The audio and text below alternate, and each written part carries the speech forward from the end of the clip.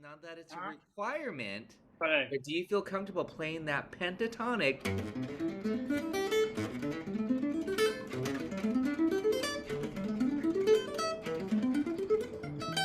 Do you feel comfortable playing it anywhere on the fretboard in those five positions? I don't know. Oh, but that's not a requirement. I'm just saying that that's one aspect I would recommend that you do. If you love that sound, don't just be limited to just one Correct. position. Make sure you do practice it in those A minor. Correct. I'll, I think I'll, I think I'll I attach. can play. I'm not sure, but I think I might be able to do it. Yeah, I bet you. I bet Definitely. you can by ear and by Yes. instinct because of all Yeah. your years of playing. Again, it's just going to free you up to be able to play anywhere on the fretboard and not only to one position. But trust me, so many great guitar players can stay in one position and Okay. make hours and hours of music on this one progression. So I Okay. know you can do that too. But so it's not like you have to do that. That's just I like to have that freedom of being able to go anywhere. And one way of practicing it is I stay in one position, then I shift, stay in that position for a while, then I shift, stay Okay. in that. It's the same five notes, but Correct. it's Correct. funny how Different the different position. fingerings and the Correct. positions will make you play different ideas. Correct. Plus, you can connect it too and kind of build your solos. So Correct. put on the backing track. Just play only, and I often do this myself, and students kind of just one concept. Please play only A minor pentatonic slash blues if you want to add the blue note. Please do play one time through. Same song. Autumn Leaves. And just play which one now? A minor blues or pentatonic scale. Yeah, there you go. Yeah, Just the whole please for the whole song? the whole chorus. Yeah, Okay. Let's limit try it. yourself to that. Yeah, don't throw in anything else. No.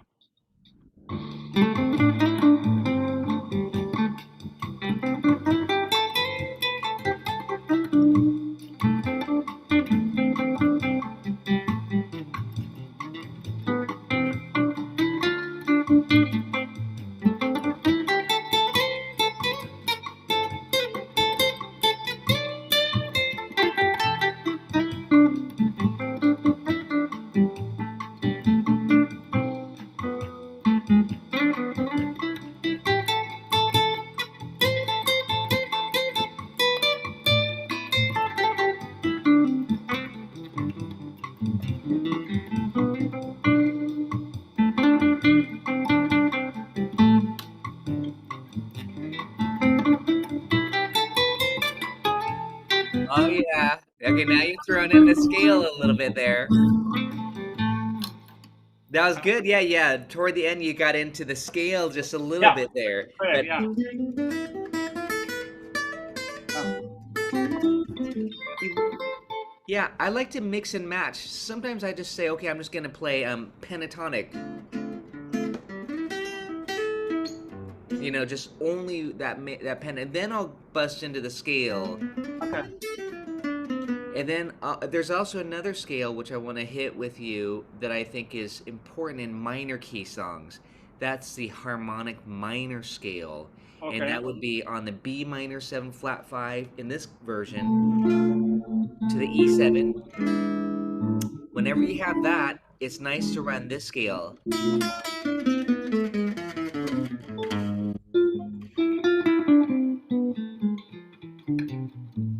Beautiful. And then resolve it. This is something to practice, Okay. and you can loop this and then resolve it to just the A minor blues.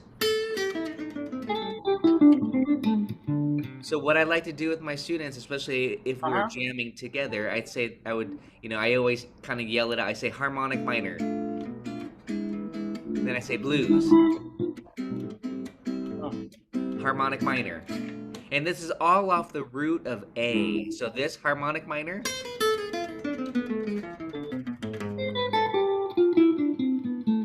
Is that let's do right? that together. Yeah, it's not this note. Oh, it's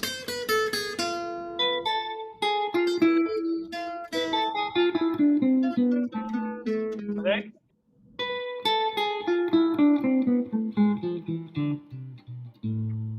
great. And then blues.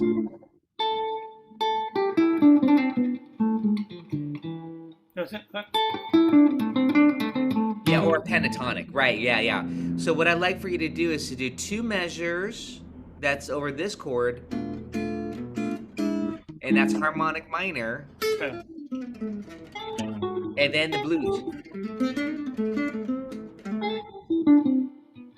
Yeah, the best way to practice it now on your iReal Pro, I hope you know how to do this, is hold it down on the B Correct. minor, Yeah. loop it, and then just practice. Let's just practice that part of it. It's kind of like the turnaround almost, but so Which I'm one gonna is it? show you. I'm gonna show you too. Let me load Okay. it up here. And this is just increasing, kind of adding. I'll say adding to the vocab. This is an A minor, so I'm gonna put it right here. I'm already just holding it down and looping it. You'll see that it's looped there. That Oh, part of it. okay. And bossa nova, yeah. So it'll sound like this. I'll show you harmonic minor, and then when you loop it, you actually have to push play here, not down at the play. Correct. Correct. Okay, play. Okay, where the loop shows, correct? Yes. So listen to me do it just Oh, once. Blues. You don't have much time. Harmonic. Blues.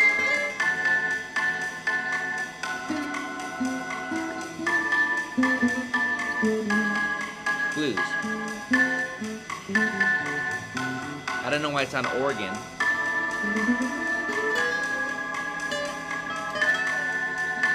But that's okay. It doesn't matter if it's on organ or oh, not. But again, harmonic. It's not. It's not. You don't have much time. You have 2 bars, correct. like one phrase, something that you can sing. Da da da da da da da da da. Breathe. Then blues. Da da da da da da da da da. Harmonic minor. Da da da da da da da da da. Blues. And I say blues, but it's that time I just played pentatonic. I kind of mix and match the minor blues Yeah. and the penta. But we want to be able to go back and forth. Yeah, within that harmonic minor, Yeah. off of A, I usually start on the leading tone. Do this with me. Do this. Hit the A, and then do this slur. Yeah, it's a very Django Reinhardt way of starting Yeah. for the kind of gypsy jazz like this.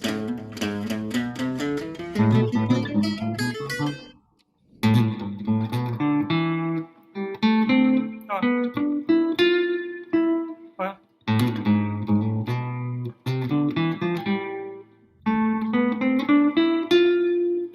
Yeah, no. and it's not this note here. You hit the flat 7. It's this note. Da. So this is where we do want to work on that harmonic minor scale together. Let's just do this for a minute. Okay. Is that the one?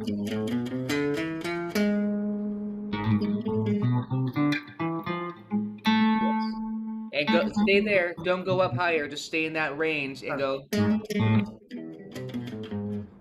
Kind of sounds like Arabic mode, no? Yeah, yeah. Beautiful. And then hit the chord. Yeah, exactly. And you can mess around and play with different fingerings Okay. once you get the sound and the notes and some beautiful. Yeah, hit the chord. Now hit the, yes. That Yes. takes me to my root, my Arabic mode. And it would go over this chord and then hit the lick.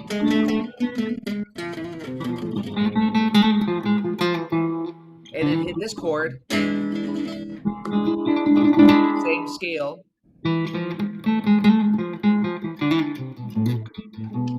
And then hit this chord here. Hit the A minor 6 to resolve it. Is it -6?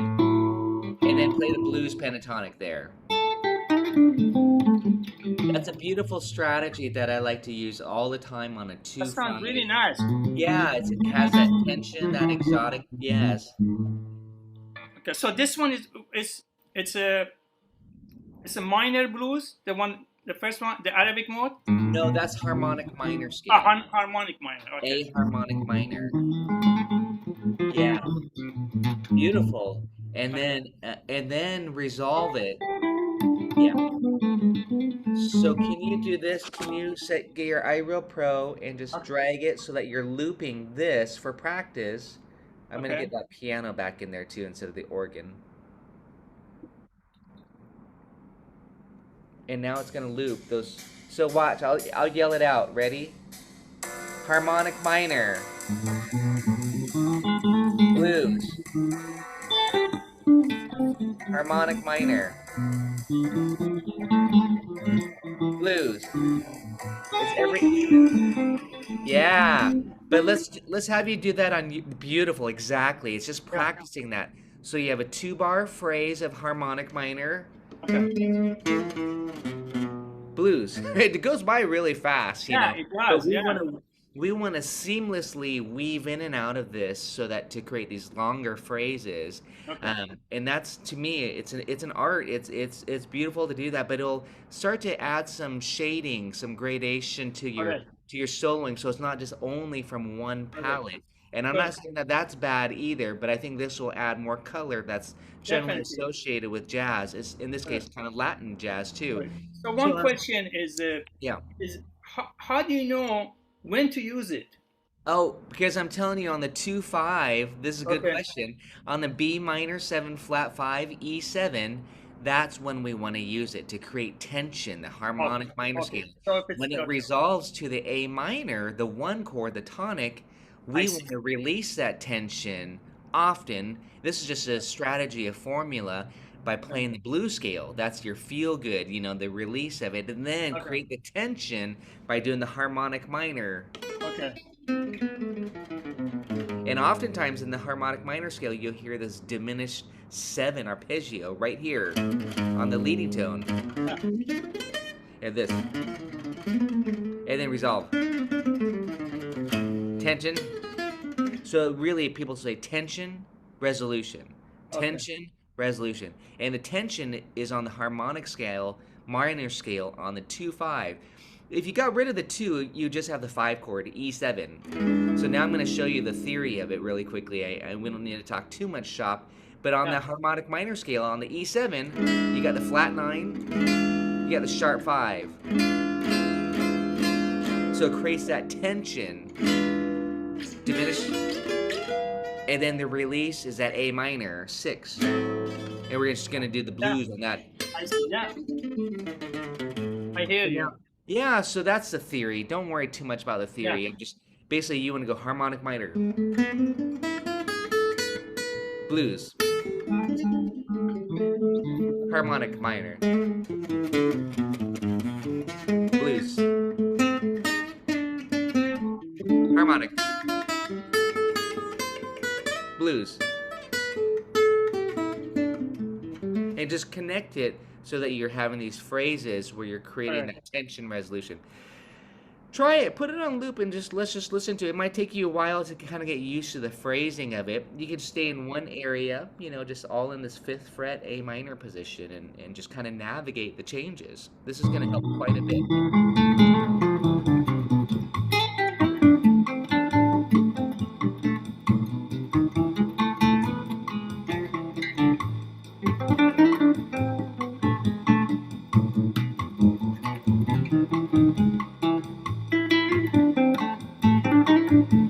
Yeah.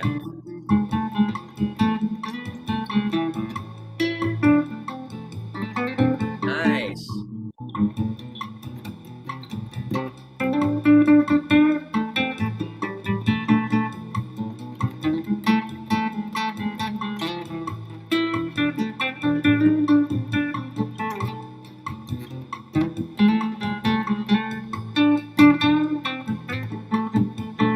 Yeah.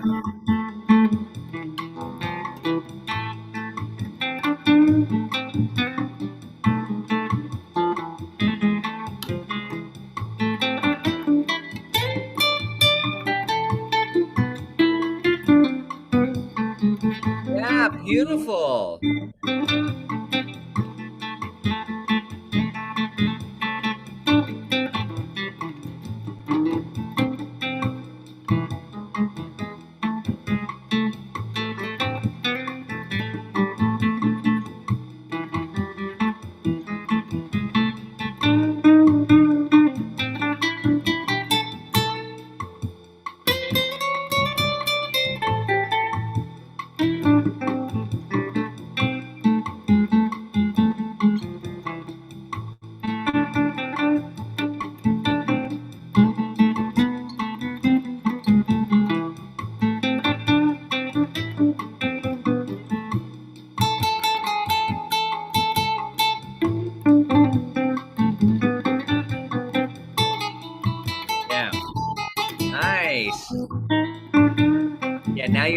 exploring and being creative.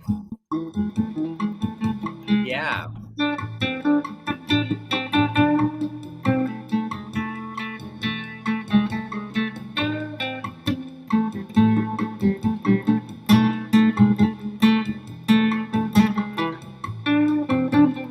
Yeah. Nice, Darvin.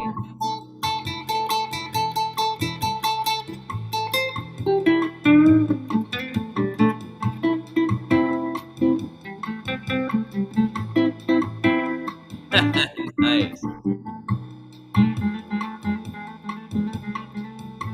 Yeah. That's Arabic mode.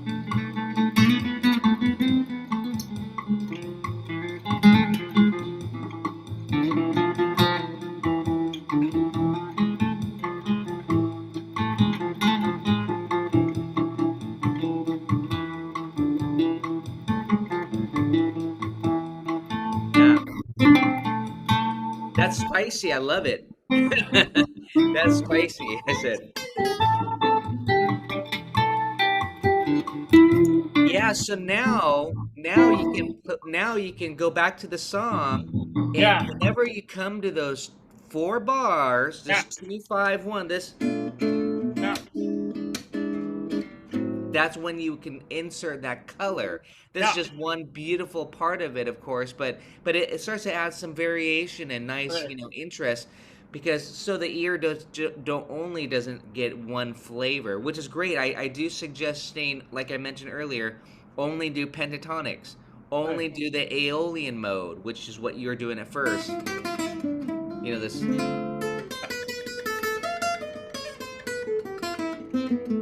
then now you got this, and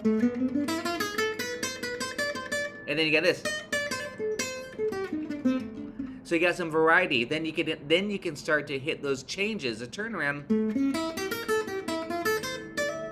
and then start to outline.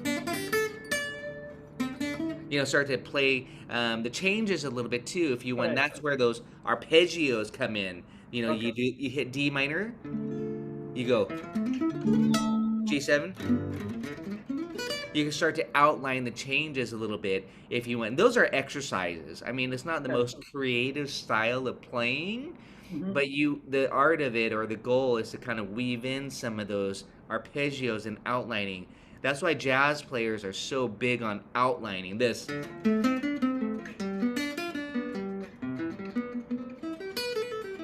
We want to outline every change.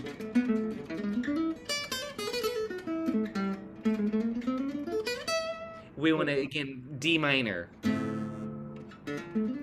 G7, diminish it, C major, F major, B minor 7 flat 5,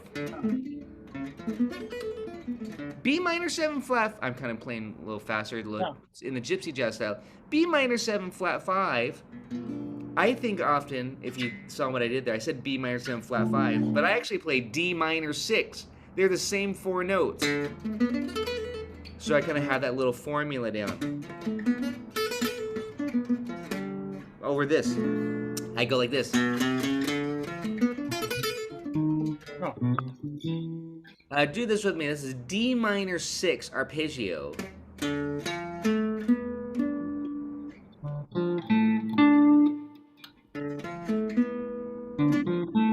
Yeah, no. Is that right? Uh, right here.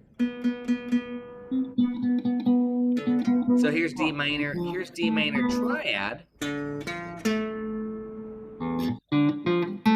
And then the 6 degrees over here. Is that right? Yes. Now go up one more octave like this. Now I'm talking about outlining, by the way. I should probably stop this video and pick up pretty soon, but I'll let it go. Now we're talking about outlining this. No,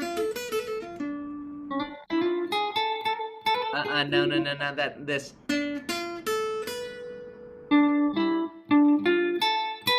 Beautiful. So if you want to do 2 octaves, you would do this. Yes, this.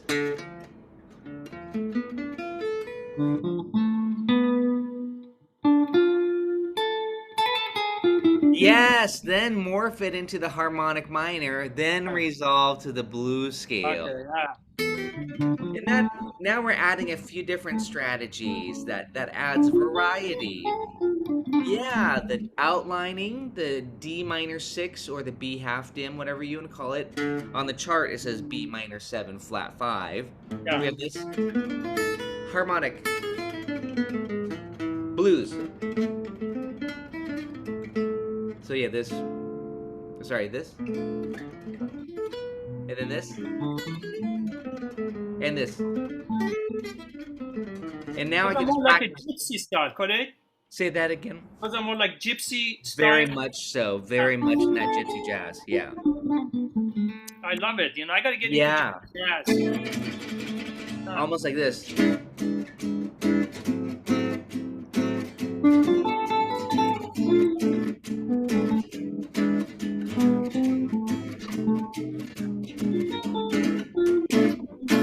Ah, gypsy jazz. Got to get into it. And then what we can do instead of the A, I'm just now kind of going on to some other possibilities here for you to Yeah. focus on. This is being recorded so you can review this video as well. Yeah. But then I like to think, well, what else can I do on the A minor 6? Beside, and I have, I'll attach to this video Okay. both harmonic minor scale studies for you so you can practice more Okay. harmonic minor. I'll also attach the A minor scales. There's a lot of Okay. different colors, so I'm going to talk about just a couple here. Okay. I'll also attach the arpeggios. This. Yeah. Love Then I like to use the diminished sub, very gypsy jazz, and then A minor. Notice I'm still just doing the A minor blues. Yeah. We love that blues. But over this, now it's sounding a little bit more like the gypsy jazz style, right? Yeah, and that's the parent scale is the harmonic minor scale. You can't go wrong with the harmonic minor. Yeah, exactly. But if you want to do the outlining, then that's where you could do this. I got to practice that. Yeah, and I have those exercises. I just call them easy Okay. arpeggios. Usually, I say stay within one octave first, and Okay. then add more. You can Right. get pretty crazy if you wanted to. Um, but here's just a couple scales that if you want to hit this with me on the A minor 6 chord, the resolve. When you look at your chart here, it says Mhm. A minor 6. That's your resolution. I love the pentatonic. I love the blues, the A minor blues. And I love the Dorian mode. The Dorian mode is this. Yes, that's it. Yeah, that's kind of a funky note. Yeah.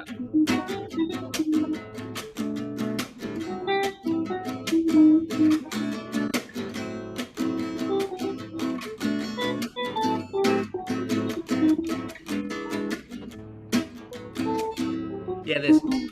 You have to really embrace this note. Ah.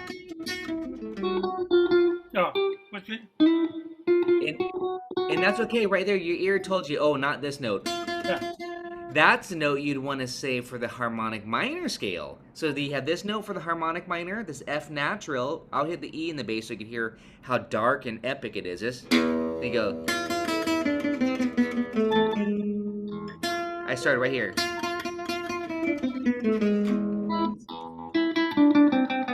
And then hit the A in the and then hit the A in the bass. And then do the Dorian. Uh-uh. You're still doing harmonic minor. I Do know. this.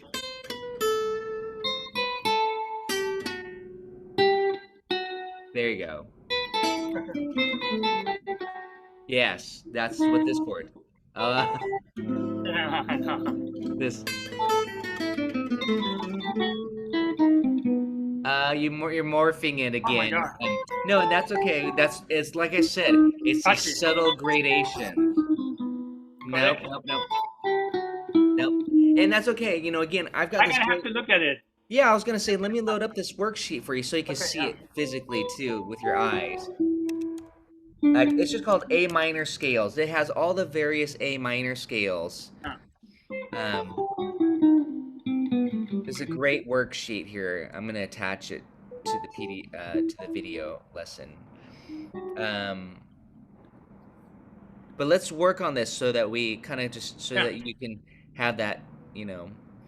This is all the A minor scales here. I even have like various Oh, yeah. chords Okay, yeah. associated. Yeah, I pass this out with minor swing, summertime. But so right now I'd like for you to do this one, A Dorian. Can you see it okay? Yeah. Yeah, we're starting right here. We're going da da dum, dee Are you da da. starting? We're starting on the high note here. Da da dum, Okay. Okay. dee da.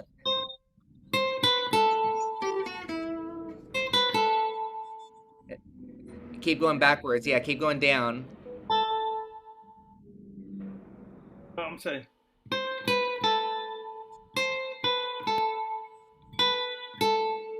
Oh, Notice no, it's I'm the sorry. same. That's okay. I, Notice it's the same yeah. shape. It's symmetrical. Yeah. Okay. Great. Correct? That's absolutely correct. Then do these three notes. That's not correct. Do that again. Da da da da. Hear that F sharp. That's oh, okay. Do that again, please. Correct. Here, Oh, let's start. I got a better oh, I'm idea. sorry. I'm sorry. There you go.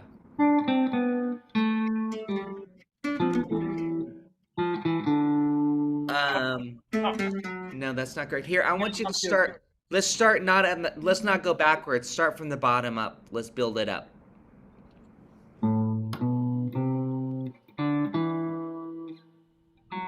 There you go. Okay, then. There you go. Yep. Okay. Good. And I don't want you looking at this paper for very long. I want you to memorize the sound and the fingerings because I that works better for you and for most people. Yeah.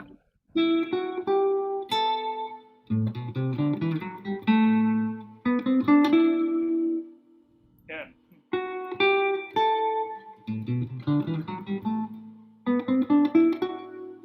Now I'm just gonna loop it. A minor. Ready? A minor 6.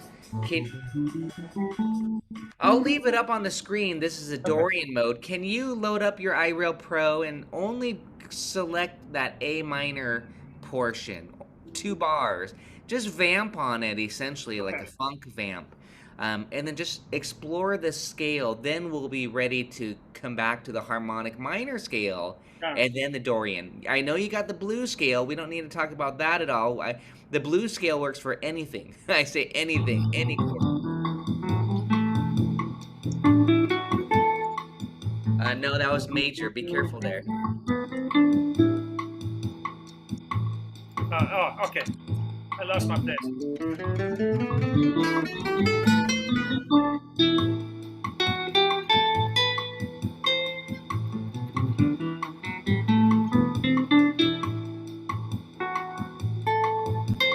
Yes. Take it slow. Take 2 strings at a time. Memorize it. Hear it in your head.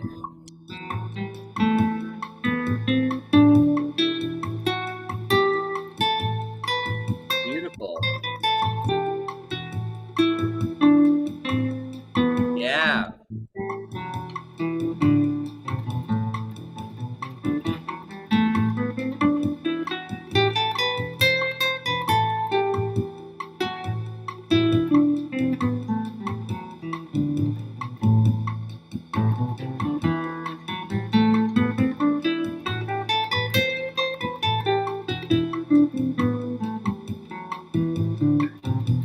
Nice. Yeah, now add some of the slurs like this. Yeah, now have some fun with it. Now just don't run up and down the scale now that you got it memorized. Yeah, make it play. Yeah, feel it. Oh, no harmonic minor yet. Just keep it Now, Dorian.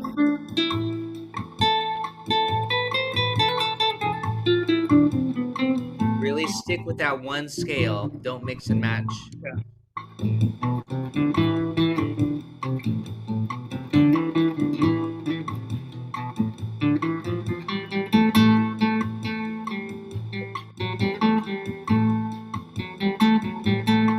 Yeah.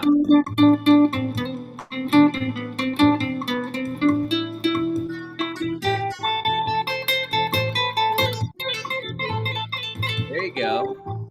Santana's in the house now. Beautiful. By the way, this is Santana's favorite scale. Ready? Yeah.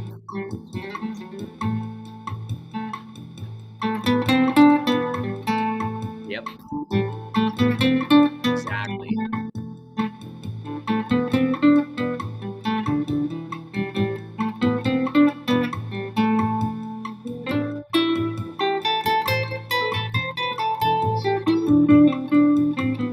There you go.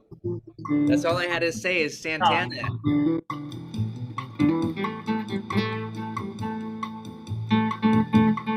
Nice. Nice. Yeah, I like that. Oh, good. See, it takes a little time to get used to it. Yeah. Now give me those blues licks. No harmonic minor scale yet. Just stay on the Dorian and the blues. Fine. Is it the blues? The blues is this one. Is that okay? Any of this stuff. You already know that, but I just wanted to share it on the screen.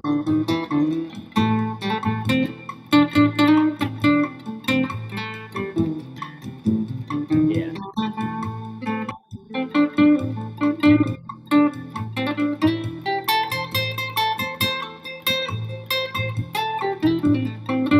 Yeah. Now go back to the Dorian, mix and match that stuff.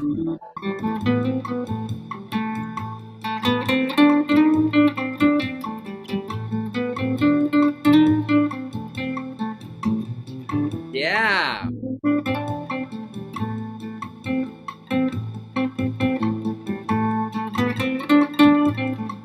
Yeah, mix and match Dorian and the blues.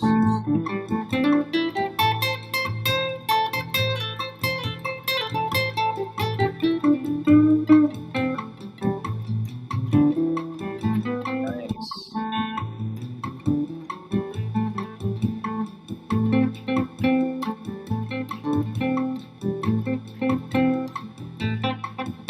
Yeah. Great rhythm. So funky.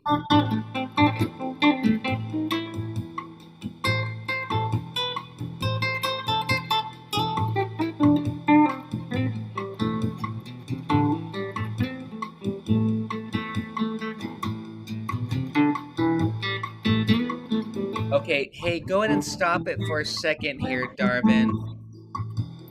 That was like Sade's smooth operator. I Remind me of love that. it. I love it. Exactly. It's so God. fun. It's so fun and so important to just jam on just one chord Yeah. without worrying about changing. That's what we're going to do next, unfortunately. But that's also why here, I'm going to stop this. But I'm just showing you, this is a good study too, my blues hack. I have a lesson that I want you to watch. It kind of combines the blues scale and the Dorian mode. Oh, lovely. This lick, I don't really state it that way, but that's what it is. It's kind of a Okay. shape that I use quite a bit. This is written on C, but I would, for this, we would do A minor like this.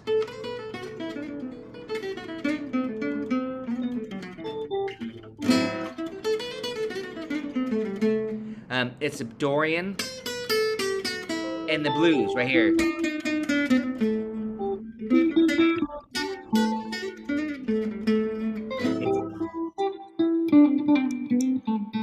It's kind of a fingering thing for me. Yeah. It's this, doing this. Same thing on the next string. Same thing on the next string. That's it, right there. Then, yes. Yeah. That little lick there combines both the Dorian mode plus that flat 5 of the blues, like this.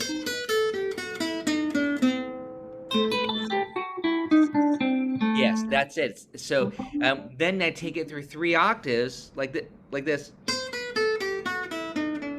and this, and then the third octave, like. Yeah. You don't have to blaze through it. It's not. It's not just about playing fast. It's more about the. It's more about fingering. Like Correct. you know that I could do this. You know, or Yeah. it's just a shape that you're basing it Yeah. off of an A minor. Yeah, and the way to visualize it. Yeah, it's kind of a rockabilly lick. Yeah, and then do it here. I'm gonna slow down, but now here's A here. So I actually shift. I break the position like this.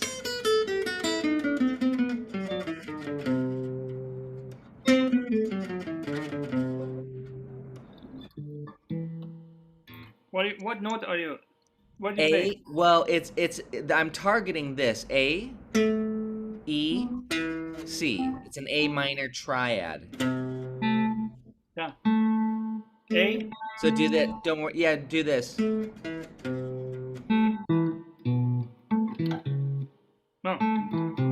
Yeah, that's A minor triad. So yeah, this. So, you know, when we talk about theory, Tracy, what's important to learn? Triads. That's the foundation. And then we could do these type of licks like, and that would be like something like this, A minor. Oh, this is a good exercise. Do this with one finger. Driving like this. And then shift. And then end here. Oh. Now I can't see your fingering, but only use one finger, your first finger, right? Like this.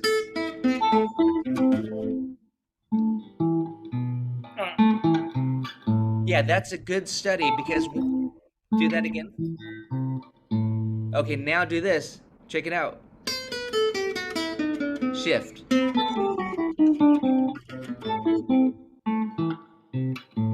Yeah, now you don't have to think about it, see, because you know this, the A minor triad, and then now this lick, we're adding on 2 other notes to each one of those triads. So you get this. Shift. Shift. That's the tricky part, is just shifting.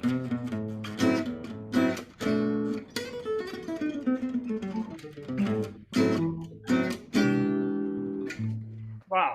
Okay. Yeah, that's just a kind of a lick and also just a shape. Guitar players love these kind of shapes. I know I do. So I don't have to think as much about like you were thinking hard when I said Dorian this.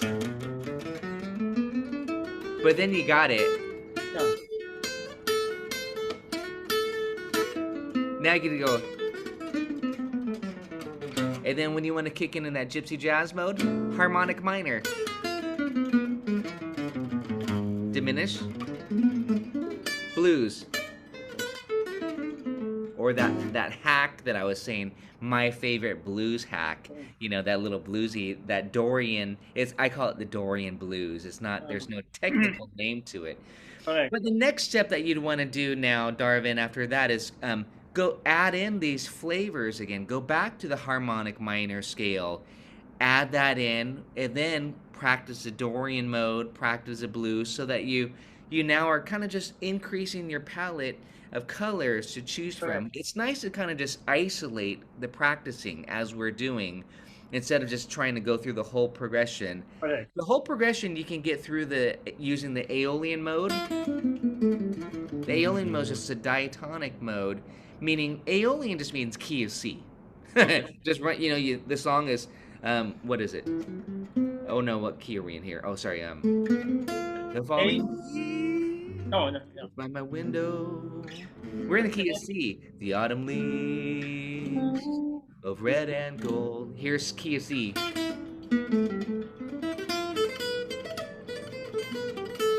Just key of C. It sounds great, but again, we want, to kind of color up those chords. Correct. So when you have this B half dim, and then hack the blues, then Yeah. now we can get small details. So again, there's many levels. What you played at the very beginning of this lesson was beautiful, very heartfelt, very lyrical. And then you got a little bit more funky as you did the Dorian mode. Interesting, you Correct. started to get funkier, Yeah. which is nice too. To get, and then the harmonic minor scale adds that kind of exotic, darker flavor. As I said, the flat 9, sharp 5. And if you don't know that it creates those colors, that's okay. I know you can hear that. Ooh, that's spicy. That's the one that Yeah. you just kind of those colors, or Arabic mode, as you said. Just whatever description you want to give to for yourself to insert those flavors, those colors as you hear them. But there is a way to practice it, and that's isolating. So again, you could just take one chord, A minor 7, 6. Say, okay, I'm going to practice the blues. Dorian. Then later on, you'll say melodic minor. You'll have these different scales, these colors again, Yeah. that you want to start to choose from. Then on this, right now, to this, harmonic minor. Okay, you can practice those flavors over autumn leaves.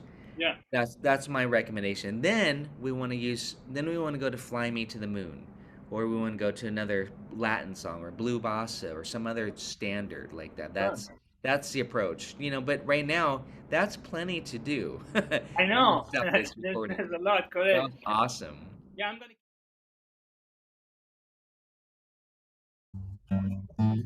Hey, we're here with Dave today talking about my favorite jazz standard of all time. Maybe not my favorite, but I have a lot of favorites. But this is the one as Dave knows, I always recommend. I love spending time on this one. There's one reason why, besides it being such a beautiful melody, beautiful chord progression that people have used the autumn leaves progression, like Santana. Just you hear it all the time in pop songs. So. The melody, the lyric, the story, it's a great song. But for jazz players, for kind of us music school nerds, it has all 5 types of 7th chords. Now that's not completely true, but it has major 7, dominant 7, minor 7 flat 5. We're actually not looking at the lead sheet, we're just looking at my penta study here. And then it has diminished 7 if you know how to sub it out for the dominant chords. Then you have all 5 types of 7th chords in autumn leaves. And again, we're going to look at the inversion study too. But for soloing purposes, I always say start with the minor pentatonic scale, because that's a scale I'm hoping you're familiar with. Everybody, just this.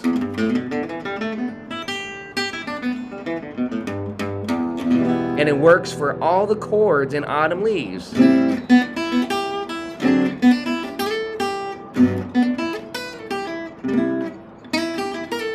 Okay, you can even add a little blue note like I did there. But you can play all the chords in autumn leaves with this one scale through the whole song, and it's going to sound great. So that's what we're doing right now. It's just I'm asking Dave, do you have all 5 positions down? If not, that's what this is about. Is it important that you have all 5 positions down? Eventually.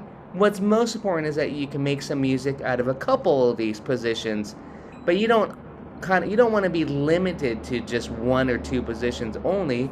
You want to have freedom anywhere on the fretboard. So that's where this backing track comes in. We just did this main one here, and I just suggest going up and down. This is my swing backing track. I'll just do a little. You can follow along as written. Repeat. Or improvise.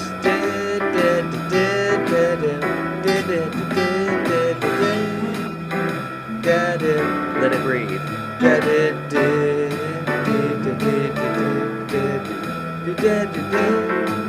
Do you know where we're at in the song right now?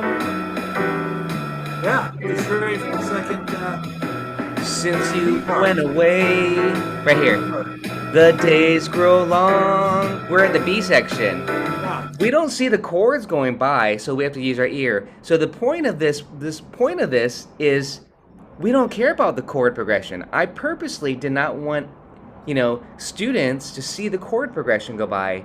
So all you have to worry about is making music with just a pentatonic scale. And of course, if you know the song, you'll probably hear where you're at, I hope, actually. And that's more intuitive. But you don't see the progression go by. All you care about is mastering the pentatonic. But soon I'll hear old winter song. This is the second position, but I miss you, my darling, when autumn leaves start to fall. Solo.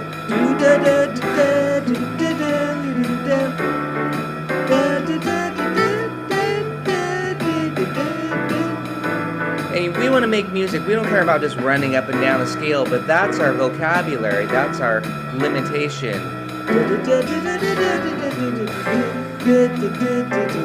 Oh, that's the next position.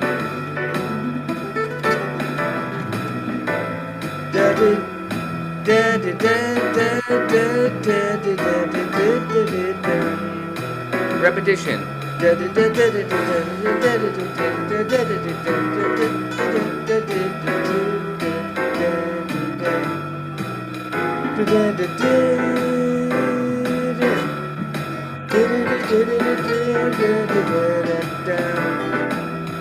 But I miss you most of all, my darling. When that's the next position. Leaves start to fall. Solo. Or just practice the scale.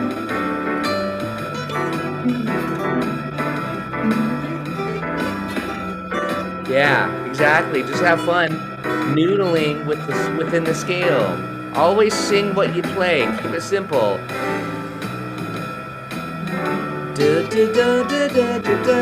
Sequence, yeah.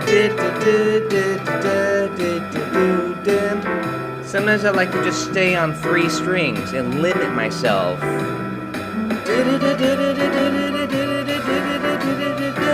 That's the next position.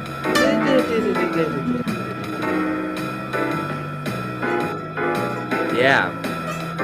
Yeah.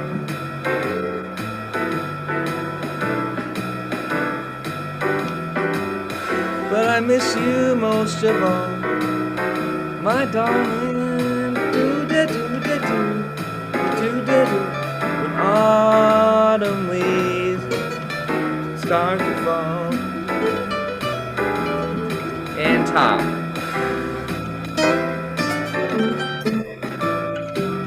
You can do octaves. Here comes in last position, our favorite, the box position.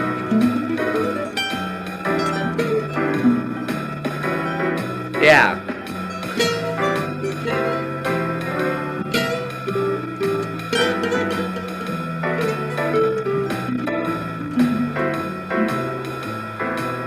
Sing what you play.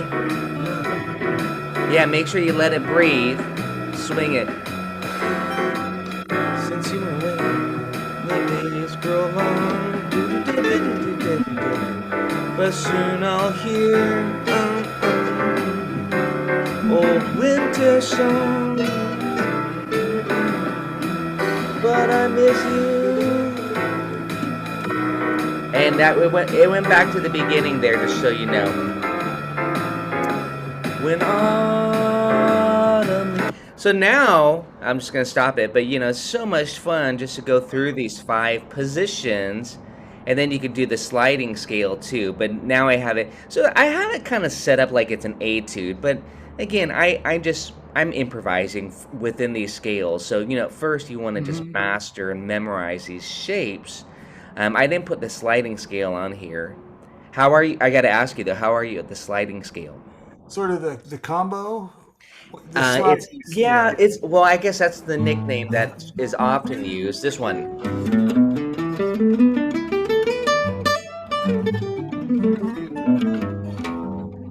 It's great on E. I'm gonna write it out here just in case here with you. So let's write it here on the bottom. Just add on to this.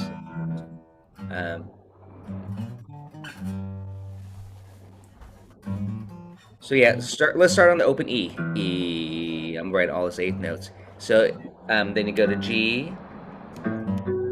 So I'm starting on E, but I typically would start here, boom, boom, boom, and then next string, Yeah. next string. Yeah, exactly. It's such a beautiful shape.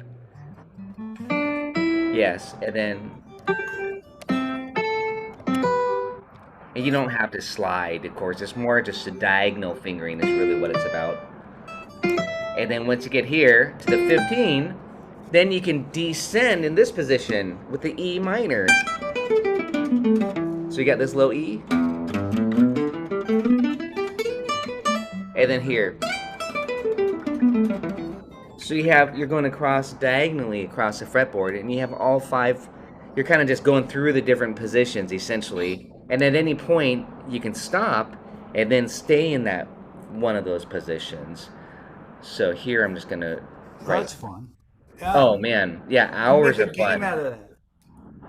Yeah. Oh yeah. Yeah. So you won't run out of ideas, for this scale again is just so important. Let me just notate that that's just the sliding scale here. I just call it the diagonal. That's my, my nickname for this diagonal method. I always say this. And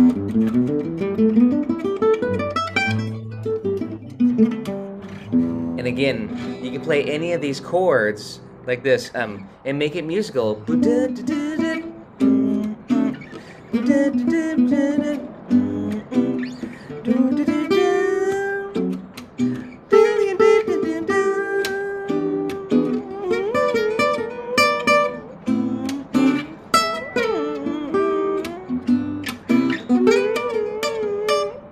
Now, what the exercise I'm demonstrating is I'm actually playing the chords in time as they're going by, but I'm using the blues lick as my glue, as a connector, so it sounds smooth. Hopefully, I'm just doing really simple I said blues, but pentatonic lick. I did add the blue note in, but I'm just doing little blues pentatonic phrases off the E minor like this. Try that with me here. And I'm just right here on the top. I'm just right here on this. I'm again 3 notes, 4 notes with a little sliding to add some bluesy vibes. Yeah. And then check it out. So I'm going, and timing wise, if you want to break it down, I could write an etude for this, but it's then this, then this. Grip chords, A minor 7, D7, I did D9, and then repeat the lick, G major 7 to C major 7. So that's of course the progression 2, 5, 1, 4. And then F sharp minor 7 flat 5 to B7 to E minor. That's why the song's so great, just 2, 5, 1s all over the place. Yeah, so again, you can grab any of these licks, and you can grab the same lick I'll demonstrate in different octaves. So check this out.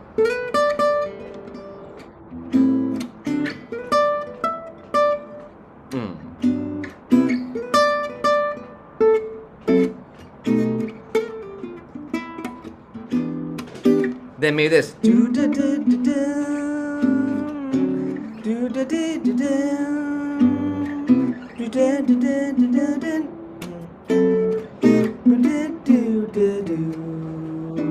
Maybe down here.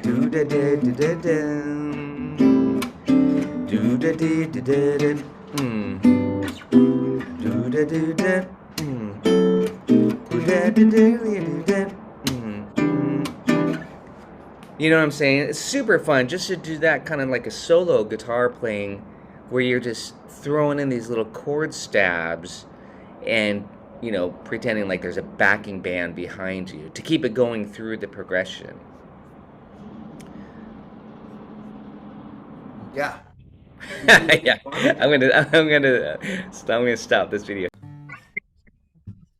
All right, so now we're back to Autumn Leaves, but now the goal is to play the changes. The best way to play the changes after what we just did there on the pentatonic scale, where we're not worrying about the changes so much, more going by intuition. But now we have to outline it, and I always say start with face value. So this is easy arpeggios. Number one, quarter notes, like you're walking a bass. Check it out.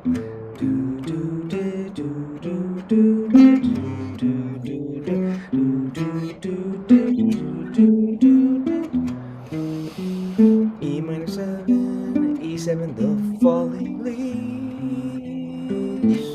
drift by my window, the autumn leaves of red and gold. I see your lips, chord notes, summer kisses. I see the hands you stole. B section, E minor 6, since you went away. Might as well go through the whole song. The days grow long. Soon I'll hear old winter song. C major 7, but I miss you most of all.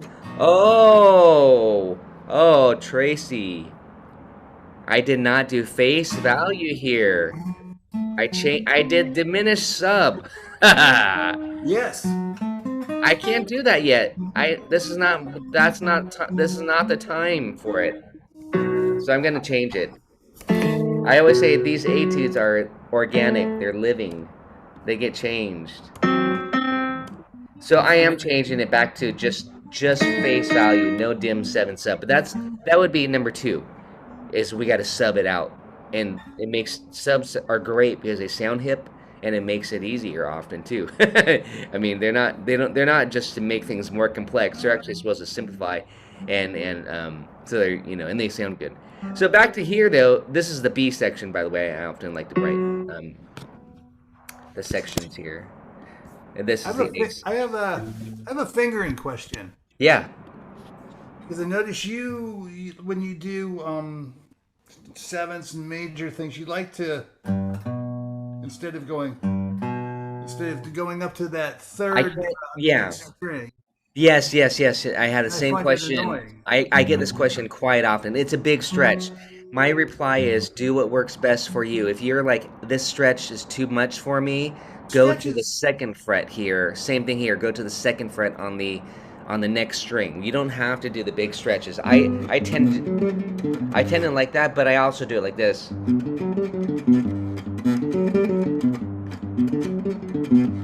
So I can only write one way. I could do multiple. Well, no, that's not true. I could write multiple etudes, but then it just gets a little bit confusing. So my usual message is, if this stretch is too big, specifically on the major 3rd like this, or the dominant even here, then put this note here, the 4 fret span, so it's just a 1 fret span by going to the string underneath it. But then you're going to have to refinger some of the other notes too. It's not too much of a stretch. I just wondered if it conferred any advantage.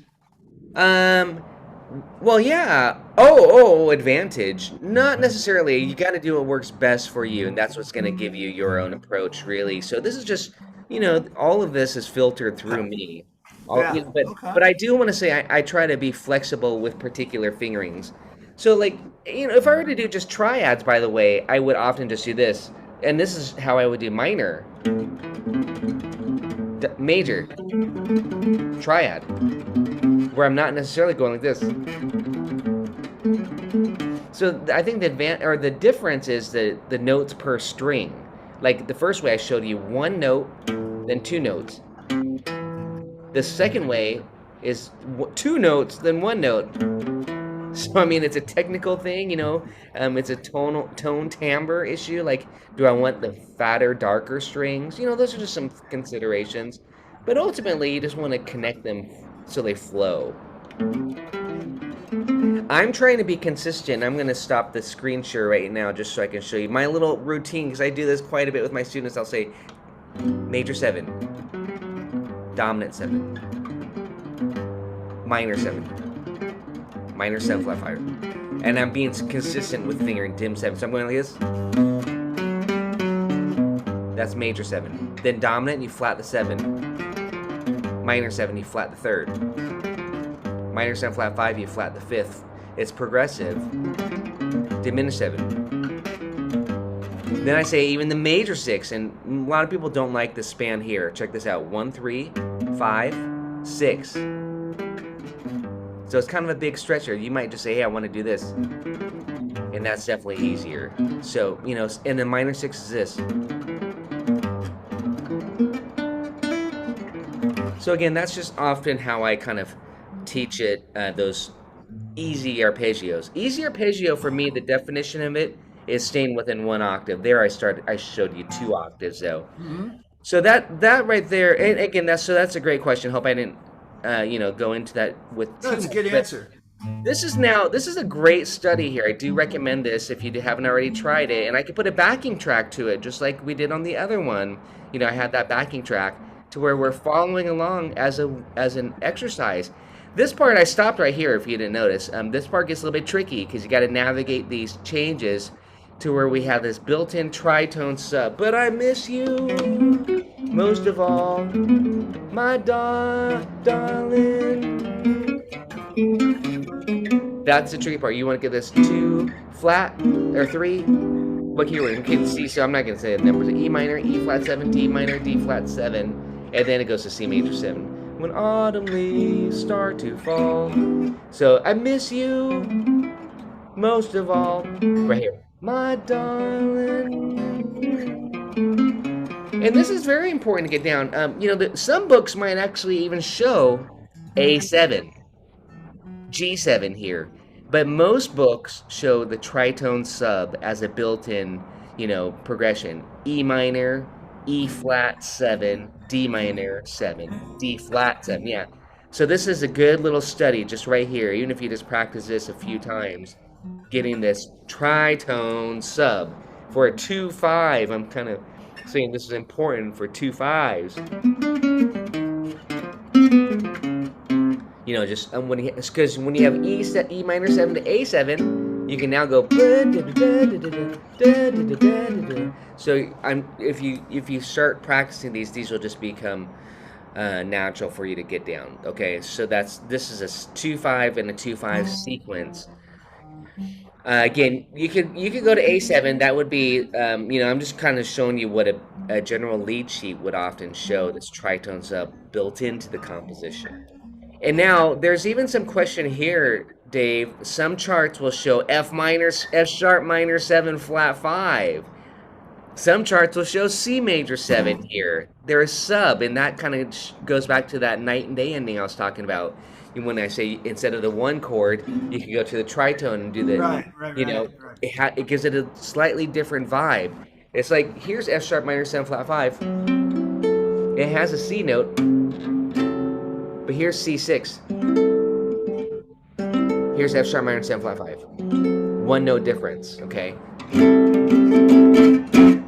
So you could do both. You could do C, I did C6, not C major 7, by the way. And then B7. So again, we're just talking about some subs, and you're going to see different things in books. I chose C major 7. The melody is on the A note, so actually the proper chord would be C6. But we're working on 7th arpeggios here, so I kind of focus a little bit on the 7ths. But, you know, again, you might just see F sharp minor 7 flat 5 here. So I wrote C major 7 because I like this.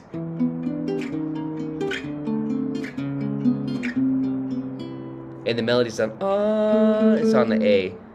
Autumn leaves start to fall. So again, this is, now I'm adding 8th notes.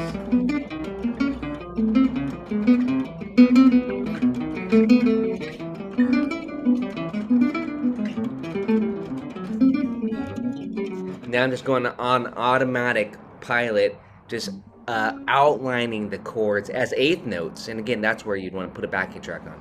So even though I started it like I'm walking a bass line, you know, you probably want to get to those 8th notes added in. And then the next part of it, I'm demonstrating now, I don't know if you've already done this, the diminished subs on the dominant chord. So for every dominant chord, Yeah. I'm using the dim 7 sub, and there's a beautiful trick that you're going to see here. It's actually, and I'm going to write it in since I'm right here and I'm kind of talking about it. The trick is it says dim 7 sub, but it's A diminished. So the trick is you play A minor 7 face value, the 2, and then you diminish it. Oh, and then you just get the. So like, yeah, so like right here, this next one over here, this is F sharp diminished 7. And I know you know this, but just in case anybody else who's watching this, every diminished 7 chord can have a total of 4 names. So A diminished 7 equals C diminished 7 equals E flat diminished 7 equals F sharp diminished 7. I'm just calling it by what note I'm starting on. So in this case, I'm going to call this one F sharp diminished 7. It just so happens it's the same diminished 7 as this one. And that's another great trick. The diminished 7 arpeggio is the same whether you're going to the relative major or the relative minor of the key. It's the same diminished 7 arpeggio.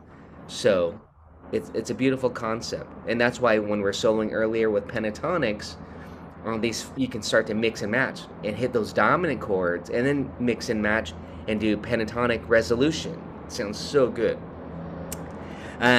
So again, that's another strategy where you're mix and matching dim 7s and pentatonics. But this right now is arpeggios talk here. On every dominant chord that we see, we could put a dim 7. And you just got to know which one. Here, this one on this E7, I'm starting it on G sharp. It's the leading tone diminished 7. So that's a dim 7 for the E7. We're meaning this. I'm not diminishing the E right here. This is a different. It's going somewhere else. So it's not the E minor to the E7. This is not the 2. I'll say it that way. It's actually the 1, and then the E7 now is the 5 here. So it's a different function. You just got to be careful about how it functions. When you can't just assume that you're going to diminish any minor chord for the next dominant. Okay, in this case, the minor chord, the 1, turns to dominant, and then that pulls us back to the 2 of the song. So that's special. This is not written in the book. This is my own addition and what a lot of jazz players do because they love 2 5s. You could even put B minor 7 flat 5, E7, A minor. You can add more movement if you want to. In fake books, when you look at this part here, it just says E minor for 2 bars. But again, this harmonic movement is going to pull us beautifully back to the top of the form, which, again, I'm just doing the same thing. I'm not. This will say A dim 7. That's a great trick. Yeah, any dominant chord, you can always use a diminished. You just got to know which one. Again, you can do I know, but in this particular song, the trick of taking the, just diminishing the A minor 7 to just dropping down. Yeah, well, keep doing that, Dave, because what you're doing right now is demonstrating with chords, and that's I have a huge inversion study where I show it like this. Yeah, you can do it like grip shapes like this. Diminish it. 1, 4, 2, F sharp half. Diminish it. E minor 7, and then here I'm doing G sharp dim, back to A minor, and then I have all of the inversions on the top 4 strings that drop 2 voicings where I start with A minor 7. This is study number 2 of the inversions. We could do this too, or you can do it by I'm just demonstrating. And then I say diminish it. G major 7, C major 7, F sharp minor 7 flat 5. The 2, diminish it, because it's gonna be 2 5 1, and then E minor 7. And then here's that G sharp dim, A minor 7, diminish it, G major 7, C major 7, F sharp half diminish it. Because it's 2 5 1, and then E7, A minor 7. It's such a good study and go through these inversions. Chord melody, diminish it, E minor 7, and then on the diminish, you can slide to every 3 frets, and then A minor 7. So work those inversions in. It just helps solidify. So with the arpeggios, now we're doing this. A minor 7. Diminish it. G major 7. C major 7. F sharp half dim, diminish it, E minor 7, G sharp dim, then just did a little diagonal diminish run there. Then you maybe say on the in these 4 strings. This is a huge study because now I started on the 6th string root. You can start it on the 5th string root. Now I'm just going to demonstrate starting on the 4th string root like this. This is 1 octave, A minor 7. You can do this with me. A dim 7, G major 7, C major 7. I'm going to go over here, and then F sharp half dim. I'm just staying on these particular string sets. Diminish it, and E minor 7 is going to be up here. E7 be here, or G sharp dim if you want to work the dim in. Then A minor. So then you just kind of practice.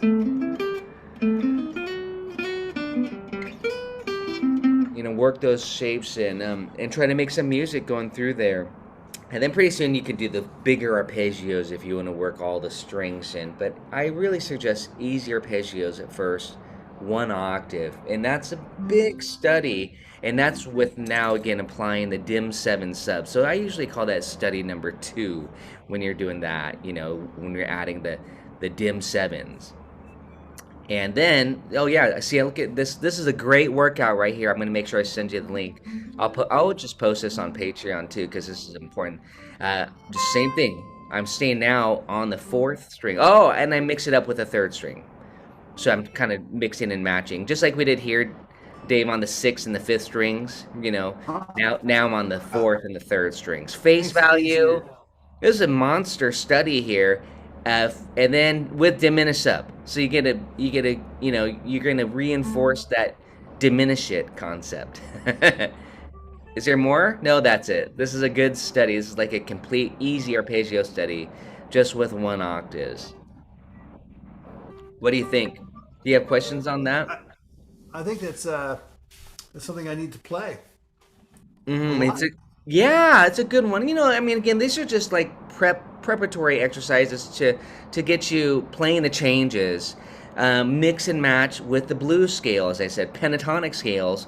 Next step, as you already know, is modes, modes and scales, harmonic minor. So I'm gonna stop this and we can talk about that. And I have a couple good worksheets on that as well.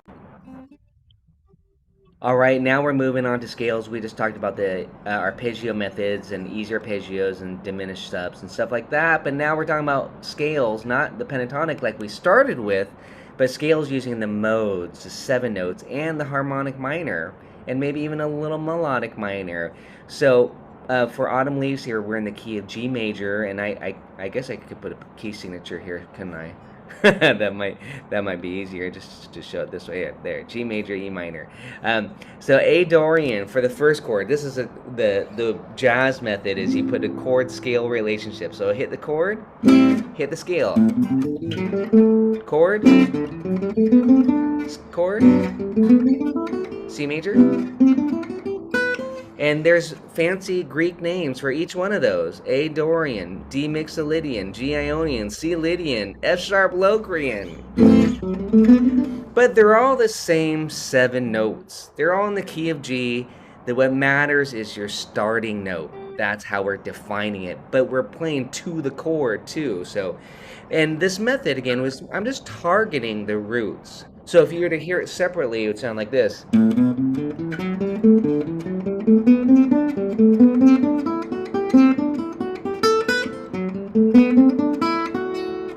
then I'm going to stop on the B7 because that's not diatonic, the B7 to the key of G major. That's the 5 of the E minor. But one thing I was just showing you, Dave, is the beauty of the fretboard, the fact that the guitar is tuned in fourths and that the progression goes in fourths. A, D, G, C. And then it actually goes like this, F sharp, B, and E. So you got, those are the roots of each chord. So again, that's A, 2, 3, 4, D. A great way to visualize G, C. Now I'm going to go to the tritone here, F sharp. That's half diminished. That's dominant. And then E minor. Then you can even do this. Ba, ba, ba, bum. Check this out. we want to learn these patterns. C, F sharp, B. I'm just staying on those strings. You can do that anywhere. A, check this out. A, D, G, C, F sharp, B, E. But I'm demonstrating it all in one position. A, D, G, C, and then scoot over F sharp, B, E. So when you put those scales to it,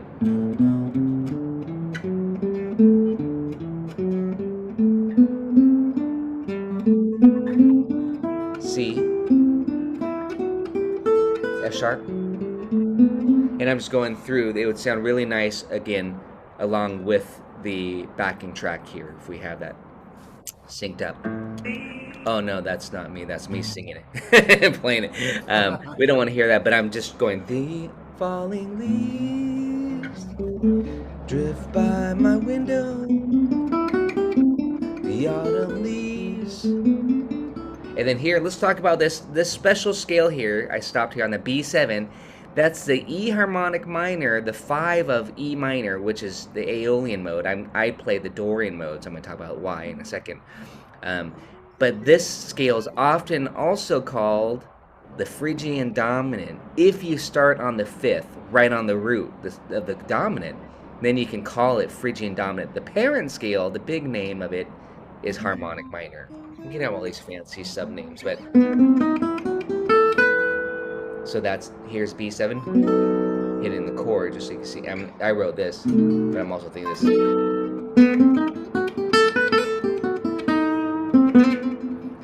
That's B, Phrygian dominant, E harmonic minor. Then when it resolves to E minor 7 or E minor 6, initially I had written Aeolian, but right now I just changed it to Dorian, because most players play an E minor 6 chord. That's the resolve. Even though we're in the key of E minor and you think the relative minor of G major is E minor, which would be the Aeolian mode, I changed it because the Dorian mode is more common for this. So you just hit E minor 6 and then you run the Dorian. Oh, I played melodic minor there. So that's the other scale I like to play, is melodic minor, where you raise a 7, so you get E minor major 7, E minor 6, 9, that flavor. But just to keep it a little bit more modal for now, maybe I'll do a part 2 on this, right? Of course, have more scale choices. Use some whole tone scales, use some melodic minor subs and harmonic minor. Autumn Leaves, again, is the most important jazz standard to demonstrate all this on. One of the most, sorry, I'll take that back.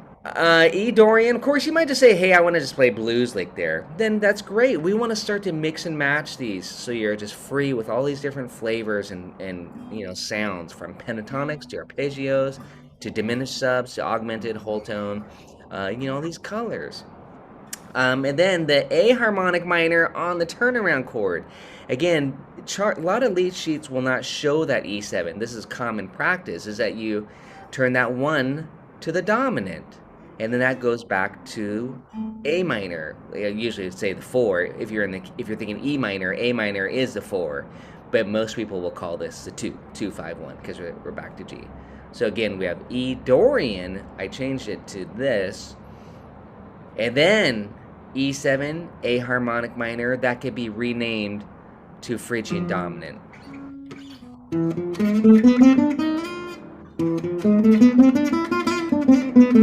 And then now I'm going to start here, A Dorian.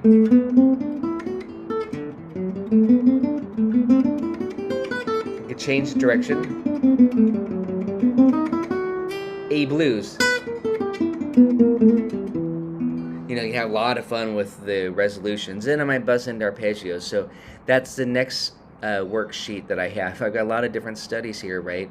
Is combining arpeggios and then scales. So as an exercise, you could go up the arpeggio and then go down the scale, or vice versa. This is just to give you some ideas. Of course, it could be a never-ending study, but you just need to have, some little games to play, essentially, so that you can have some ideas for your soloing concepts in general. So that's this study here, the scale study number 1, essentially, the basic scales. I'm going to do a part 2 where we have some melodic minor, some whole tones, and some diminished scales thrown in. So I'm going to stop that. We just want to have fun and be able to do this and start to make music from it, of course, right? This is good. I'm going to just kind of outline this lesson and write down the different.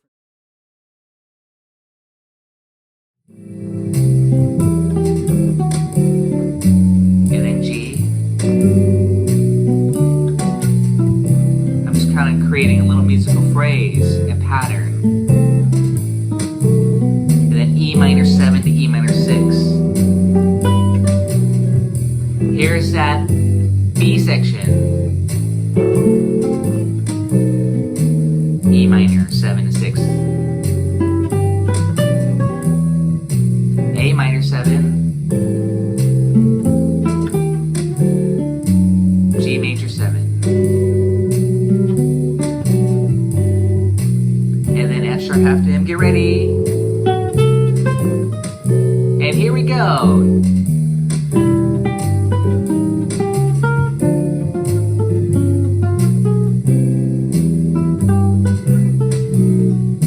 E minor 7 to 6. And here's the top. 3, 4, 2.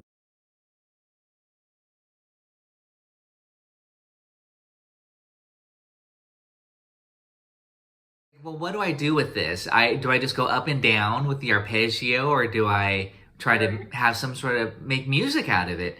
So here's as per the worksheet here, okay? It sounds like this.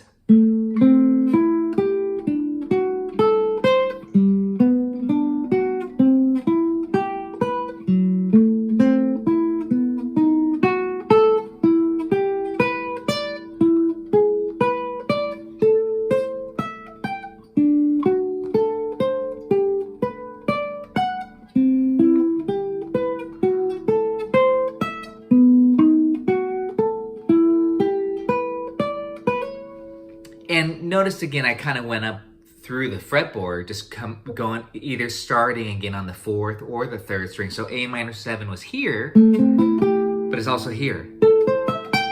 Again, we want to just be unlimited with where we're at on the fretboard. Later on, it could be here or here. The more fingerings you have, the more freedom eventually you'll have to be able to not have to go back to the same position. You know, you can just be anywhere on the fretboard and be able to arpeggiate.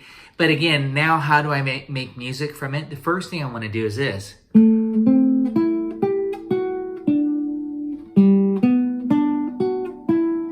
Just kind of having a little melodic pattern.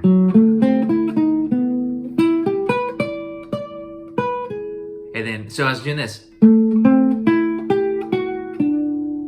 I didn't do the full D7 arpeggio. I just resolved the last note of the first arpeggio, the first chord, to the closest note of the next arpeggio. So in the A minor 7 is this. And then I completed it by going, just to have another note in there. Do do do do do do. And just by doing that simple resolution, I always say the closest note, especially a half step, it resolves beautifully. And it sounds like a melody. See, here's some rhythm. Boo, boo da beep beep boo. Do do da da da. And then you continue the pattern for the rest of the song, you know, through the, so we're kind of treating them as 2-measure patterns. I think of it as a 2-measure grouping like this. A minor 7, D7. But I didn't add these notes. I mean, again, I don't feel the need to do the full arpeggio, but it's more of a phrase. And then, yes, beautiful. Yeah, just that one note changes from the 7 to the 6. That's actually just very good practice to get used to that little half-step voice leading. You know, again, that's many songs. T for 2, bum, bum, bum, beat, da, dum, beat, da, dum. A lot of these tunes, these old tunes, the composers were doing these techniques of just grabbing these arpeggio notes and making melodies out of them. So it'd be like this.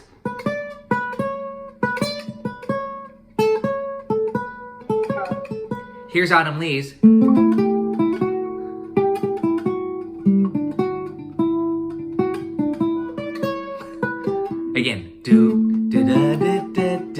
See, now I'm adding some rhythm. Boo, da da da da, do da da da da do. E minor, do da da da da. And then maybe try mixing it up. D. Let's see. D da da da da. So I'm starting on this on the flat 7 here. D on the minor A minor. D do do da da. Okay, then same idea. D do do da da do.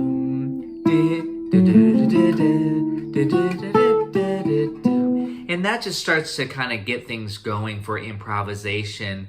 Not being so rigid with this exercise. I mean, that's a good place to start to get the shapes under your fingertips, but now we want to just create these phrases and sing it. It's all so catchy because you'll find that they're patterns. Do, do, do, do, do, do. Do, do, do, do, do. You know, you can add 1 note or 2 notes as your resolve. But generally, when I'm thinking 2-bar phrases, I'm trying to leave some space. Autumn leaves drift by my window, or these falling leaves of red and gold. I see your lips. See what I mean? I'm taking a little lick.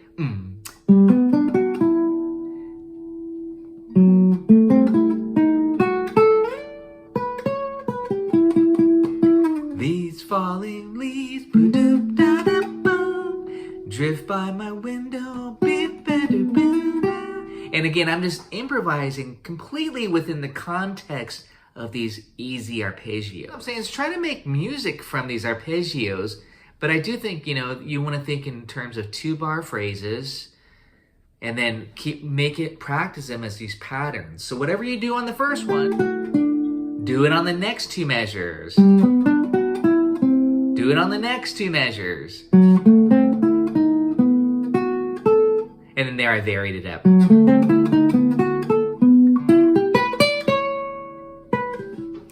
Does that make sense? Just like straight, but I would add rhythm. 1, 2, 3, 4, 1, 2. Or this. I got 2 licks, essentially, out of one idea. The first is because of the rhythm variety. I went 1, 2, 3, 4, 1, 2. I'm starting on the and 2. I'm going 1, 2, and 3, and 4, and. And the other time I went 1. It sounds like a Latin tune. Do, do, da, da, da, do. Sounds like Mambo number 5 or something. Do, do, da, da, da, do. Then do, do, da, da, da. And you can always change the last note or change the direction. Like try to go high, like this. Do, do, da, da, do, da. Do, do, da, da, do, da. You know, like just kind of surprise. As long as you stay within the arpeggio, I think that's what matters the most. Within the chord tones. Limiting yourself to chord tones. The arpeggio shapes memorized so you can now play with the notes, the direction. And then when you think about the B section to take it through the whole song, just remember, oh, now it reverses. Now I start here, then E minor, and then A minor, and then G to C, and then back to F sharp minor. I miss you most of all, and then E minor. If you wanted to do all 4 notes, you would be kind of required to do 8th notes like this. So I really like to hear E minor, E flat 7, D minor, D flat 7, C major, B7, E minor. Again. And then G. I'm just kind of creating a little musical phrase and pattern. And then E minor 7 to E minor 6. Here's that B section. E minor 7 to 6. A minor 7. G major 7. And then F sharp half dim, get ready. And here we go.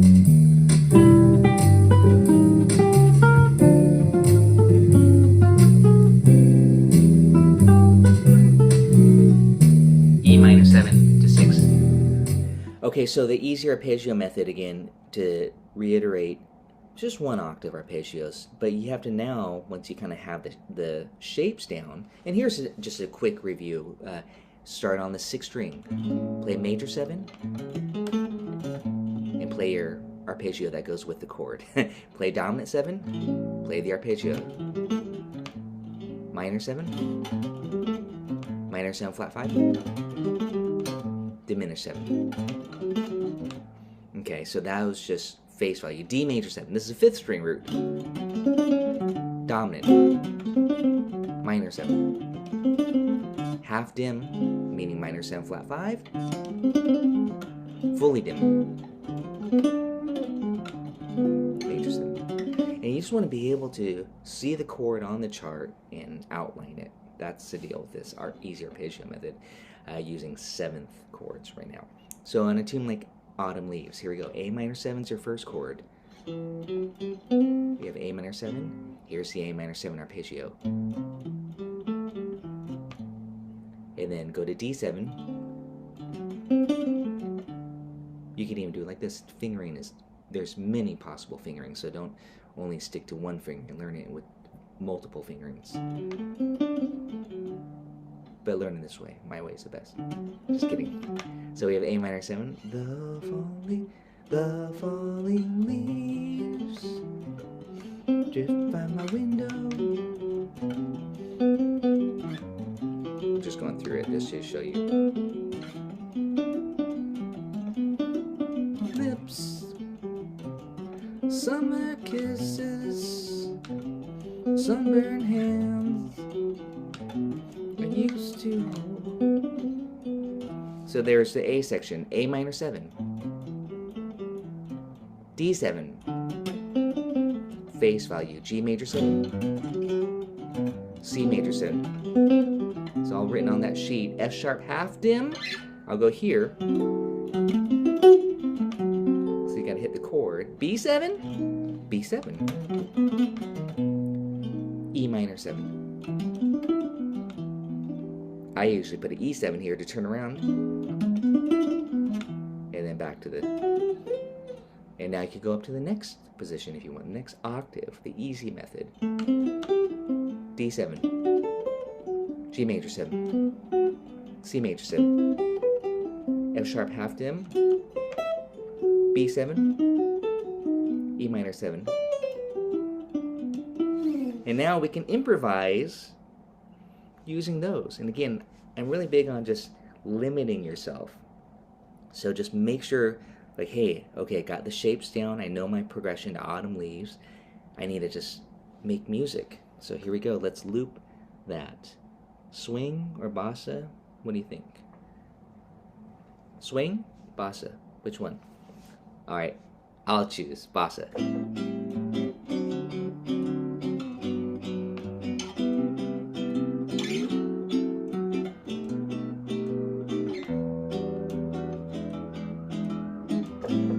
A minor 7, D7, G major 7, C major 7, F sharp half dim. I know it's a little bit medium up, it's okay. E minor 7, this is demonstration. A minor 7, D7, G major 7.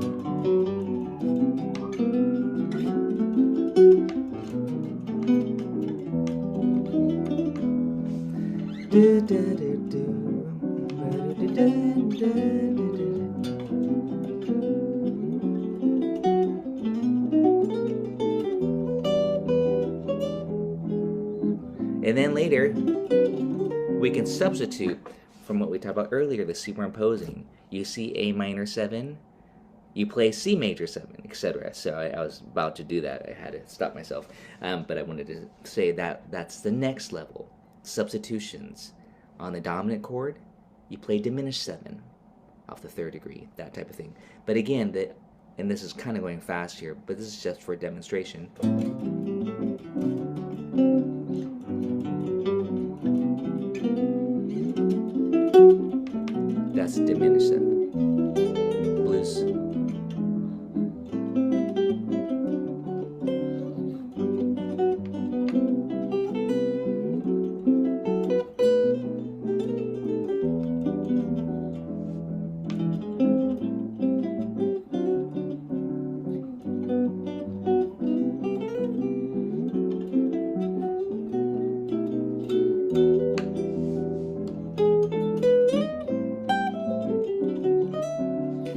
And then I want to fancy it up just a little bit more by adding some 2/5 licks and, you know, mixing and matching some scales, some modes, some blues licks.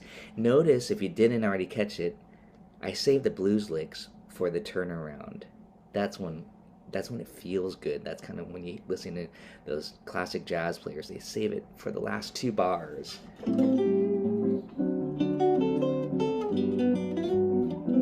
F sharp half in, diminish it, blues lick, A minor, D7, G major 7, C major 7, F sharp half in, B7, blues lick, D7, G major 7, C major, F sharp half in, B7. And again, the blues lick at the very end, just to resolve it, to bring it on home. So again, you don't have to necessarily play a lot of notes. I'm trying just to demonstrate you can think simple and try to navigate through the changes and connect it so it sounds smooth. You can spend a lot of time just doing that with Autumn Leaves or your favorite jazz standards.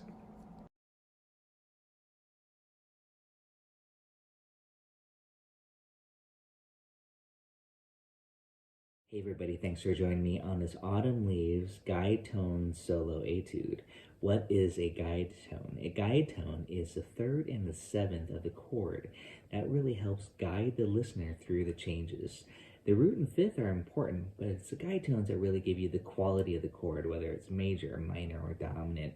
So that's what we're doing, is we're targeting the melody already really targets guide tones. So we're just embellishing off the melody, essentially. Autumn Leaves is a perfect example of that. So you're going to see some chromaticism, you're going to see some arpeggios, you're going to see some targeting and cliches, whatever we can do to disguise it, the fact that we're just targeting chord tones, guide tones, the 3rd and the 7th specifically. So let's go ahead and play this solo etude here. I've got it loaded up, ready to go. Let's do it. 1.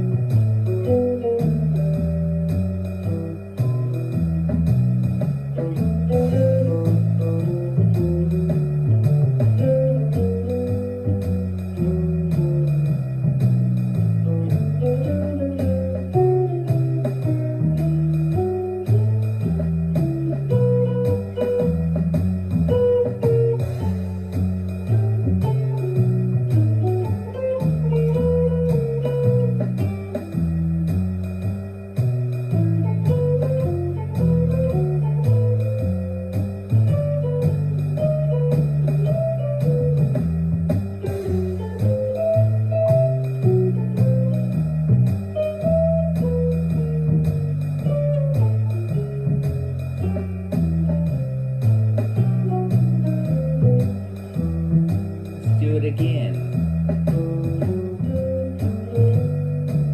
3rd to the 3rd, get it? 4th down, 3rd, 3rd. That's a 5th, 3rd,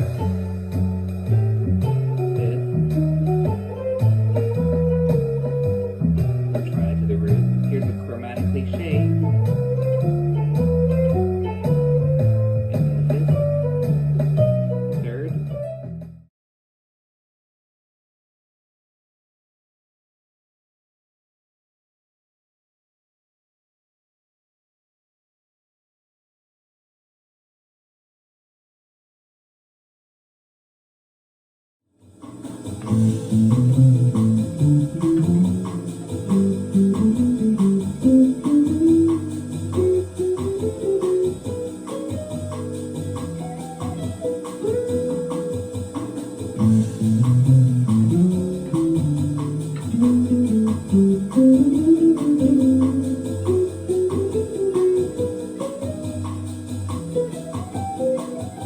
This is a 2-5-1 chord progression.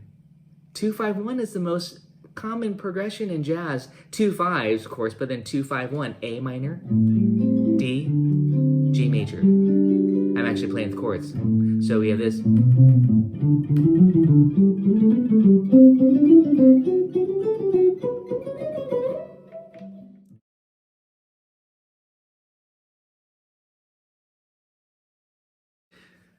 I'm going to walk you through it or talk you through it first. This actually has a few things that I think that has some nice concepts for you to think about.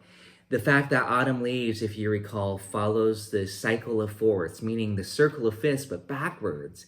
A, D, G, C. I don't know if I'm saying it right. A, D, G, C, F sharp, B, and E.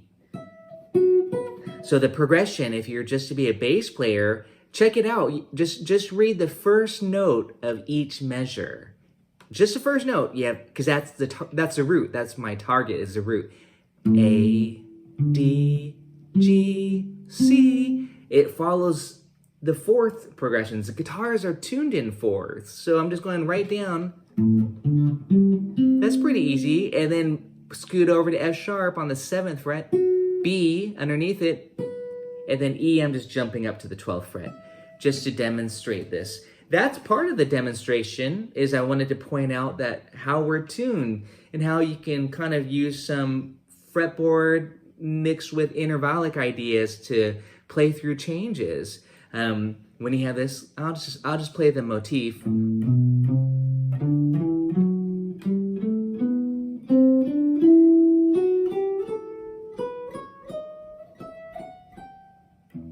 So again, what I'm demonstrating here is I'm following just the root movement of the progression, but I'm demonstrating it going, I'll say down vertically this way, fourths, A, D, G, C, and then this is a tritone here, F sharp, B, E. And then you can have a melodic cell, in this case, 1, 2, 3. It's gonna change flat 3 or 3, depending on whether it's major or minor chord.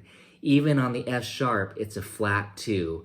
But the idea still really is just going up to the through the scale 1, 2, 3, whatever the scale happens to be. So the first 8 bars, if you want to play along with me, sounds like this.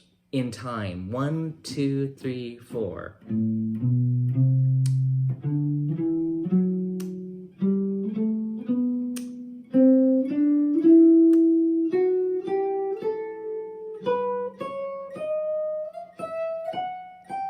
And I didn't put anything on the E7 chord, on the turnaround chord, which would then repeat. So that's the first concept I kind of wanted just to share with you, is that the fretboard visualization of the intervals, thinking in fourths, using some progression. And the rhythm is just very straightforward, but notice I'm just using that same motif throughout. On measure 9, I vary the rhythm, and I do this. 1, 2, 3, 4.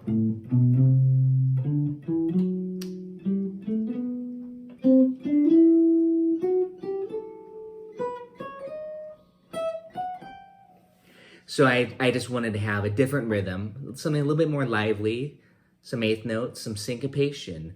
1, 2, and, 1, 2, and, 1, 2, and, 1, 2, and. Okay, and that adds the anticipation. The and of 2 is very common, so that's kind of just a nice one to add in.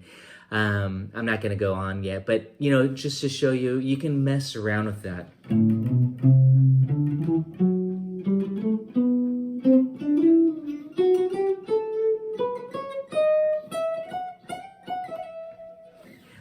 When we put on the backing track, let's see, which please do this with me here. And ask me if you have questions on what's going on here, if this is not making sense. Hopefully by now you are familiar with those 8 bars of Autumn Leaves. I actually wrote it through the whole song this time, because I know sometimes I only say, okay, through the first 8 bars, but I'm like, I should probably write it out for the whole song. Playing from Tracy T's iPad. That's just on loop, those 8 bars. C, F sharp, B, E. Here it goes again.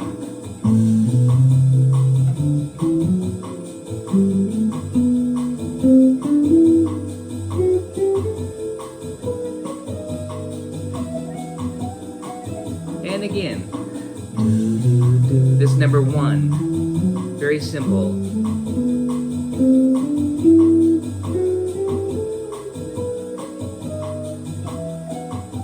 If you need help with roots, just do this. This will help you visualize. Just hit the root.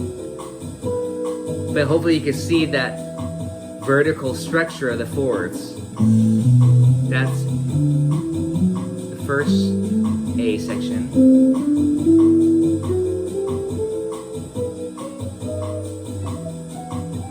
And then the second A has this rhythm.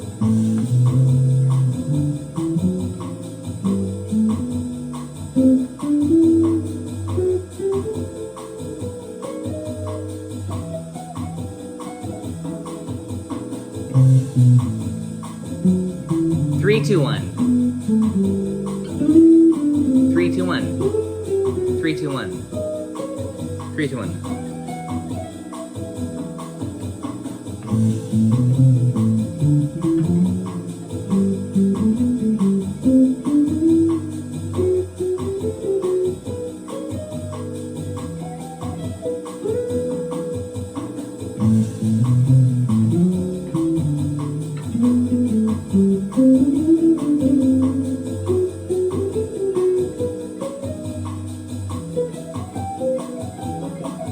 That was that cliche. I had to throw that in, of course.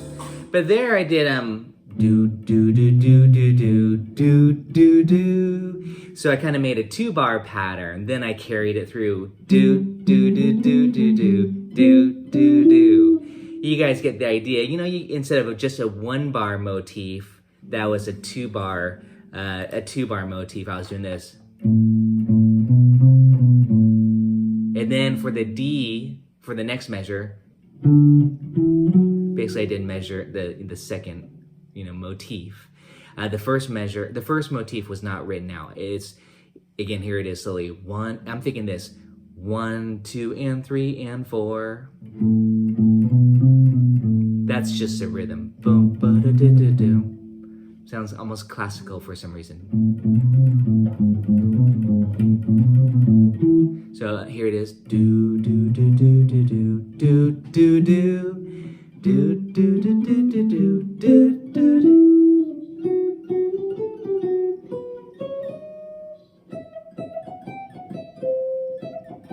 And there, just see that little lick there again. Anyways, I just wanted to share that with you, these ideas of more ideas on melodic cells, but also some fretboard stuff that I think is very unique for the guitar, that we could think and visualize some progressions like that. It especially is useful once you realize, oh, this is a 2-5-1 chord progression. 2-5-1 is the most common progression in jazz. 2 5s, of course, but then 2-5-1, A minor, D, G major. I'm actually playing with chords. So we have this.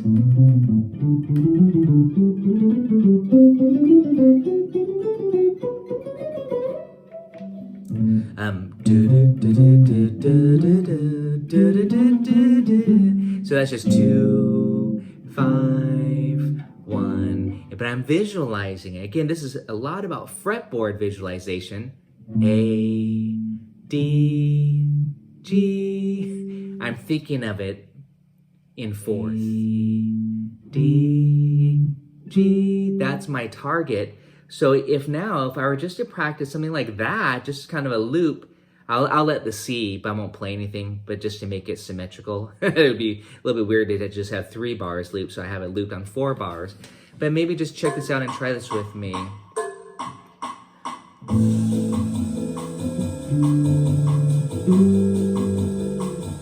Again. A, D, G. That's 2-5-1, roots. And, visualize that movement. Do, do, do, do, do, do. Now I'm adding on the 2, like this.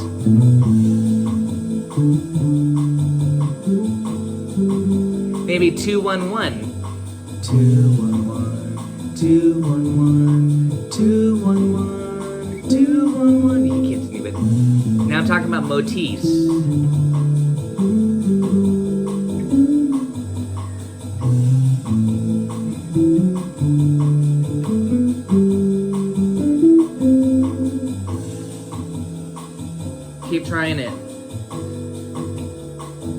just targeting.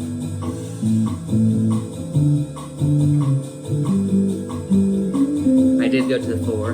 2, 3, 1, 2, 3, 1, 2, 3, 1, 2, 3, 1. It's just very melodic. I love these ideas again.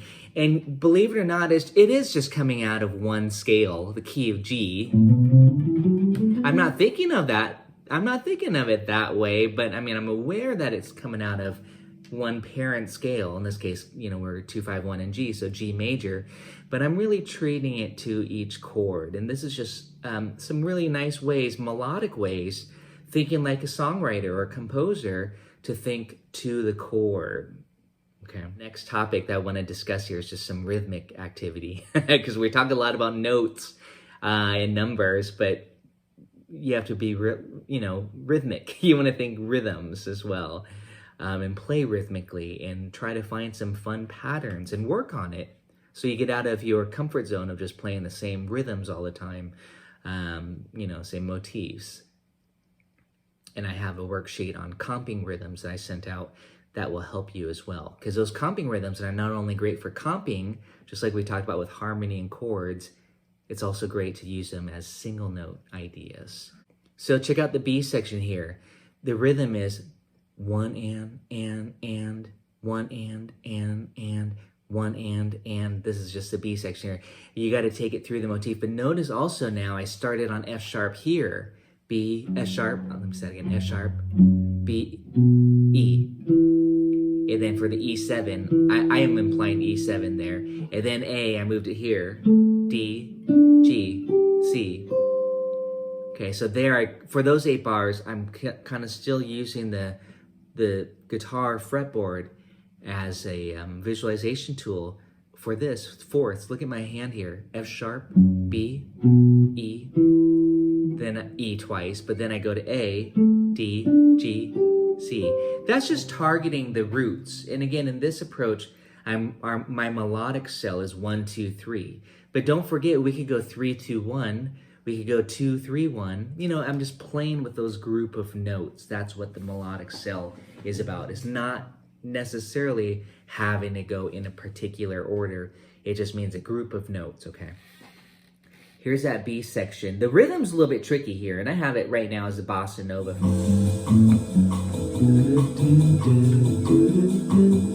It's looping, by the way. A minor, C, G. Maybe just F sharp, B, E. Find those roots first, and then A, roots. This is fretboard visualization. And then add the motif.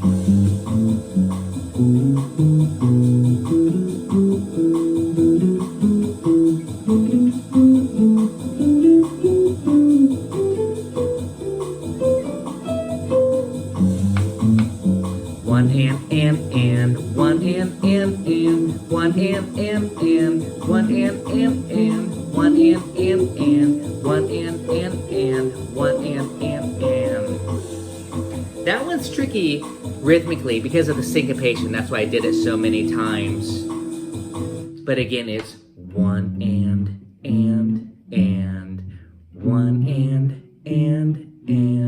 And notice on the B7 chord here, I'm going 1, 2, 3 like it's a major scale. Not, what I'm saying, so I'm going B, C sharp, D sharp is what I'm saying. It's going 1, 2, 3 of that scale. Same when we got to that E7 here. I went 1, 2, 3. If you didn't catch that. The first level is just target visualization of those roots. It's a kind of a unique way of playing and thinking. Again, very much to the chord. I like this approach a lot. Targeting, I think targeting, knowing your notes, using the fact that we're tuned in fourths to help you. It's song specific. This isn't going to help you with every song, but in Autumn Leaves, it's a very nice approach. To continue on, you're probably wondering, well, what's next? I reverse the pattern, if you can see that. If I update this chart, maybe I'll put the numbers underneath it to the chord like I did before. It would be 3, 2, 1, 3, 2, 1. And of course, I'm going to keep it going. Oh, no, I don't. I lied. I keep it going for those 2 chords. I went like this. Let's see. That was it for the F sharp to the B7, measure 25 and measure 26. I went. And then on this part where it goes like this. When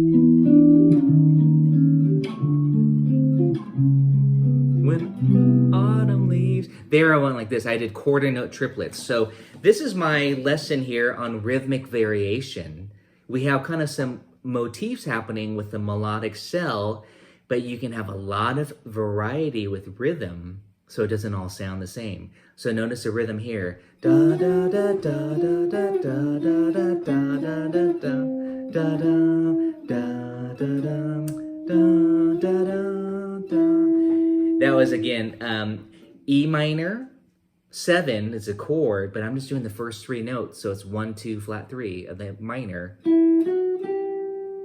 And then chromatic, E flat, that's tritone sub. There's that 1, 2, 3. And then D minor, it's just a pattern, if you know the progression. See? So it just happens twice, move down. Da, and the rhythm was da, da, da, da, da, da, da, da, da, da, da. Da, da, da, da, da, da. Quarter note triplets. It's nice to have that rhythm somewhere in there to create some cool tension.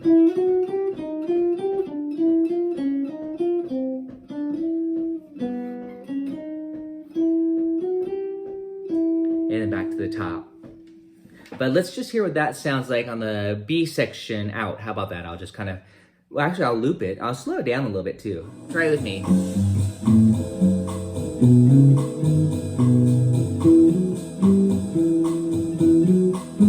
A minor, D, G, C,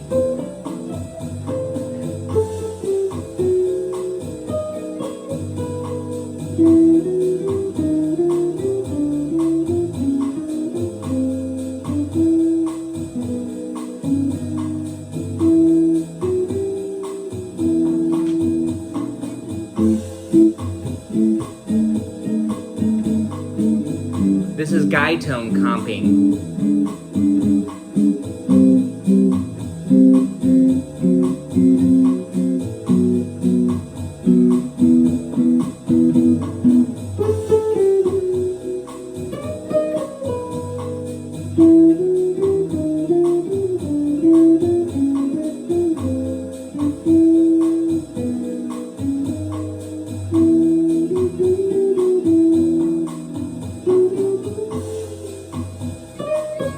Then you can mess around.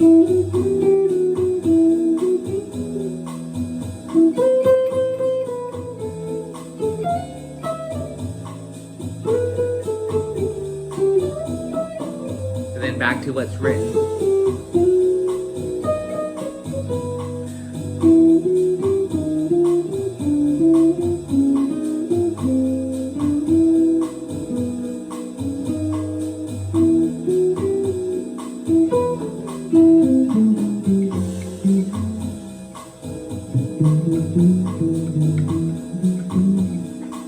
Again, it's very simple in many ways, but it's very, again, I always use the term lyrical. It's very melodic. I love it. It's simple. I'm not feeling like I need to play fast licks. I'm just wanting more to be melodic and try to connect ideas.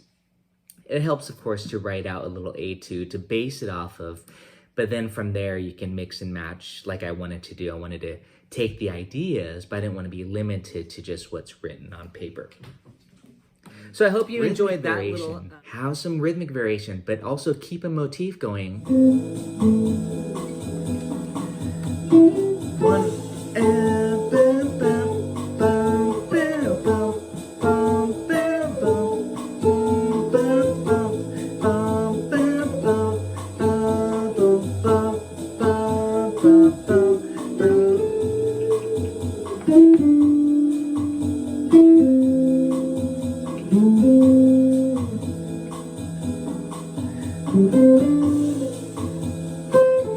Two, three, four and, four and, four and, four and. I'm just going through the scale. Four and, 2, 3, 4 and, 4 and,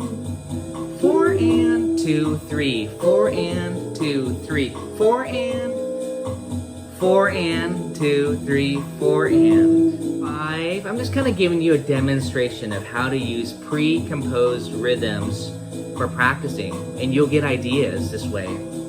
It's a little challenging. You gotta make sure you're counting it correctly. Number 5 is 1 and 1 and. It's a 2-bar pattern repeated, 1-bar pattern repeated, so that's why it's 1 and 1 and right here. 1 and. There's nothing on 2. Here we go.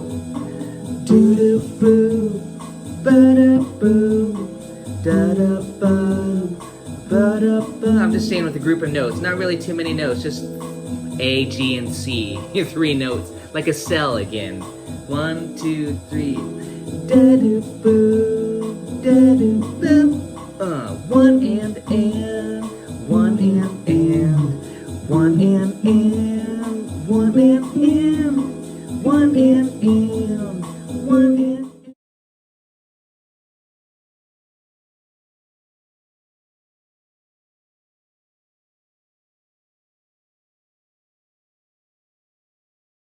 For fun, here's Django's minor swing, A minor 6, and you're gonna go.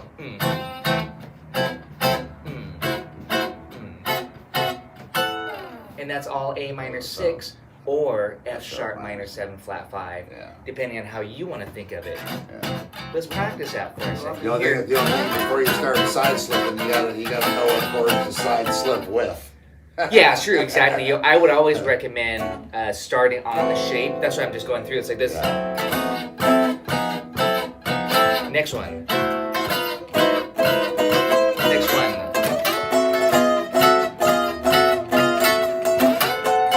Again.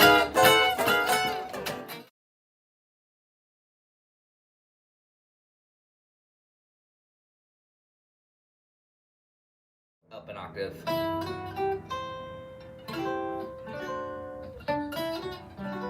I should practice. That means diminish sub. Attention to that, or I didn't pay any attention to that, or whatever, because like. Yeah, and that was what we did on the last lesson. D7. Take the root, sharp it. It becomes a D7 flat 9. D7. Take the root, sharp it. So you're calling that a D7 flat, which is the same as a diminished chord or whatever. It really is a diminished 7. Yeah. But we're assuming the bass player is playing the D in the bass. So you get a D7 flat 9. But the trick of it, the exercise is to go D7 and then sharp the root. This makes you know where all those roots are. Yeah, I actually did that. Yes, let's do that together. And then it's a great study. Start with this shape. And then sharp the root. I want to resolve it to a minor chord. D7 wants to go to G minor, so I'm going to go to G minor 6. Well, that was cool. So, yeah, exactly. But one thing that we talked about last time, again, just review, minor 7 to minor 6 is a great practice routine to go like this.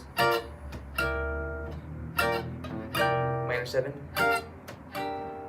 6, minor 7, G, minor 6. G minor 7, G minor 6, G minor 7, G minor 6. It's just beautiful voice leading to go from 7 to 6. You could go through the D7 inversions, diminish it, and then go down G minor 7, 6, and work those in. Diminish is easy. Yeah. But you still want to practice the D7. Diminish, minor 7, minor 6. You were like, I don't really know my minor 6 inversions, right? Yeah. And that's when I said, well, you know your F sharp minor 7 flat 5 inversions because I saw you do it for Autumn Leaves. Yeah. Those are A minor 6. So now you know your minor 6 inversions. It's just renaming it inharmonically.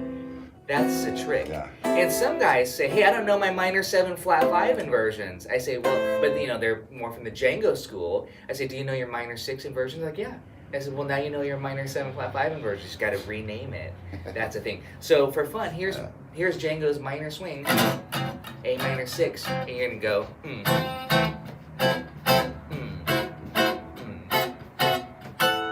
And that's all A minor 6 or F sharp minor 7 flat 5, depending on how you want to think of it. Yeah. Let's practice that for a second. When you just did that, I was thinking of I'm still used to look at that as the minor 7th flat 5. That's how you're thinking of it, right? So again, on the lead sheet, if we're jamming on Django's minor swing, A minor 6, easy song, A minor 6, relatively speaking, A minor 6, D minor 6, and E7, just 3. That was minor 7. Then minor 6. There you go. That's F sharp minor 7 flat 5. Or A minor 6, right? That's A minor 6. Which one are we doing? Are we going from A minor to no, we're just going to work on our A minor 6 inversions. Okay, all right, so. A minor 6, A minor 6, A minor 6, A minor 6. And one more. That's side slipping, going down a half step. It adds some movement and adds some melody, and it adds rhythm because you go back and forth.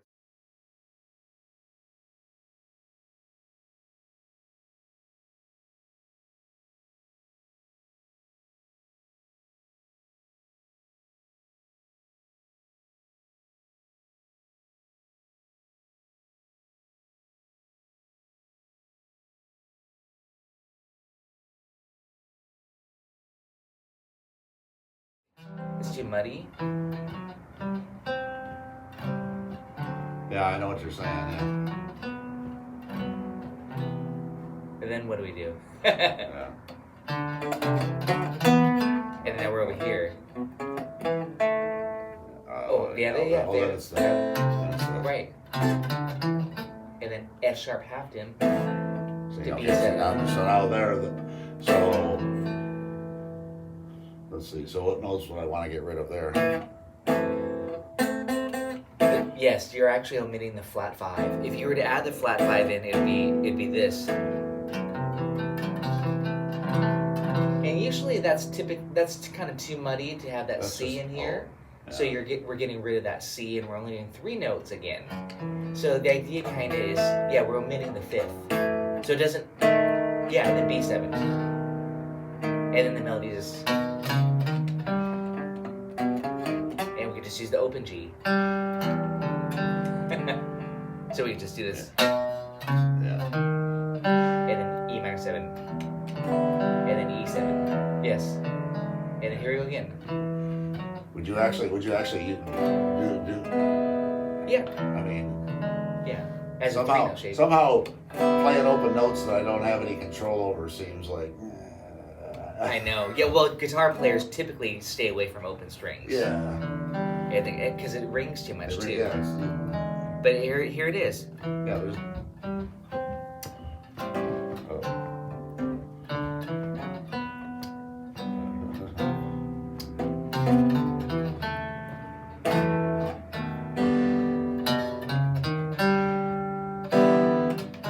And then we can go up an octave.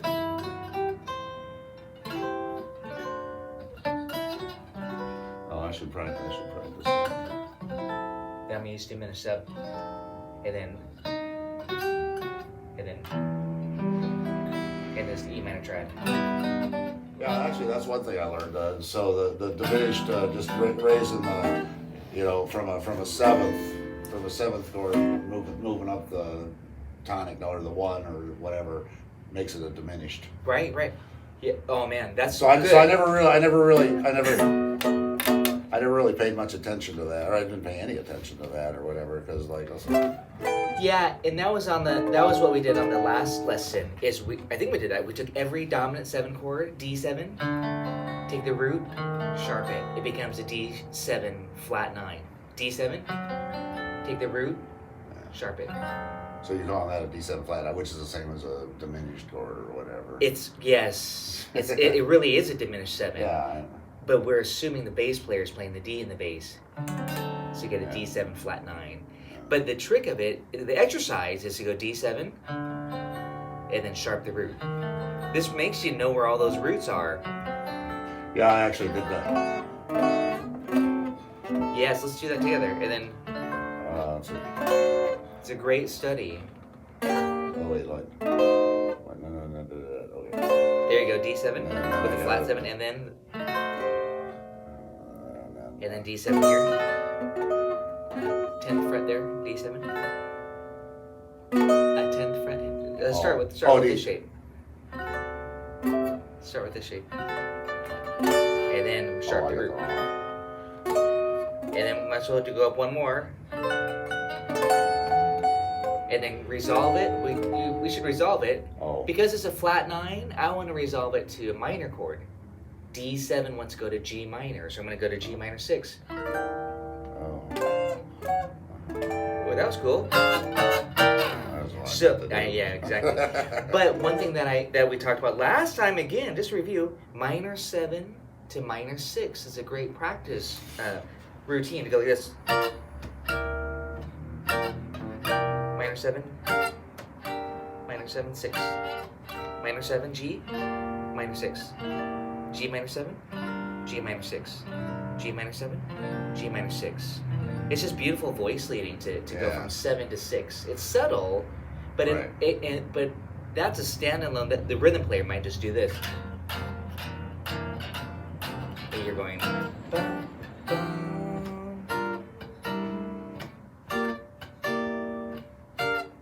D7. See how we're working this in?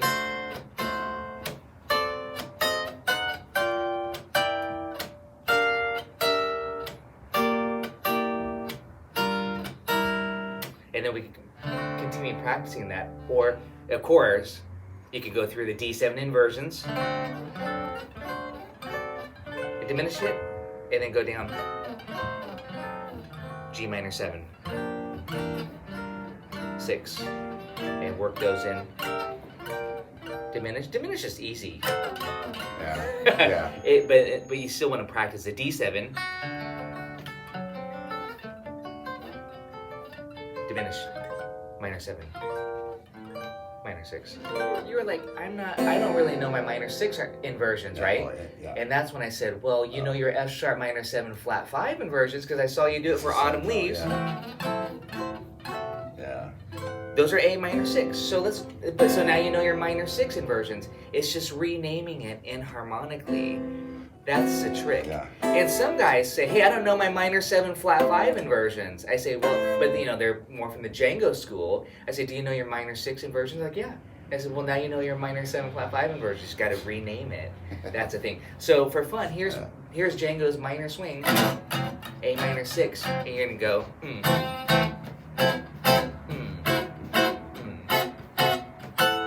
and that's all A minor 6. Or F sharp minor 7 flat 5, depending on how you want to think of it. Yeah. Let's practice that for a second. When you just did that, I was thinking I'm still used to look at that as the minor 7th flat 5. That's how you're thinking of it, right? So again, on the lead sheet, if we're jamming on Django's minor swing, A minor 6, easy song, A minor 6, relatively speaking, A minor 6, D minor 6, and E7, just 3 chords. It's a great way to apply it, just like the 12-bar blues. It's a good way, so you could just go A minor 6. Do this with me if you don't mind. Again, you might have to be thinking at this point F sharp half dim as you learn these. Next one. Oh, that was minor 7. That minor, there you go. That's F sharp minor 7 flat 5. Or A minor 6, right? That's A minor 6. Which one are we doing? Are we going from A minor to no, we're just going to work on our A minor 6 inversions. Okay, all right, so. A minor 6, A minor 6, A minor 6, A minor 6. And one more. Since you've got to cut away. And that's the same as the first one. Same as the first one. There you go. Oh, yeah. Damn it. It's okay. Let's see. So I have to think. Yeah, well, for this one, I always point out this. And then this. You add on that 6th degree on top, because we all know that cowboy A minor shape. Yeah. Right. Yeah. Or this. And then this. And now, it's application. It's muscle memory, but we can swing on it and apply it. It's okay, here. I don't know why let's get that one there. And I hear you do this a lot, A minor 7. Right? You know that A minor 7 up here.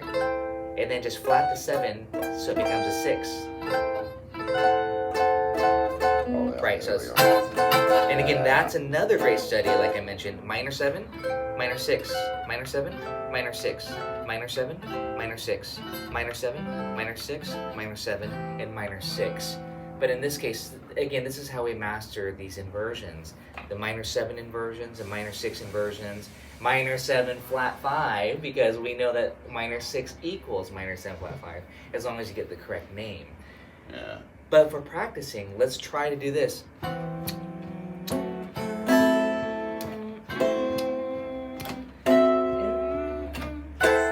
And backwards. A little bit slower. Here we go. It's all A minor 6, which happens to equal F sharp half dim. Yeah. And add some rhythm. Yeah. Some side slipping. Like this. You know. Or maybe this stuff. Da da da da. Yeah, think like this.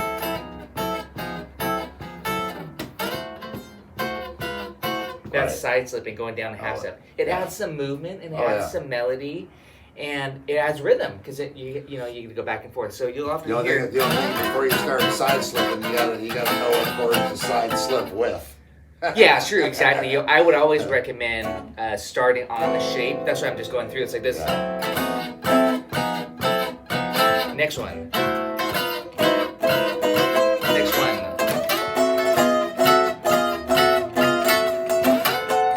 Again.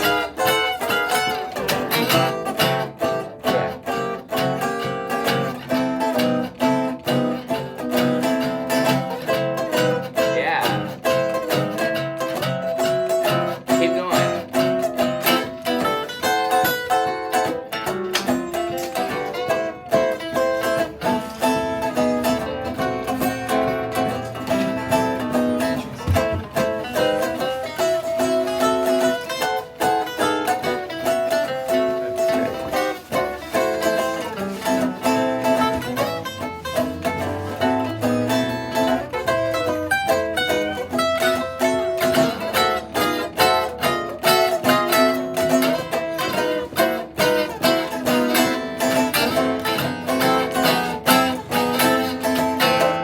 D minor 6. Okay,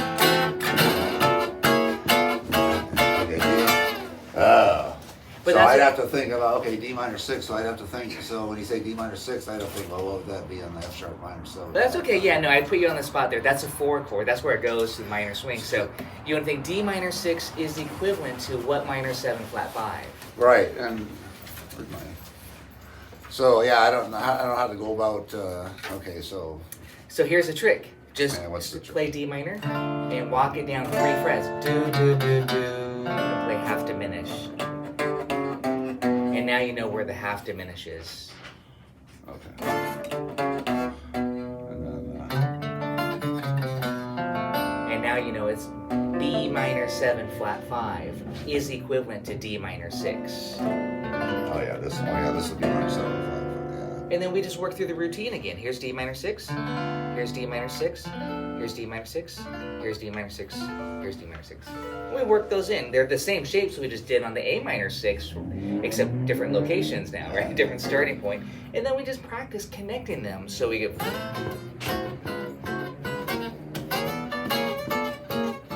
E7. A minor 6. D minor 6. A minor 6. E7, but I'm going to use a diminished sub for E7. A minor. And then now we can really work those inversions. E7 I just went like this. But we can do diminished 7. A minor 6. And, E7 is the 5 of A minor. That's why it's good to resolve it. That's what I'm saying. You always want to hit the E and do the... and an A minor 6. Work those inversions in. D minor 6, so that's when we want to practice next, and then we want to piece it together. So you're going 1 to the 4. Yeah, I see what you're saying, except but like I said, I just No, can't. I that's just okay. can't think of the chords fast enough, the names and the shapes to to play them. That's okay. Again, that's what we're doing. We're applying it, because otherwise it's just on paper, and otherwise it's just the standalone vamps. Vamps are fine, but we want to put it in the context of a song. Yeah. That's we got to we have to apply it. So stick with the easy songs, minor swing, summertime. Just like not like a long song, a long progression. Autumn Leaves is tricky because there's a lot of chords. You have the 2-5-1, 4. And then 2-5-1 to the minor. It's a great song, but something that's easier is definitely like minor swing, for example, where you just add that A minor 6, and you work those inversions. D minor 6, and then the E7. We could do work in those real inversions, and then A minor 6. There's that lick. That chord melody was going like this. Yeah. A minor 6, or then we go.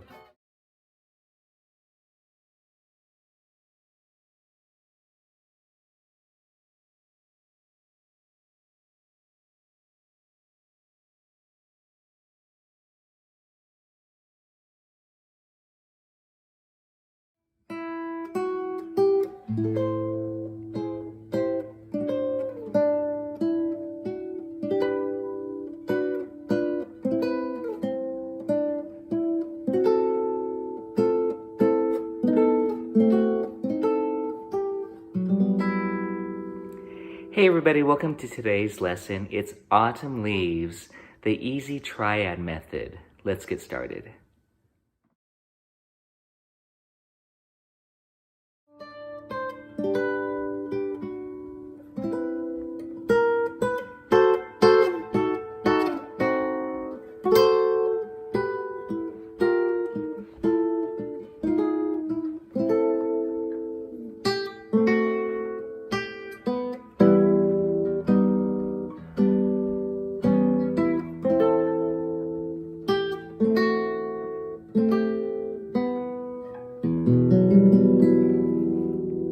Hey everybody, thanks for joining me today on this mini tutorial for Autumn Leaves, the easy triad method.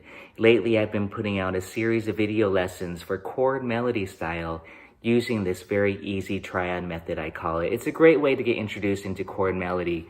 For example, there I was playing triads, but I did add a few bass notes in there to fill out the arrangement. So that's one thing I'll be discussing. By the way, the full video lesson is on Patreon.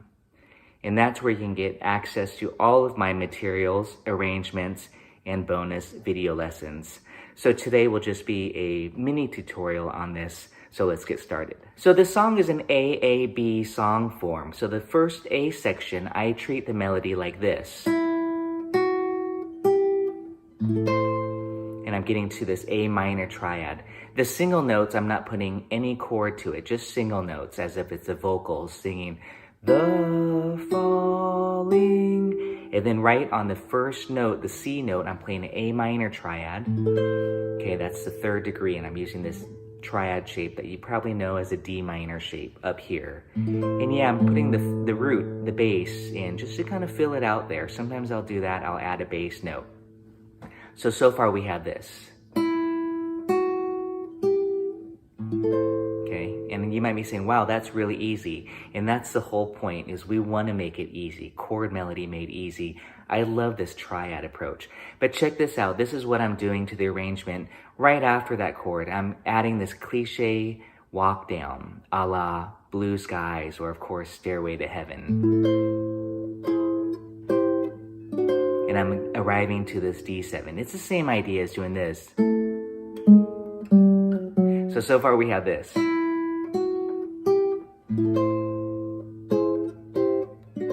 Okay, so this is a triad. This is actually a little partial D7.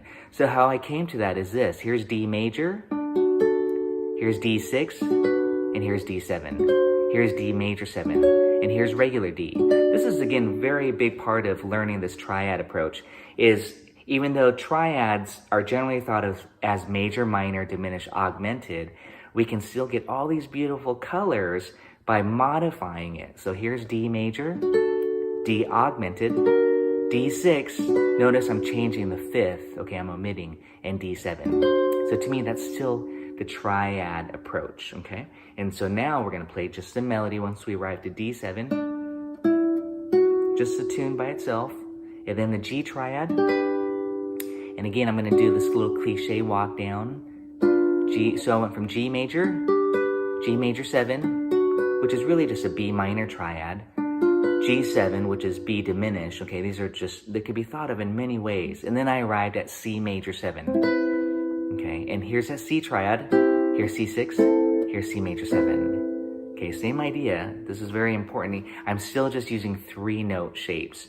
So again, it's triads, but it's not just major, minor, diminished, augmented. We're getting some other colors by modifying it. That's very important. So here we go again, from the top. 3, 4, 1. G, 3, 4, C major 7. And the melody just unaccompanied.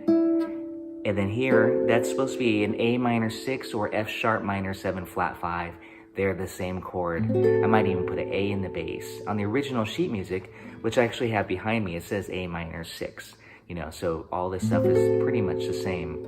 It's great to know these tricks. And then the B7, okay, same idea. Here's B major, B7. Okay, and then on the first time, we want to do this.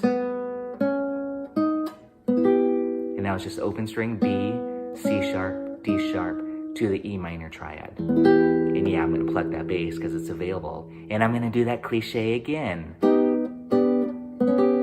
And then all over again. From the top. This is just rubato, which means freely. Just very simple and pure.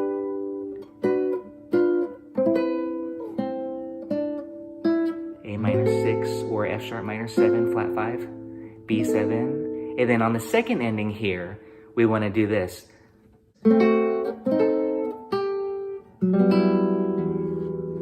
Okay, so let's take it to the B section. I'm just going to give you a quick walkthrough. If you want the full video tutorial, please check out and consider joining my online music community exclusively on Patreon. You'll have access to all of my video lessons, PDFs with tabs, etc. There's lots of great stuff. By the way, I do have lots of materials for Autumn Leaves already on YouTube. Just type in my name and check it out and type in Autumn Leaves. There's a solo arrangement that's kind of a full arrangement using what I call grip chords. And then there's an Eric Clapton solo guitar arrangement, which is, well, it's my version of Eric Clapton's version of Autumn Leaves, which is really slow and bluesy. On the B section here, we have these pickup notes. Since you, when, and now that's an F sharp minor 7 flat 5 in the fake book. On the original sheet music, it says A minor 6. They're the same thing, but the bass is nice to hear in F sharp. But we're just going to play this A in the bass if you want to fill it out. And then you could even put a B here if you wanted to. E minor. Now I'm going to do this cool cliche, which is the ascending 5th cliche, this kind of chromatic. You'll recognize it, right? And then added a little swing to it. And there's a little walk down. There's that cliche. So again, I love those cliches. On the E minor is this cliche. And on the A minor, it was a walk down, chromatic. Single notes to the G major. And I'm just going to go to G major 7. Okay, even though that's a B minor triad, see the different ways to think about it. To a C major 7. And then chromatic, but I miss you. And then here on this word, miss you, that's a diminished. F sharp diminished. Most of all, notice the symmetrical quality of this. It's that diminished slid down every 3 frets. Okay, so it's really F sharp diminished or half diminished. There's no 7th in here, so it doesn't matter. Diminish. And again, you can choose whatever fingering works best for you. Sometimes I'm doing this, sometimes I'm doing this. Okay, it depends on the stretch. Most of all, my darling. And I'm just adding a cool little arrangement idea there, just as add 9 to the triad, and then I do the same thing descending on a major, that's tritone sub, and again, more explanation is on my full-length video. And then when autumn diminishes, add that note, start to fall. There's those cliches. When autumn leaves. You could do that. Start to. One more time. And then last time. When autumn leaves. Why not?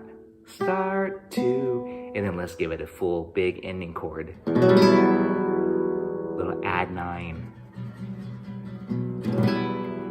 Okay, and that add 9, by the way, is created by this. You take your triad. See, that's a triad. We're talking triads, and I'm taking the 8, the root, and going up to the 9. So it sounds like this. Okay, so triad.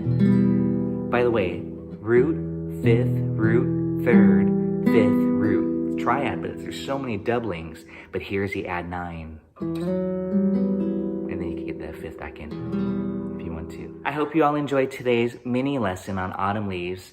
Please check out and consider joining my Patreon page, my online music community, for all of my autumn leaves materials. Not only that, for all of my lessons and all of my materials. I would love for you to be a part of my music community. And we'll see you guys next time. Thanks.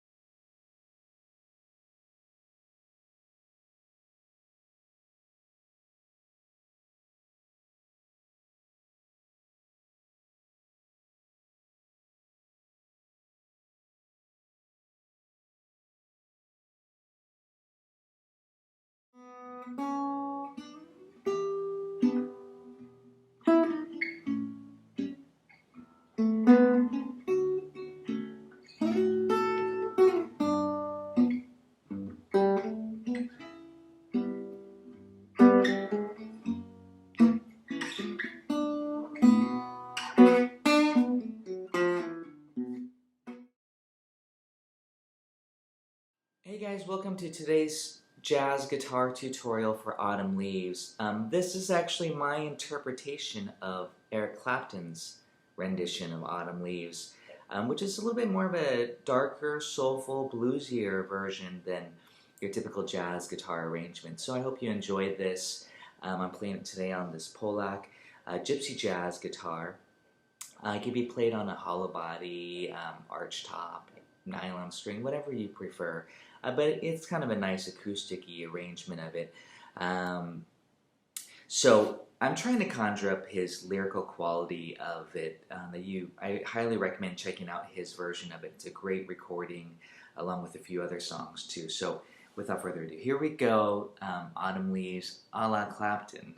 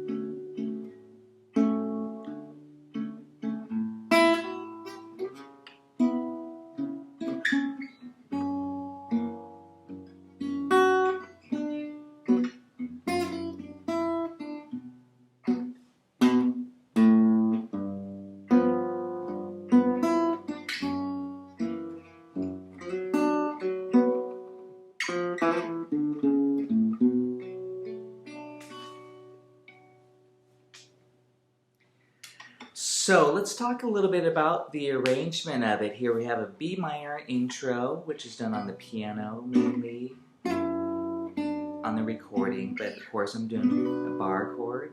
I'm kind of making this, I really want to hit 2 and 4. This grace note blues, and it looks like a pretty big stretch here. It is, but it's mainly just to get this 5th in the bass. Grace note slide, very bluesy. Octaves, click. Melody, E minor 7, A7 sus4, 5th in the bass, quarter note triplets,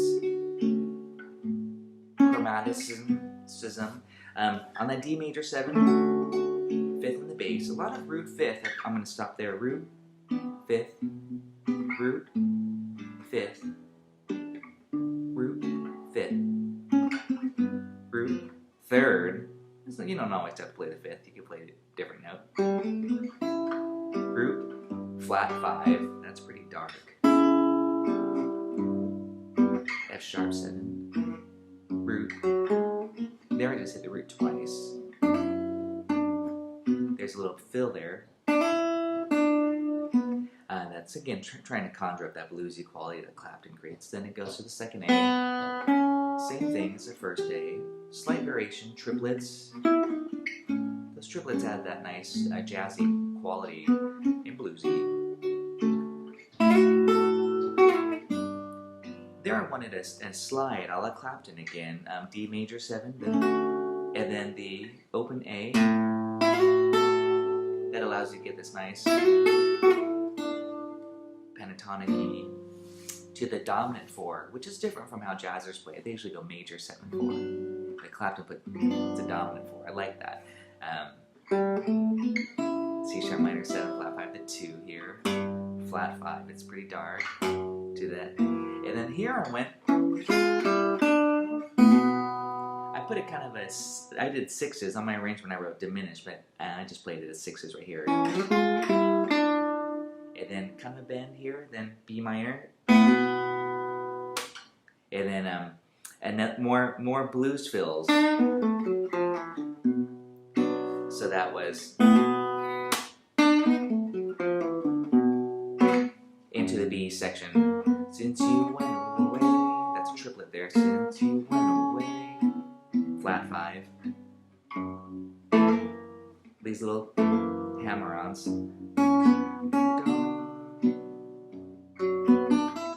More triplets, but soon I'll... And here, that's pretty classic blues. That open E, the high E, and then slide into this high E. So soon I'll hear. Again, it's just to conjure up more blues. Then open strings, A7, some hammer-ons.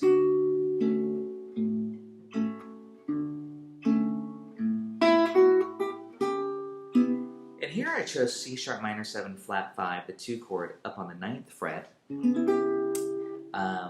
because I wanted the melody note.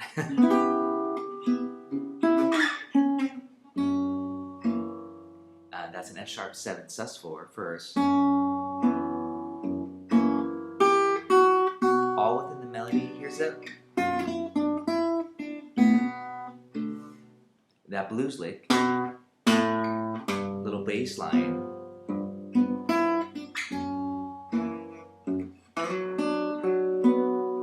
And that was just all based off that B minor shape here. Here's A minor.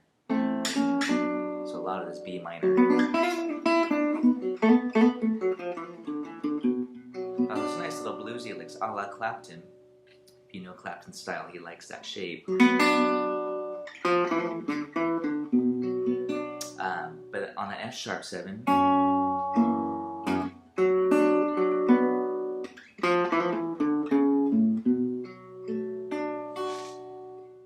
then I just put a little harmonic here on the 12th, on the 2nd fret. So you want to go up an octave to the 14th fret. And just hit that there, pluck it.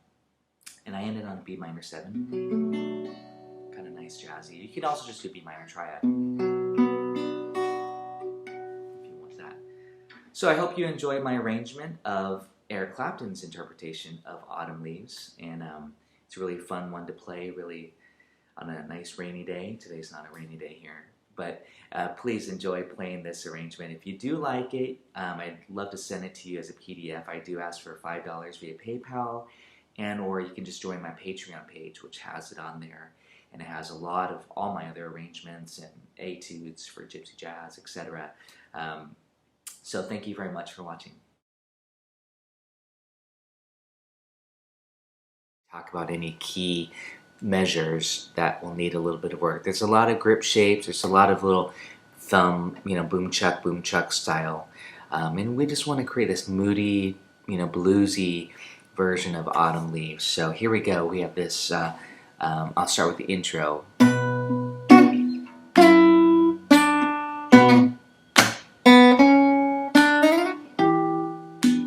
Bass, sus, bass, bass. Watch those triplets.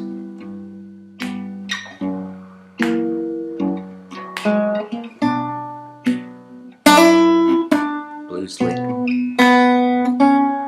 Grip shapes. Bass. Triplets. Blues. Pentatonic fill.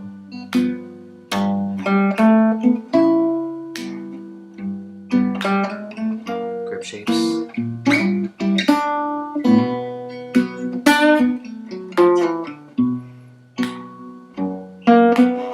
Bridge. Flat 5.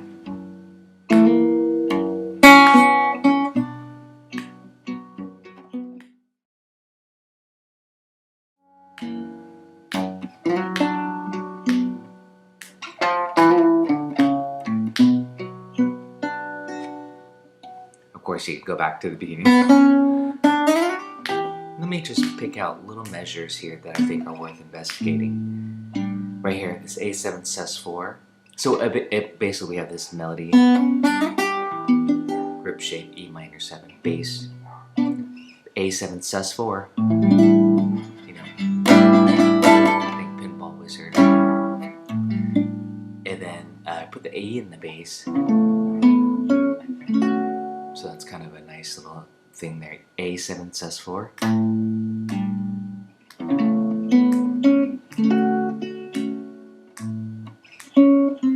Little chromatic fills. Oh, that was supposed to be a triplet. Doesn't have to be. These are just fills.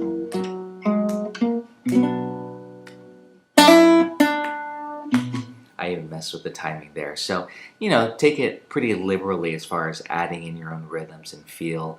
Maybe play along with the metronome so you get that tempo. Here's the second refrain.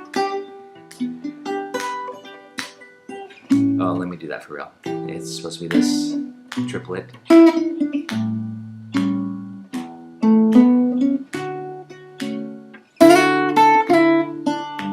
So let's take apart that little lick there. I did a D major 7, then on the A in the bass. So I went like this. G7, and that made me do it like this.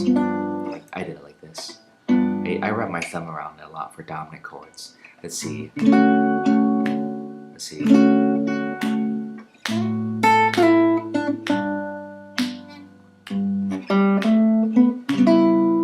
Flat 5 in the bass. That's pretty dark. F sharp 7. And there's supposed to be a triplet.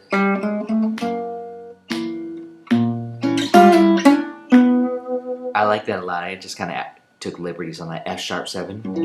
Then I put a diminished here on the A sharp. And then I kind of did a bluesy lick with the diminished. Then I like that too on the B minor. It's very Clapton, very bluesy. Hit the B string open, hit the A string open, but hammer on so you get an octave. You can do that all day long.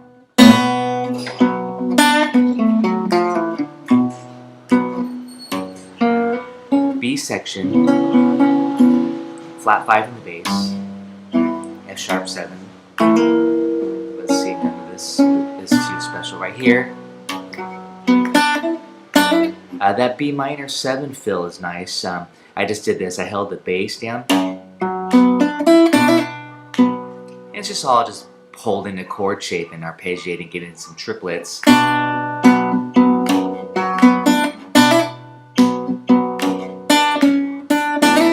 And that's where you can hit the low E in the bass, E minor 7, do a little bluesy slide again. If you want to hammer, do whatever you want. And those open strings, it's all E minor 7. Good trick, huh?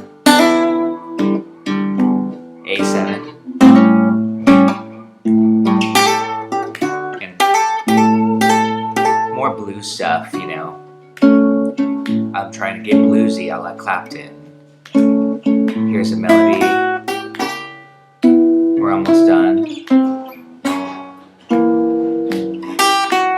B minor 7 blues lick. There's that same lick. G7.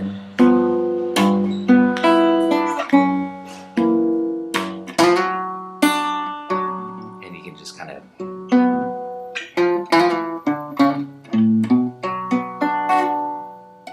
maybe I like to add a 6. And then, of course, you could even ad-lib more to that. So there's a lot of room for, I always say ad-lib, but a lot of room for improvisation. I hope you enjoyed this bluesy version of Clapton. Gosh.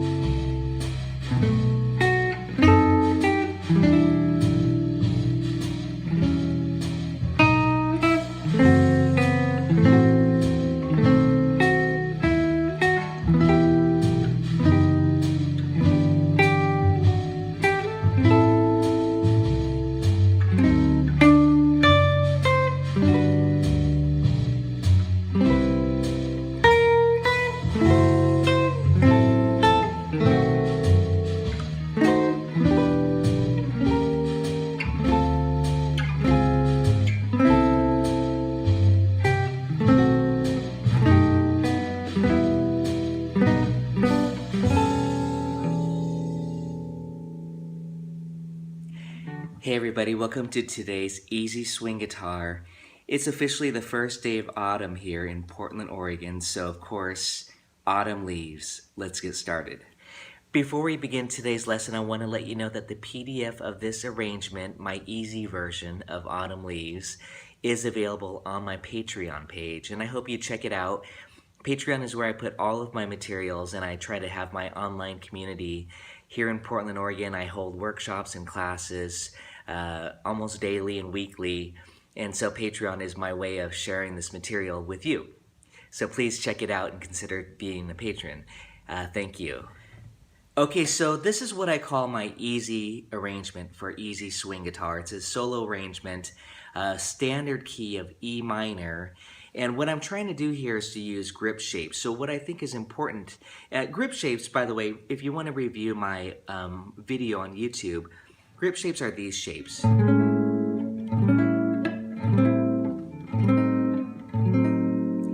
That was A major 7, A7, A minor 7, A minor 7 flat 5, and A diminished 7. I'm just grabbing A here in the root. That was a 6-string root. And then the 5th string, D major 7, D dominant 7, D minor 7, D minor 7 flat 5, and D diminished 7. That's what I call kind of my routine of the grip shapes.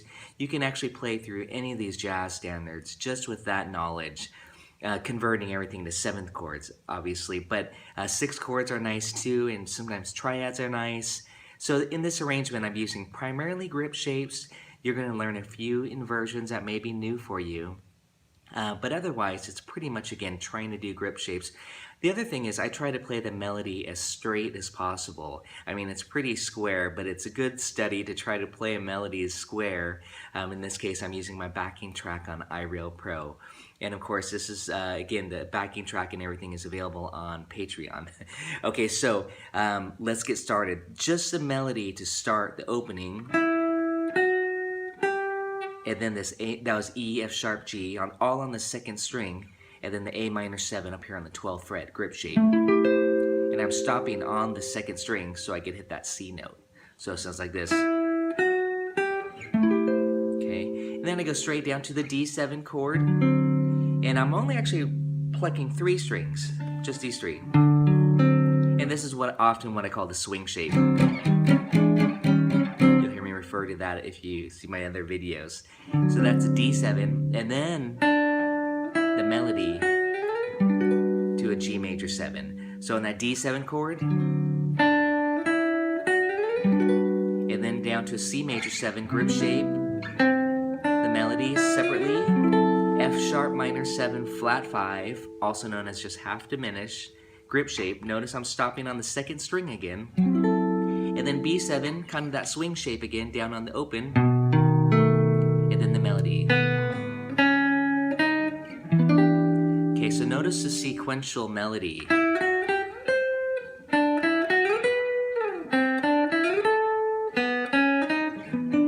Okay, and I'm just completely playing that on the second string. I like it. I think it sounds very lyrical and romantic when you play it on the second string. You can slide.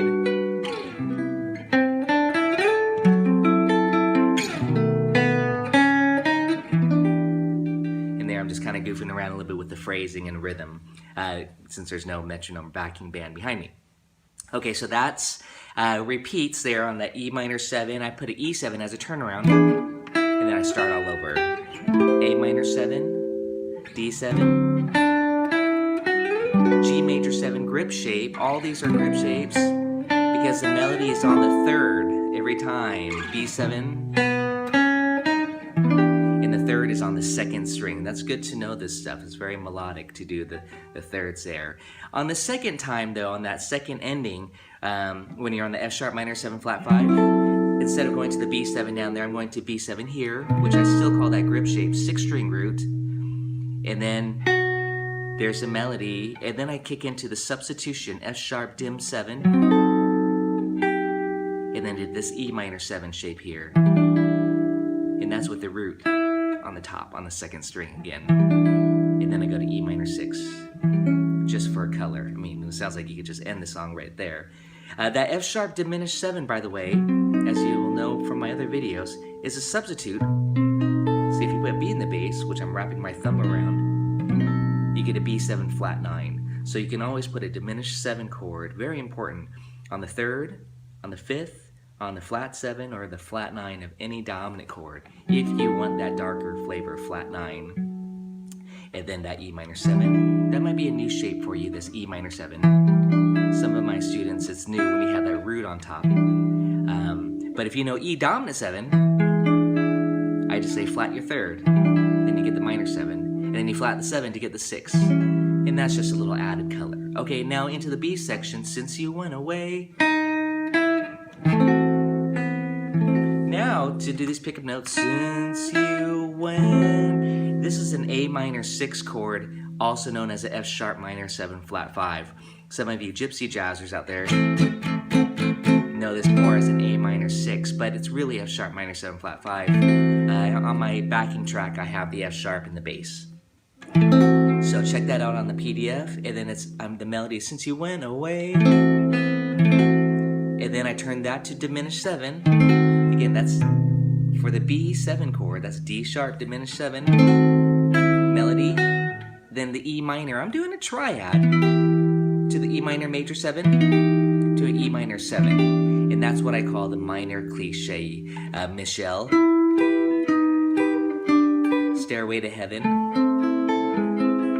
Blue Skies, so many songs, great songs.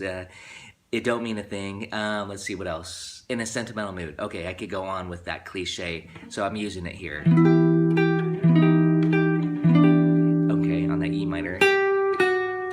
Then C6, which is also known as A minor 7. On the chart, you're going to see A minor 7. But again, a lot of you know this as C6. You can also play it here. But I'm playing here on the second string. It's a little bit warmer and darker. And this is a great trick, and now I'm diminishing it. So that's F sharp dim for the D7. Again, refer to the PDF. I know I'm going through this quickly. And then the melody. And I thought I'd just treat that with single notes. I didn't feel like I needed any chord. And then I went to C major 7. Sometimes people don't play that 4 chord, the C major 7. I like the movement. Now just the melody. But I miss you most of all. So, by the way, I think it's really important to learn the lyric for these songs. It just helps you kind of hear the melody and maybe even also your interpretation of it too. Since miss you most of all. So that was F sharp minor 7 flat 5 inversion, F sharp minor 7 flat 5. And again, if you don't know this cool substitution, it's not even really a substitution, it's an enharmonic trick. They're really just an inversion. F sharp minor 7 flat 5 is equivalent to A minor 6.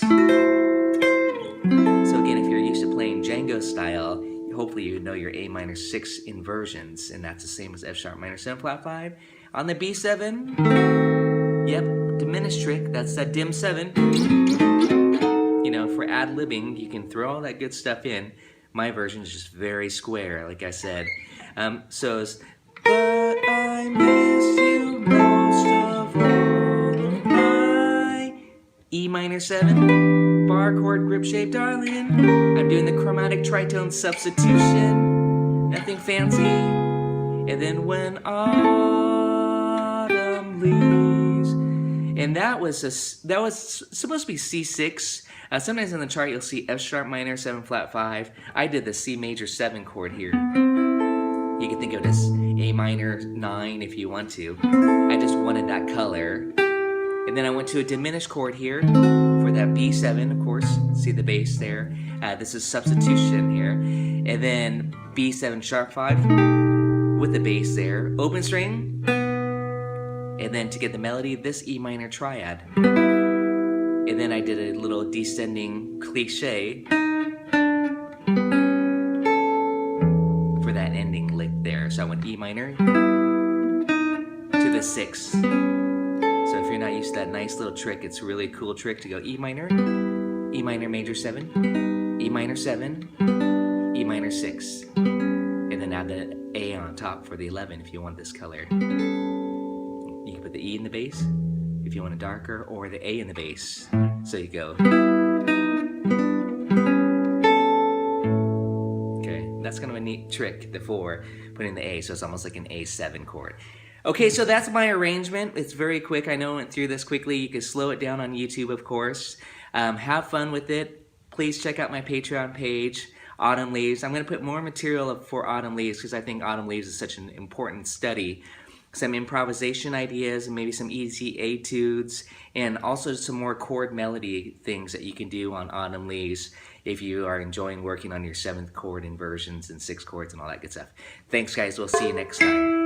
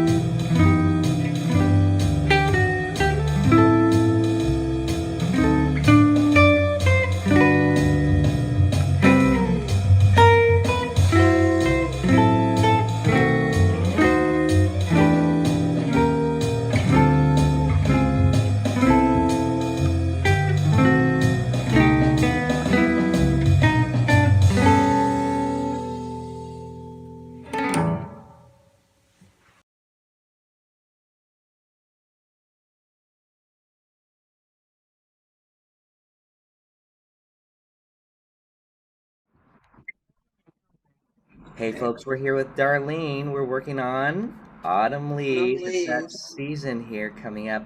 I have loaded up here my version in the key of A minor. A minor is relative to C major. We're going to transpose it to, well, your singing key we just figured out is G minor, which I call the Miles Davis key. So let's see, if this G minor is relative to what major key? Oh God. Put you on the spot right away, Well, right? no, you didn't. You didn't. Let's see. G. C. No. Well, what I'd prefer that you do Oh is no. It's not C. It's B, isn't it? yeah, but here's what I want you to do: is put your finger on G, and then go. That's minor, so go up 3 frets. There's your relative major. Okay, so that's B flat. Good. So on this, right, I'm just showing you this is a process lesson here. I'm going to change it. This is not with Stockler-Rosenberg, but we're going to transpose this melody that was previously, I just loaded up the Gypsy Jazz play along with Stockler-Rosenberg, but we're going to take it and we're going to go up a minor third, 3 frets. Now it's going to transpose a sheet music. Oh, no, that's not right. Oh! Wait, you're singing it in. Let me double check what key you're singing it in, because that didn't transpose correctly. I thought you said G minor. This went to E flat major, so I'm not sure what happened. Let me undo this. Yeah, we want G minor. So first of all, let me do this. I'm taking what's written here. This is originally in the key of C. You're going to sing it in B flat, so that's down a whole step. I don't know what I was thinking about. I put up a third, so we're going to go down a whole step from the key of C. So go down. A major second is the interval, and it's moved it all down. So the first chord C minor 7. Now I'm also going to change the key signature too, so that all these little accidentals are not necessary. It's just going to be in the signature. So what I have to do here is go to the front and go to the king signature, and it's going to be 2 flats, G minor / B flat major. So they show it here, the key signature. Set it. Now we don't have to deal with reading accidentals unless, like this, that's an accidental not in the key. And now here we go. Look at how it just tabbed it all beautifully for us. But we're gonna create a chord melody version on the fly that's easy to play. Okay, so this is your singing key, and we're gonna do this. Instead of doing it here, we could do it here. We're gonna go here. So we're gonna do these 3-note voicings on the 6th and the 5th string. So I'm putting the melody here. So go ahead and just practice that for a second. Go. And right here, this is just a beautiful, simple chord melody. There. I just put 2 notes to support that melody note that's on the 3rd, the root and the flat 7.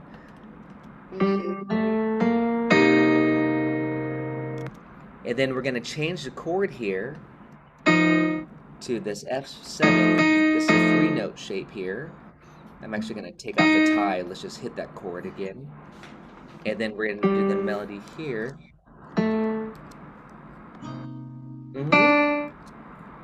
And then we're going to go drift by my window. Notice this is on the 4th string, and then this is on the 3rd string. And for this, I'm going to even do the diagrams too. And this is a B flat major 7, so that's a 6th fret here. Again, this is an easy arrangement here, hopefully. And then here is your major 7 grip shape. And the grip shapes work really well because when you have this 6th string root, the 3rd degree is on the 4th string. That's a lot to take in. 3rd string, I'll say it again. When you have the 6th string root, the 3rd degree is on the 3rd string. Okay. On the 5th string root, the 3rd degree is on the 2nd string. So we could do 4-note voicings later, but these are 3-note voicings, what are often referred to as shell voicings. So check it out here. I don't want want to go too far without you playing it first. Okay. But here are the shapes. So just look at this first. Never mind the melody notes. I want you to do this. 2, 3, 4. 2, 3, 4. 2, 3, 4. Okay, just hold those. Can I hear you do that? Yeah.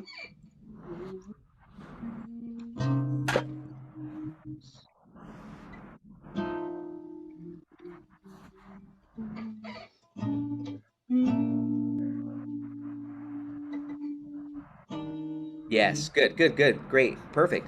Yeah, and of course, when you say window or kisses, there should be two notes there, not just one window, right? But that's okay. Right. That's you can just do this. But now the next step, now that you just mapped out this chord melody using the grip shapes, or sorry, I'll say that again, the 3-note shell shapes, 2, 3, 4, 2, 3, 4, 2, 3, 4. Now is the time to practice this.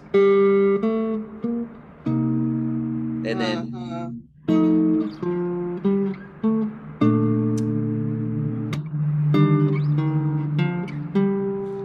and I'm not going to use an open string here. I'm just going to stay on that string. And then let's continue. Then we can practice it. I'm going to have you think about this. So A minor 7 flat 5, 3-note voicing, right? Okay. So Remember? that's Yeah, tell me the tabs. that's an odd one.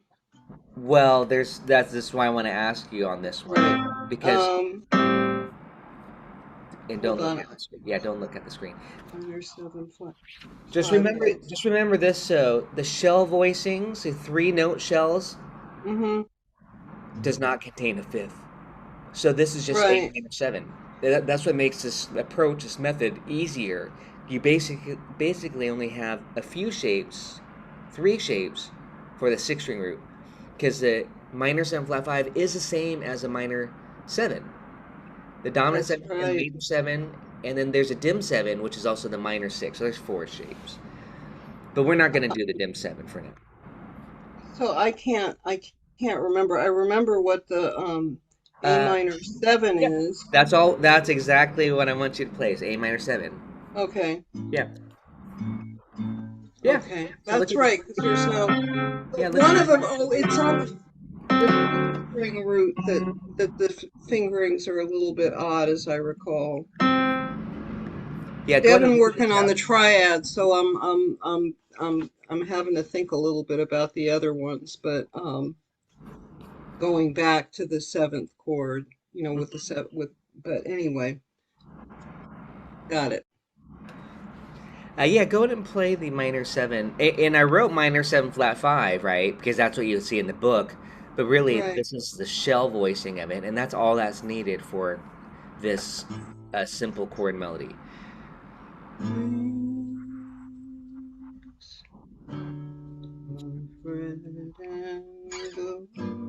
Good. Oh, look at that. See, you played it and you played the chord melody. Your 3rd string is the melody. Go. Yeah. Good job. See, that's what I'm saying. And then I think I want to go to minor 6 here, like this. 2, 3, 4.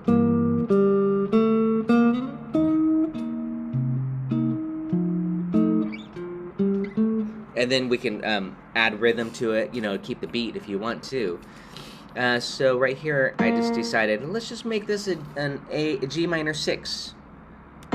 Just for variation. So One note's going to change, right? And this is good practice in general. So here's G minor 6. So when you turn a minor 7 to minor 6, what changes? the 7 turns into a 6. Great. The flat 7 turns into a 6. Perfect. And so right here is the flat 7. Oh, there it is. Yeah. 6. Yeah. And that's always something to practice, just to do this.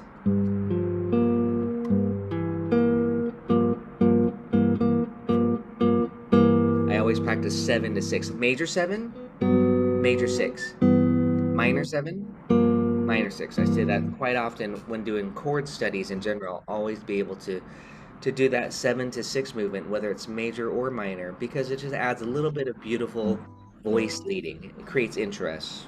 Okay, I do have I just want to just look at something. So when you do the G minors, oh no, I am wrong. Forget it. I see what you did. Okay. I was thinking of um G6, but this is G minor 6. Okay, I was confused from the 4-note shape, but now I see it. I was thinking it was Oh, the G6. four, right. Yeah. Okay. Okay, here we go. We're gonna play it super slowly. But what I Okay. want you to do, this is again a process video. Thanks for letting me record this for others to check out too. What I want you to do is to just play the shapes because we just mapped Okay. out the shapes. Don't play. I know you're gonna want to play the melody. You can sing it, but just focus on these 3 note voicings. As you can see, I'm using this as a lesson to reinforce, you working on the 3 note shapes, what I call the shell voicings for comping in Mm-hmm. a jazz style. Okay, so just hit the shapes. I'm gonna even turn Okay. the metronome on as well. Okay. And I'm gonna slow it down. Ballad. The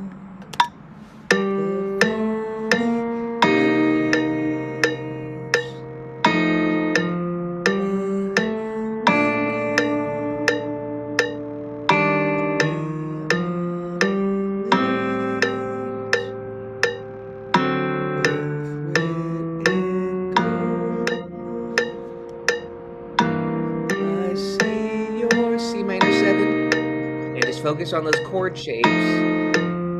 Summer kisses, the sunburned hands used to hold.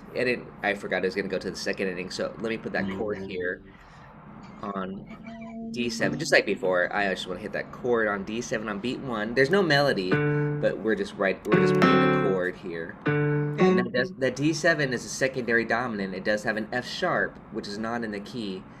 D7 is the 5 of what? Oh boy. Okay. G. Yeah, G minor in the key of B flat. The G minor, the G is a 6th degree, so it's a 5 of the 6th, which is just called a relative minor. And here, this is just an open string here, the G note. So I'm trying to think of a good shape to do. It's going to be this. It's kind of an awkward shape, but this is a chord melody. Again, this is a process video. I've never done it down here, so this is what I would do. If you're wondering, that's a G minor 7. This is awkward because I have the root, the flat third, and the flat 7, and then the G on top as a melody note. So it's like this. Oh, interesting. Okay. Well, it's all just because I want the melody on the top note. That's why. So what am I doing here? Oh, that's a big stretch. Okay. This is, yeah, the One. second. Yeah, you're gonna want to use your ring. You're gonna want to use your pinky for the. Yes, I'm doing 1, 3. Is that right? What am I No, doing that was wrong? major. That was major. You had to flat the 3, right here. That's a B flat. Do do. I'm on the wrong string there. Okay, so here's 1, 3, Yeah, that's a 3. unique. Okay, Yeah. that's Uh, really dark. can I Yeah, hear that again? yeah, hold on.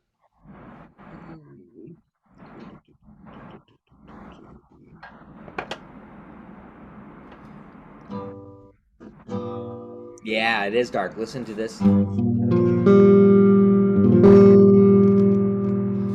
So, I'm gonna save this and I want to go through this A section one more time with you before we go on to the B section. So the A section works. It's really neat because basically, if you do the grip shapes, Mhm.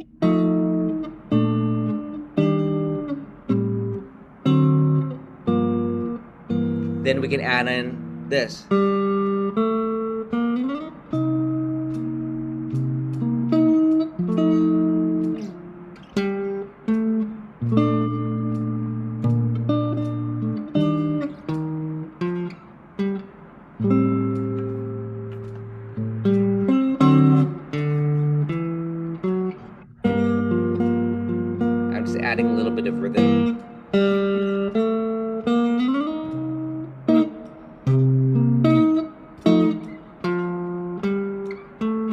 you to do that a few times. You've got the chords mapped out. Now you're going to add in the melody. Why don't you give that a try very slowly? Get Okay.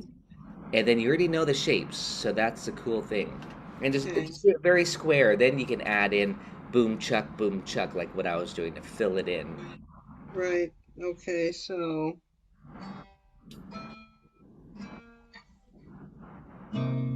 Yeah, just hold that chord exactly. Beautiful. Wait. And don't be shy about using the tabs. That's why I wrote it specifically Right. where I would finger it, Right. Yes. Oh, did you? I'm sorry. I don't think I heard that E flat major Oh, 7. I did it, but it wasn't very loud. Yeah, then immediately go bomb. Yeah. Yeah. Yes. Nice. Dove, red, and gold. Good. And then G minor 6 for fun. And then back to the melody again. I see your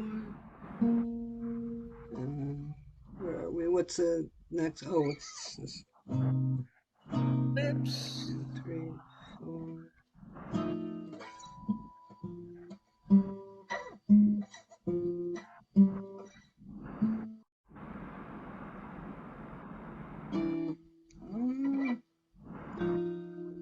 I gotta do that one over again. Yeah, it's the same melody, just different words. Right.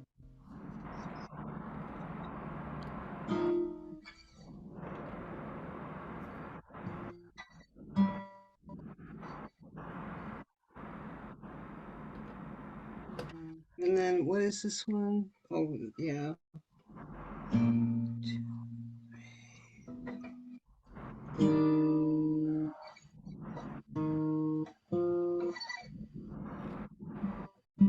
Nice. No second string.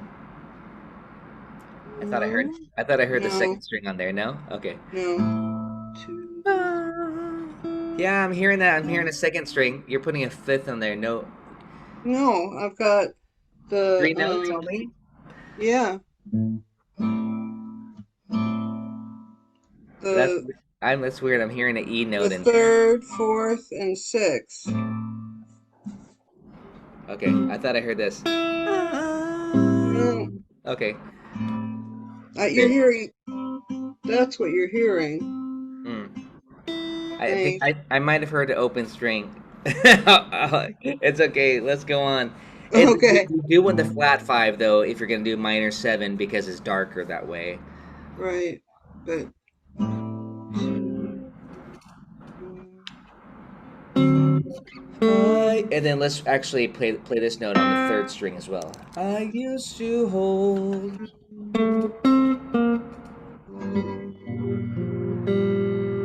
And let's stop there. And I want to okay. practice that one more time. This is a practice video session with you today. Um, just to make sure you got the A section. Okay. Which I usually say most songs are AABA. So I say once you have that one A section, you know 75% of the song. This Right. song is a little bit quirky. It's AAB, but the B section is 16 measures, so it has its own, structure. So in this case, the A section is 50% of the song, so you have it 50% of it down. Once you can do this, 1, 2, 3, 4, 1, 2, 3, 4, 1, 2, 3, 4, 1, 2. That's why you just want to memorize these chords, right? Separately. 3, 4.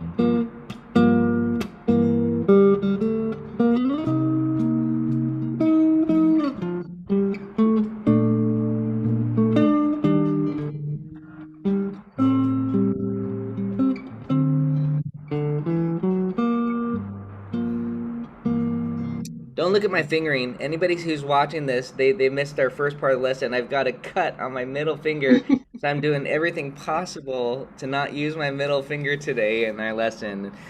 So I hope nobody's trying to watch my fingerings. I would just do typically I'm gonna get off this. This is just I might hurt myself because I'm in a little bit of pain here. But here's my 3-note voicing quick study. You can review this later too, Darlene. Major 7, dominant 7, minor 7 flat 5. This is major 7, dominant 7, minor 7 flat 5. And then there's no dim 7, but that would be a dim 7. And that's also minor 6. Major 6 would be this. On the 3-note shapes on the 5th string root, I'm on D here. Major 7, dominant 7, minor 7 flat 5, dim 7. Major 6, minor 6. Those are the 3-note. This is just a little review of the 3-note voicings, just how important it is to just do that routine. So again, that should help out quite a bit. You can keep the beat like this. 1, 2, 3, 4, 1. 1, 2, 3, 4, 1.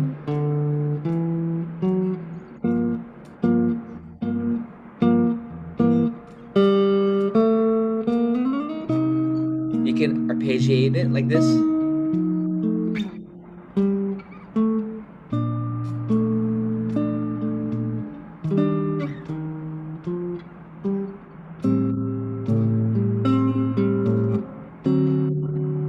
And then that second ending, I used to hold.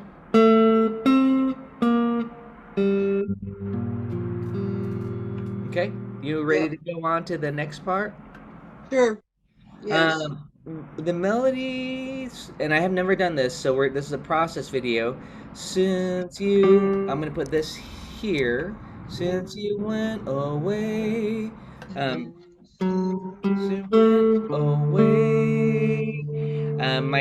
the thing I'm thinking about is how to get this A note here. I want to do it up an octave. I want to go up here, but we're gonna because the melody is kind of low down here. It gets back up though. Don't worry. The days grow long. So this is an A note. We need an A. And I'm just gonna do grip shapes. So I'm gonna do this. That's actually quite painful. So what I'm gonna do is I'm gonna rename this chord, and I'm gonna quiz you right now. Ready? So I'm putting you on the spot. A minor 7 flat 5. I'll help you. Is equivalent to what minor 6? Oh God. Okay, hold on. Well, you just got to remember, whenever I ask these tricks like this, the relatives, 3 frets is still the number. That's what I'm doing. So that would be A, B. Wait a second.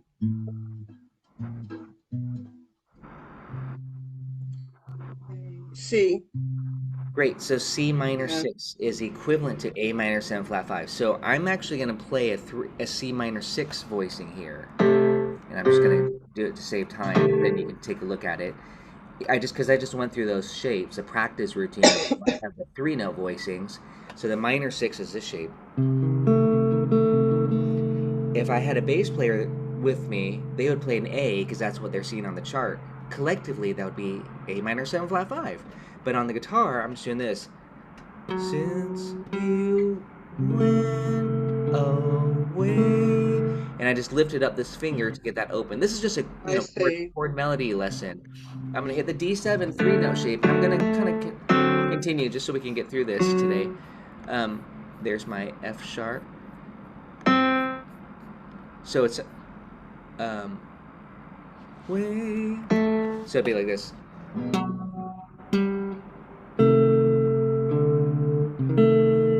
I'm actually going to hit that chord again just for fun. Because I love it. That's an inversion of an A minor 7 flat 5, but I'm thinking of it as C minor 6. D7, grip shape. The days grow long. Well, we're on the 3rd string, and that's a 3rd degree. There's a little bit of theory here that I'm kind of leaving out. So that's our grip shape. For G, I say grip shape. Shell shape. I got to be careful if you're taking me literally with my little lingo. And yes, I'm going to go to G minor 6. Just a bit of movement, voice lead movement, that is. So I'm not going to go too fast here. I want to make sure you can play this, but you're going to see these basic shapes here. But now I did this here on the 5th string root, the minor 6 shape. That's a C minor 6. I might even put that in parentheses as a courtesy so that you know when you go like, what is that shape? It's C minor 6. Same thing. But that's where I want you to know your inversion names and all that stuff. So, since you went away, D7, the days grow long, minor 6, and soon I'll... Now it goes to the root here. Okay, so we're going to use another inversion here. This is an interesting part of the lesson, because I'm now showing what if the root is in the melody. That's when you use the chord off the 3rd degree, so it's an inversion. So here's my question. C minor 7 equals what major 6? E? Do the trick on the guitar. Yeah, that's 1, 2, E flat. Thank you. Yeah, I just want to make sure you have the difference from E Yeah, I to was E. trying to do it in my head, Oh, I which know. is not I a good know. idea. No, it's okay. It's good. But let's go back. Let's backtrack. I'm just going to write the names. G minor 6. And again, this is going to be, when you look at the shape, you would know that's a 3-note shape for E flat 6. But E flat 6 equals E minor 7 as an inversion. Why are we doing this? Because that note that's our melody note. So we could think off the 3rd degree. This is a great trick. Using inversions. Just when you have the root in the melody, it's nice to use the 3rd of the inversion off the 3rd. You'll hear me say that a few times. I'm going to go on F7 grip shape, and I'll correct myself right there. 3-note shell shape.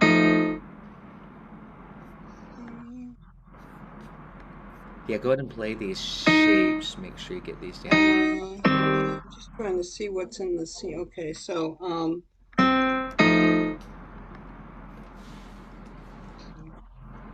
going to save this. Hopefully, I think we'll get through this. And we're pretty much exclusively with this arrangement here. We could do another one where we're on the top strings, right? But these are on the lower strings using what I call shell voicings, 3-note shells. Root 3rd 7th or root 3rd and 6.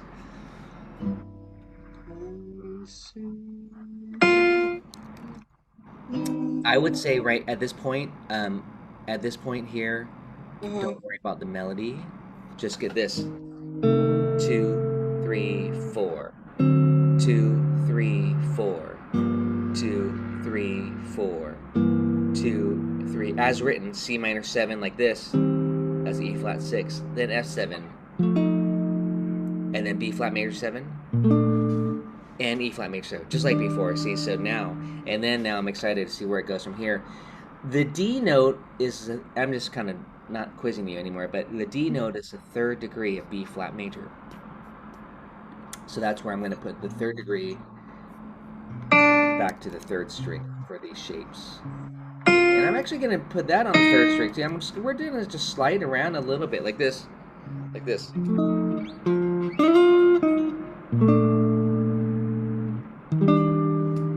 So the shape is this. Okay? Just like the beginning of the song.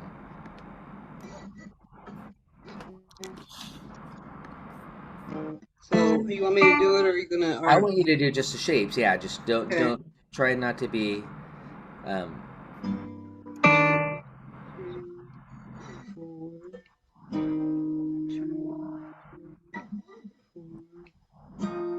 2, 3, 4, 2, 3, 4.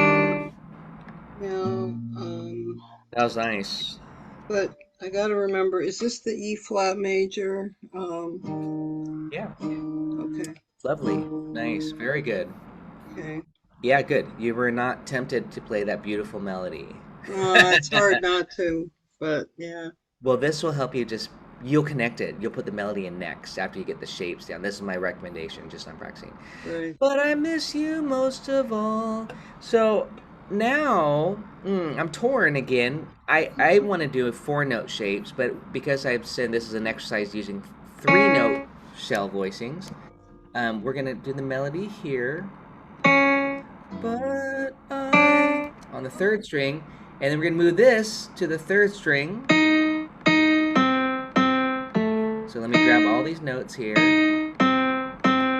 put it here on the 3rd string, and now here's my question to you. Mm-hmm. We see A minor 7 flat 5 on the chart. Mm-hmm. What minor 6 chord is that equivalent to? Oh. The E flat is the 5th flat 5, but it's not contained in the 3-note shell voicing, so we're going to use what chord? Hold on, I'm going to tell you in a second. B flat? No, go up No. 3 frets from A. Okay. Oh, go up 3 flat frets from A. There's A. Oh, no, I know. I was at the right place, but not It's okay. C. Yeah, good. C. So it's a C minor 6 chord. And again, it's the same thing we did earlier, right? But on a different melody note. Now it's the E flat. So now we're doing this shape, which is C minor 6. If people looked at this shape, they would say, hey, that's C minor 6, not A minor 7 flat 5. Well, they're the same notes, right? 4 Mm-hmm. notes if you have 4 notes. Out of courtesy, I'm just going to put the parentheses C minor 6. But so it's an inversion. So we see Right. that, and this is a good way to just start to program yourself. You see A half diminish, A minor 7 flat 5, but you can also play C minor 6. You just start to do that quickly. As a 3-note shape, sounds like this.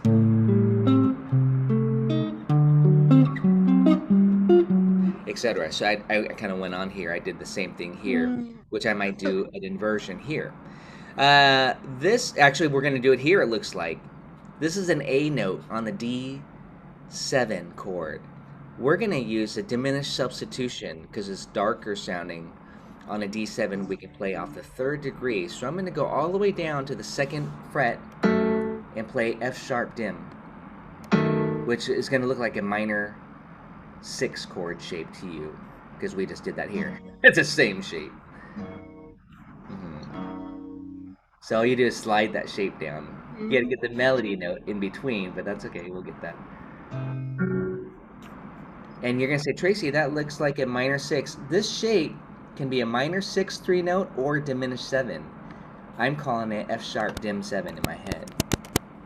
But I'm going to leave it written as D7, which is what you'll see on the chart. So it sounds like this.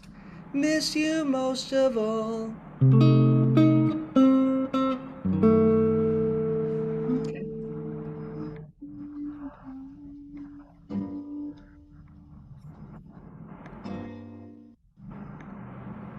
And you could even play all of these as the same shape, like this.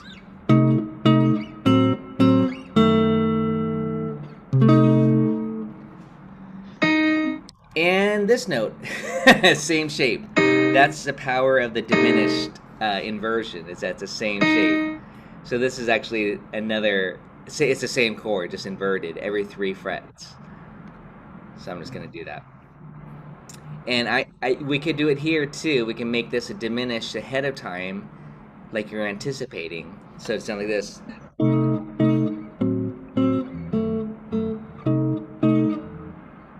Okay. I'm not going to though. I'm just gonna leave it. We're almost done. We're so close. We did awesome. This is the 5th degree. This is again, where I would probably, realistically, I would probably play that note on the 2nd string and play the 4-note voicing. But I'm trying to stick to our little rule today as an exercise. So I'm going to put it on the 3rd string instead. Now this is where I'm going to ask you, G minor 7 equals what major 6? Okay. Well,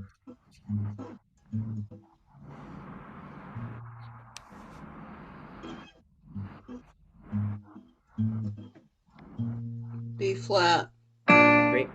So play me a B flat 6 shell voicing. It should look like this. Wait, what am I doing wrong here? Right, okay. I think I heard dominant 7. No, because I had my fingers on the wrong string, so. Yeah, and I'm just gonna do this real quickly. Here's B flat major 7. Here's B flat 6. And that's G minor 7. So that's what, again, the kind of the lesson is really about, is trying to get these inversions down. Right. And then, so then what is let's see, the G flat 7. G flat 7 is this. This would be an augmented chord, by the way. This is a tricky. Let me see if I like this. At this point I might take out the chromatic movement, because we're losing the chromatic movement, the bass line. We've lost it because we're on an inversion. So it's no longer chromatic anymore. So that's not necessary. So we could do the real chord, which would be the tritone, which would be C7. Okay, that would be the tritone sub this. That'd be C7, so it'd be G minor, C7, F minor, B flat 7, E flat major 7. We could do the real movement here. But the melody note is a D note. This is the tricky part. So let me just see what I want to do here. Yeah, so it'd be like this. This one's gonna break the rules.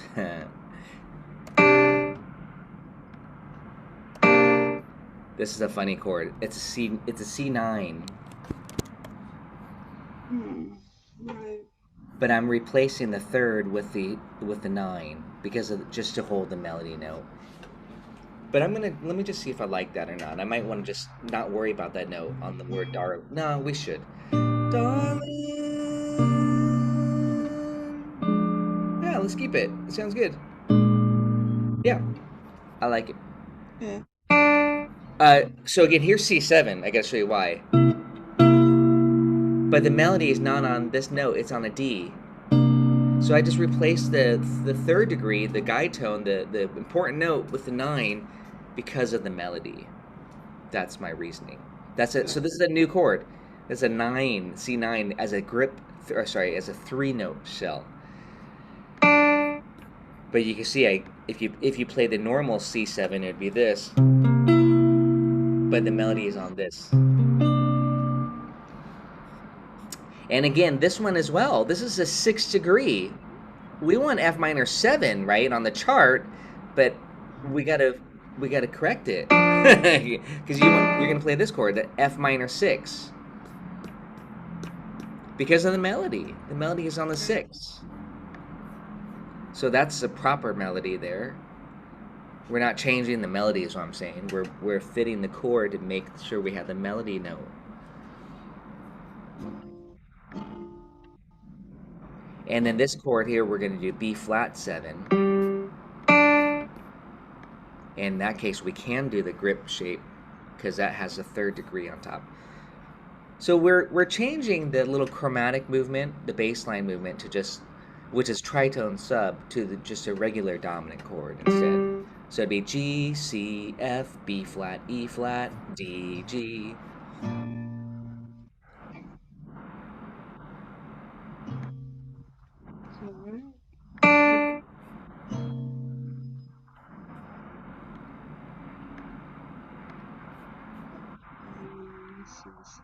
I don't know why that's so awkward.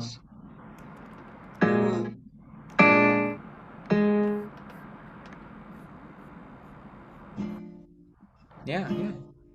Nice. Okay, we're almost done. We're so good. And this is just open string. Oh, now I'm gonna change this chord here back to the original chord, not the sub. This could be a E flat 6 or A minor 7 flat 5. You'll see this often in books, and it actually works better as A minor 7 flat 5. The 2.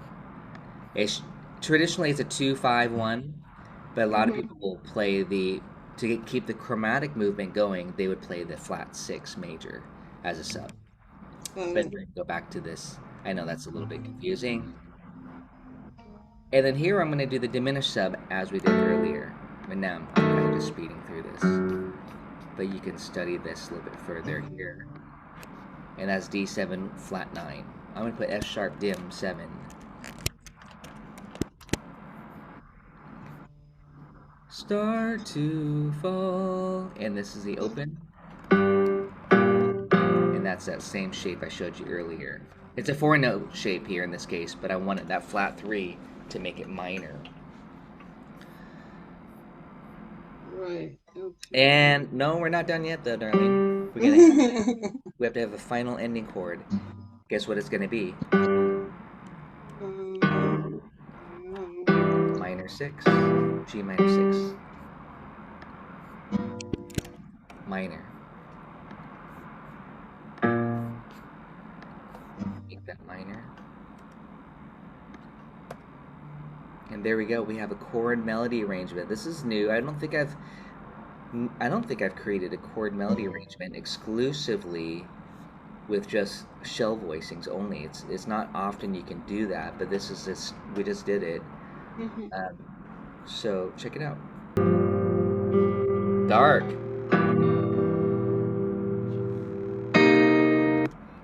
Beautiful.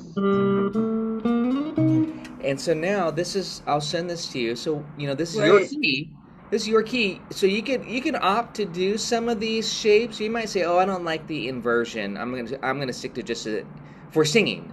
You might just stick to the 3-note, not the inversions for the B section. But now you can go, "The falling leaves drift by my window.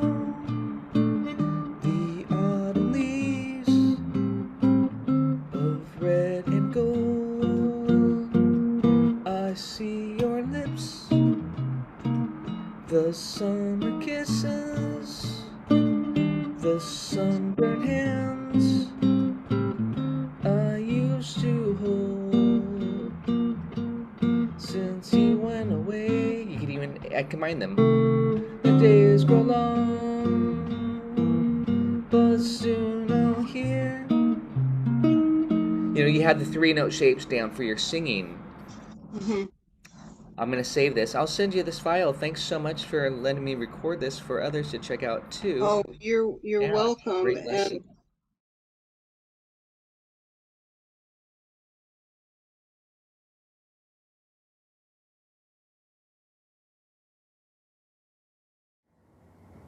I did pass out a couple PDFs today in the key that we're going to look at it at. So let's take a look.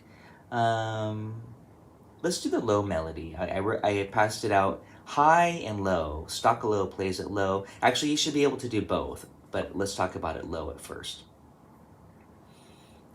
I just mean in the lower octave, that's all I mean. It is important to learn a melody pretty well, like how it's written, kind of straight, without any fancy embellishments. Just learn how the melody is written, and be able to play it in 2 octaves. That's, to me, a very important concept. And then learn to play it with octaves, stuff like this. And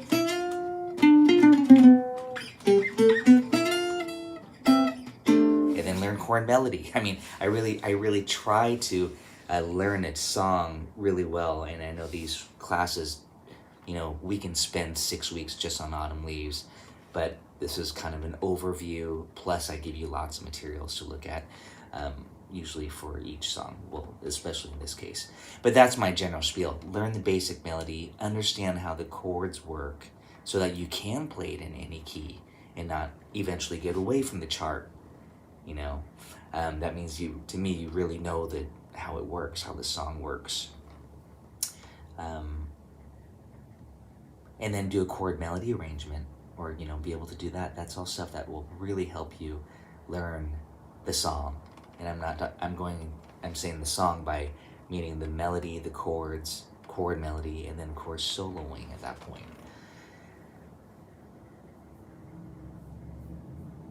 Yes, Autumn Leaves is a tune that I've been playing for over 25, 30 years, and Just, I thought I would get sick of it, but never. I mean, I just love this song. It's such a great song. And then you discover like, oh, this beautiful song by, sorry about the sheet here, this beautiful song by Stockler Rosenberg here, For Sephora. Oh, it uses Autumn Leaves right there. You know, it's like these songs use that progression. Black Orpheus, if you know that tune, Louis Bonfa, that it uses the Autumn Leaves progression. All these songs, Santana's Europa for, that's Autumn Leaves.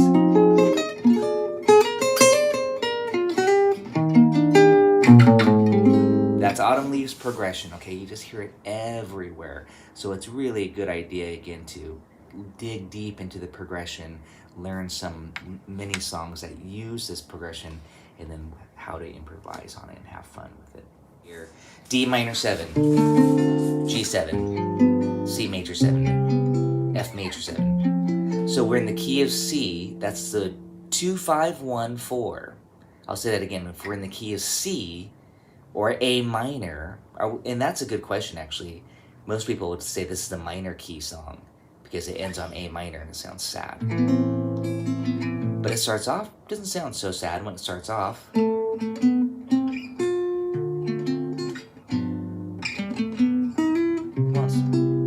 it's subjective.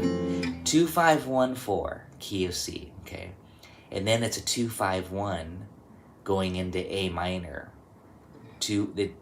Now A minor, if you're in the key of A minor, the 2 is B minor 7 flat 5, and the E, the 5 here, needs to be dominant. This, or for you Jimi Hendrix fans, you know what I'm gonna do. Stockler Rosenberg, they do that too, and then A minor.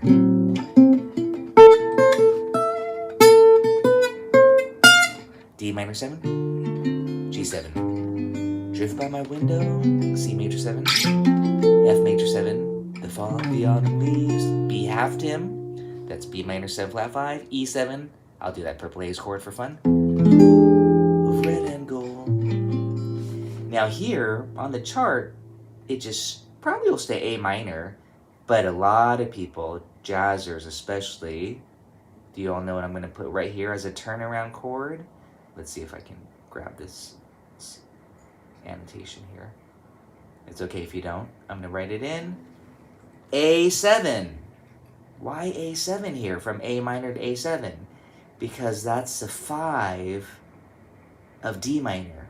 It pulls us back to D minor. So even if the chart doesn't have it, it's really nice to do. That was an A7 little lick. Or maybe this. For more gypsy jazz, some diminished runs, and I did a C sharp diminished lick there. But again, that's really nice to go from the minor, turn it to dominant, and then go back. So if I were only to do chords, what key are we? The falling leaves drift by my window, the autumn leaves, E7, of red and gold, A7 right here. I see your lips, D, G7, the summer kisses, F major 7, the sunburned hands, purple haze chord, used to hold, and, some sort of lick here. I took that second ending, and I played A minor 6 here. I didn't play A minor 7, I wanted a little bit more Django. So here's A minor 7, here's A minor 6, and that's a really nice thing to be able to do. Minor 7, minor 6. Okay. So you can always substitute out those 6 7s for 6s. It's just, again, subjective. Like this, you could do F major 6. You could do C6. You don't have to do major 7, major 7. But for autumn leaves, it's often, you often do want to bring out those qualities, those 7th qualities. So that was the basic harmonic analysis. We have a 2-5-1-4 in the major key, and then we modulate to the relative minor, meaning C major is relative to A minor, and you do a 2-5-1. I'm going to talk shop a lot, and if you are not familiar with that, type it in the chat and I'll try to clarify. Wait, where is that chat here? Let's pull that up.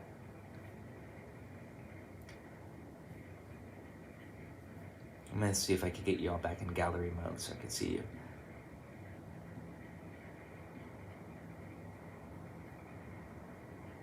Okay, it won't let me do that right now. Maybe it's because I'm sharing the screen. So that's the little lingo there. And then again, this is not written, but that's often added by the band or by the soloist. And then the B section here, it's an A-B song form, by the way, not your typical A-A-B-A. It's an A-A-B song form, so that's a little bit special as well. The B section goes back to the 2-5-1 in the relative minor, and then it goes 2-5-1 to the 4 in the relative major. So basically, it just reverses the pattern. It recycles the same stuff. So for soloing, you can imagine, you could do the same idea, same licks. It's just reverse. 2-5-1 to the minor, 2-5-1 to the major, the relative. And then the 4 is just kind of a prolongation of the 1. Sometimes it's not even written there, but people just put in the 4 chord. Okay. And then it goes back 2-5-1 to the minor. And then, not everybody, but often,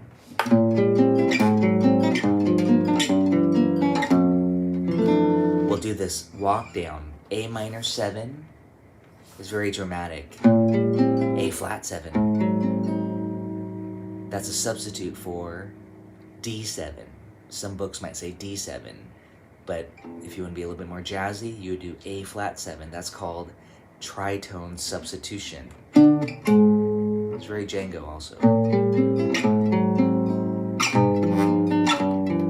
And it creates a nice chromatic bass line in an F major.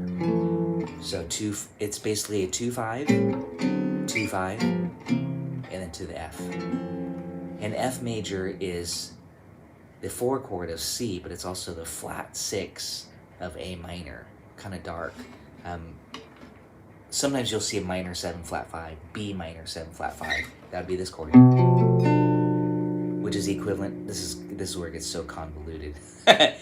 B minor 7 flat 5. Think about it.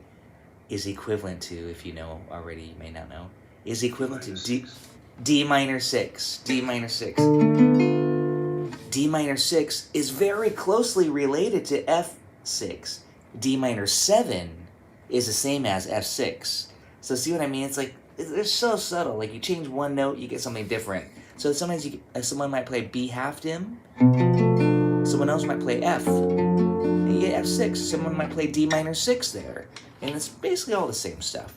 That to me is very important to know, like that, the differences. And it's almost like the bass line. I like it. I like this chromatic walk down. So again, A minor, A flat 7, G minor 7, G flat 7, F major 7. But I like the 6 on there, so it becomes F major 6 or F major 13 if you want to have the 7 in there. And then the E7. A minor. I'm going to put a 6 here. And then you're back to the top.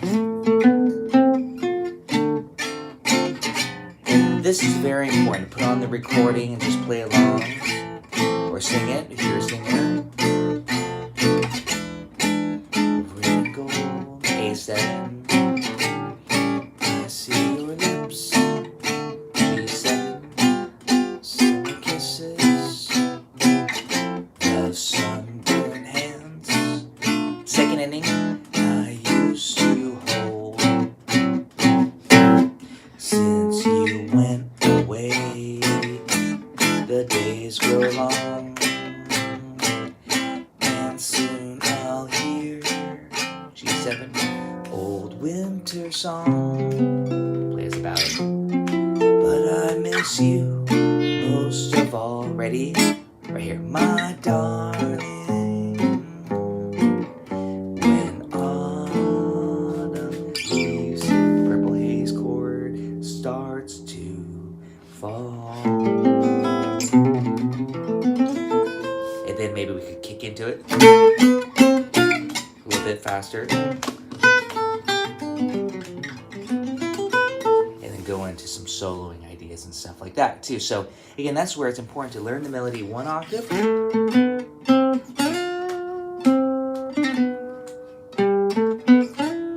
And this is exactly how I tabbed it out here. I'm just reading my tabs. If you're, again, I hope all of you read tabs. If maybe you read the notes, but you can finger this melody so many different places on the instrument. And of course, you can play it up an octave. So learn the melody as written here, and then listen to Stocklow Rosenberg and Borelli-Legrin, or whoever your favorite, Gypsy Jazz or Wes Montgomery. Django didn't record this song. I don't think he did. Maybe it'll come out later, who knows, from the vaults. I hope he did. So anyways, that's the chords. Any question on the chords or the harmonic analysis, meaning the progression?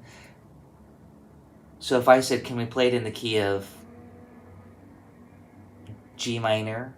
You guys can do it, right? That's okay, I don't think I can do. That's a Miles Davis key, by the way. But seriously, what my process would be this. Okay, G minor is relative to B flat major. So it starts on the 2 chord, 2, 5, 1, 4. And now I have to go 2, 5, 1 into G minor. And there's my A section. 2, 5, 1, 4. And then 2, 5, 1 to the G minor. 2, 5, 1. And then it recycles. 2, 5, 1. 2, 5, 1. And then go to the 4. Like I said, it's kind of optional. But I miss you most of all. And then here's our chromatic. To the 4. And there it is in G minor. Any key, that's, to me, that's a goal, to be able to do that. Not everybody cares about that. Gonzalo Vergara was here last week for a workshop in Portland. Let's see, 1, 2, a couple of you were there, and he's like, just what's the point of learning it in 12 different keys? That's music school stuff. I do find value in it personally, and then especially if I'm on a gig and a singer says, I can't sing in that key, I gotta do it in that key. It's like, okay, you wouldn't be able to do it on the fly without saying, wait, let me go to iReal Pro, key of B flat. We all know. So again, it's nice to be able to do that and really understand how a song works. I think that's important. How many of you know minor swing? Is that, if you don't know this already, a lot of gypsy jazz players insert the autumn leaves chord changes on the B section of minor swing. So when you have minor swing, this is a demonstration, don't worry too much about it. A minor 6, D minor 7, E7, A minor. Then it's supposed to go to D minor, back to A minor, E7. If in case you already know it, then you get it. And I'll do it again, but 4, 5, 1. Right here though, falling leaves drift by my window. That's where you put it in on the B section.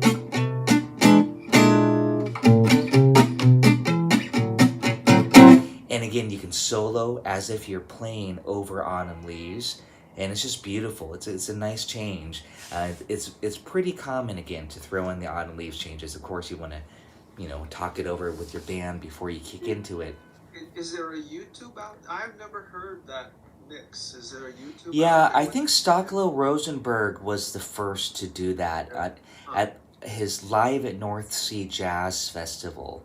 I don't know how many, if there's lessons on it. I'll make a little lesson and put it out on YouTube over that. But just really briefly here, D minor for 2 bars. You put D minor G7.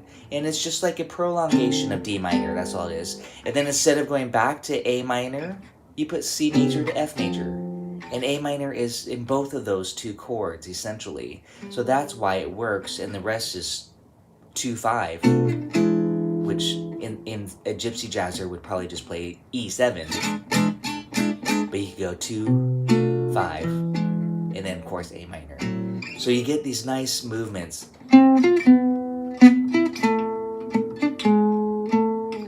nice voice leading. That's why it works. Is again D minor for 2 bars. You could put D minor G7, and then instead of going to A minor, you can go C major, F major 7. They both contain kind of an A minor structure. See, I'll play A minor 7 like this. That's A minor 7. If I put C in the bass, it's C6. If I put F in the bass, let's see if I could do this.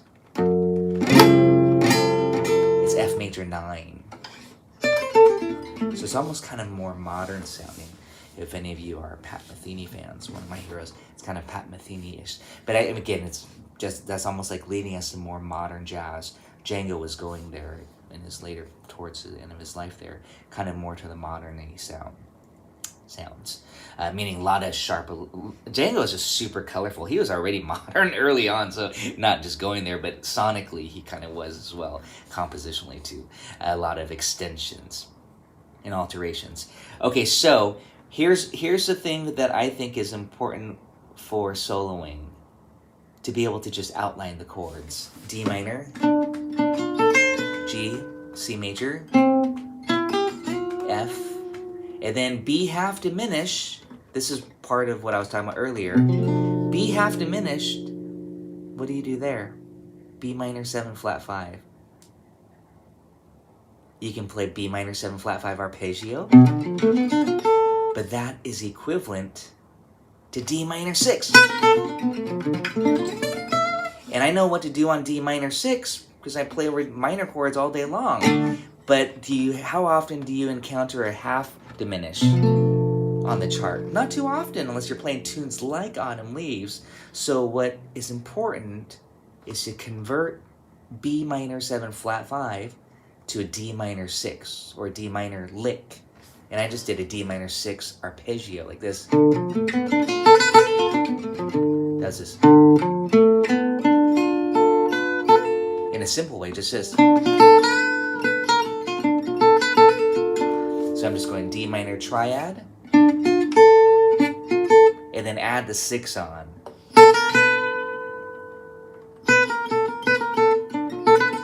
And then it'd be under this chord, or over this chord.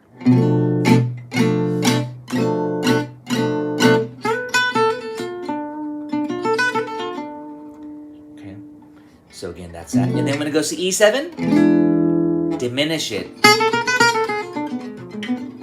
And then A minor.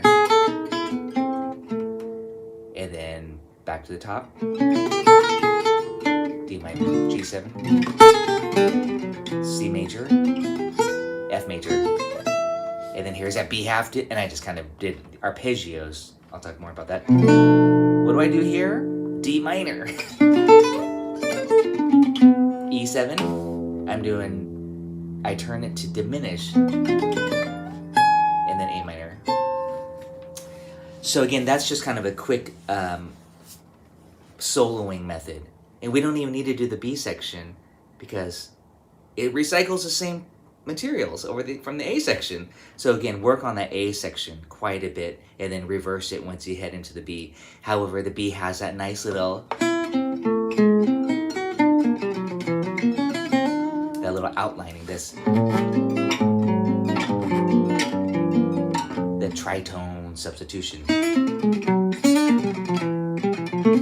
If you want to get kind of more bebop-y, or you could just stay a lot more simple as the Rosenberg version does. I know now I'm kind of just shop talking quite a bit here. So again, D minor, G, C major, and that's C major 7. What I'm doing is outlining F major 7. So again, I'm going to do it here, D minor 7, G7, C major 7, F major 7. And then on that B half diminish, I'm converting it D minor 6.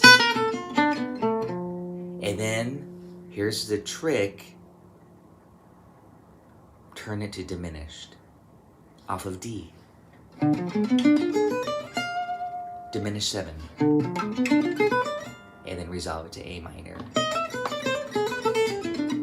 Some blues lick or something, A minor. And then check this out. now a C sharp dim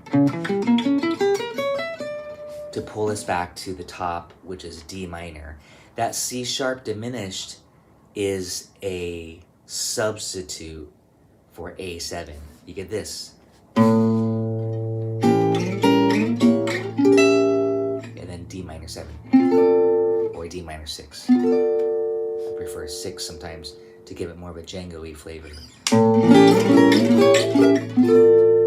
G7, C major 7, F major 7. Here comes that B half dim. I'm going to play D minor 6 arpeggio. Then on the E7, D diminish. And then A minor. Pretty pure A minor there. That was just doing this, the bar chord. And if this is new for you, I'm just doing A minor bar chord. But I did this. And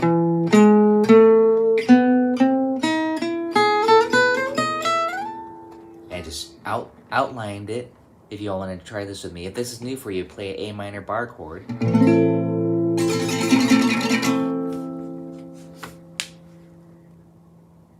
But you don't actually have to play it, you're just visualizing it.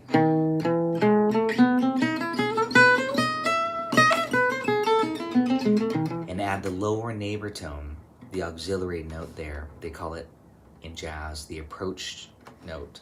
So instead of starting right on it, you go.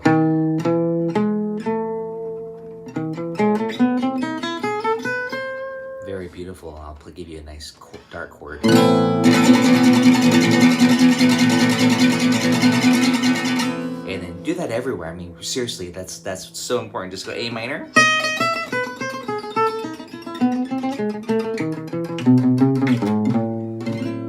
You know, so much fun. Just that decoration. So this leads me to another topic. And again, plugging my Patreon. I have a series called Gypsy Jazz Bootcamp, which is kind of what this class is all about too. But they're, you know, trying to in a system of learning to where you're going to say, oh, I like that. I'm going to do that through the whole song.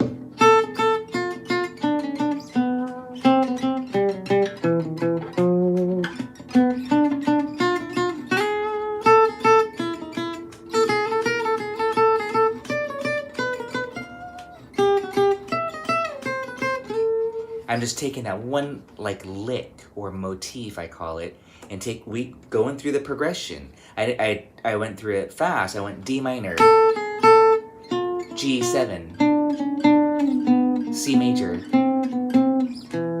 F major. I've got a lot of improvisation choices because, you know, there's 3 notes. I'm thinking more triads in this case. B half dim, which is D minor 6, and diminishing it, and then A minor, D minor, G7, C, F, B half dim, and that was just through Autumn Leaves, just kind of working on that. And then you might say, "Oh, I really like that." And then you can do the upper neighbor. Many of you already know my little routine here. This.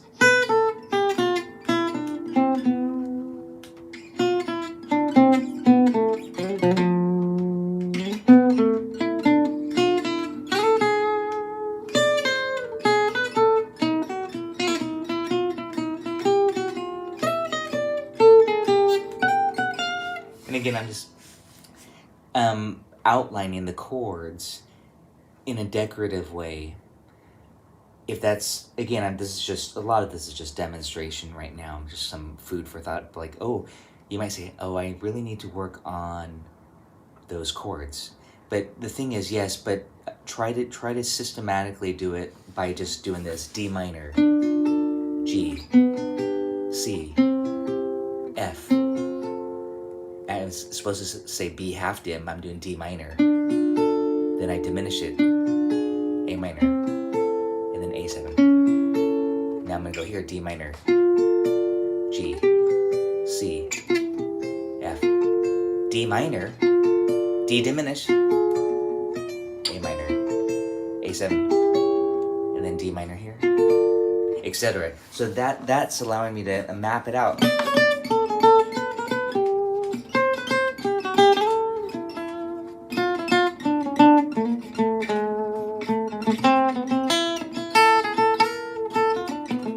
instead of just running up and down arpeggios. I really love that because it allows you to think simple and you don't have to go all that stuff. You could just play very sweet and very melodically, kind of like the melody.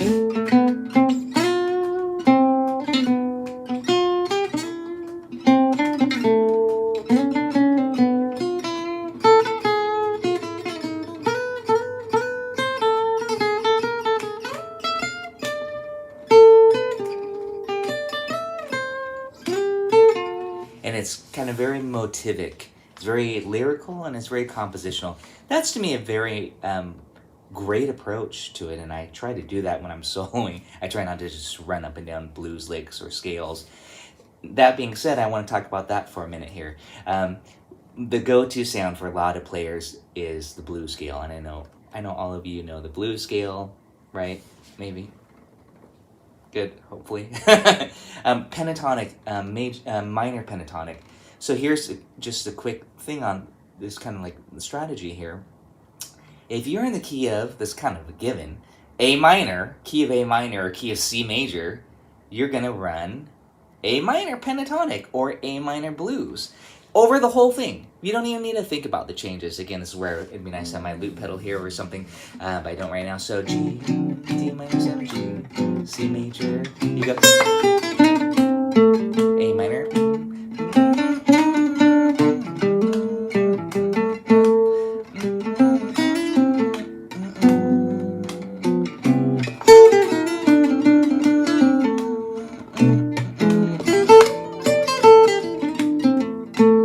But to me, I like it. It's got good feel, but I'm missing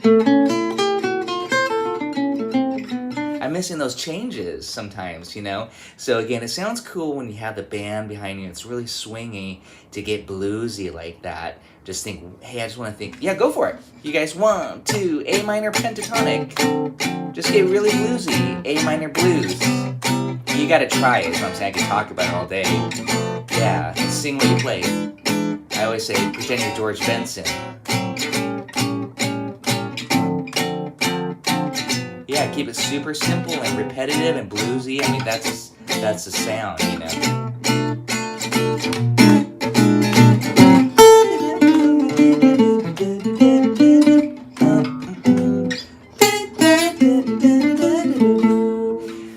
But again, that's one particular sound and approach, just playing blues scale throughout. I think that's important sound.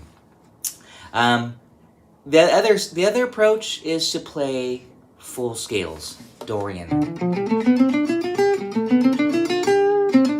And basically, again, the idea behind it is if we're in the key of C, you can just run your C major scale modes. I'm not going to talk too much about that. I don't think that's as important. But when you watch Stockolo Rosenberg, you'll hear him kind of run up and down that C major scale while mixing and matching the harmonic minor scale. So here's E7. E7 is where you want to do the harmonic minor. And then get back to the bluesy. So again, that's to me one thing that I always try to do is when I have that E7 chord, or in that case A7, harmonic minor.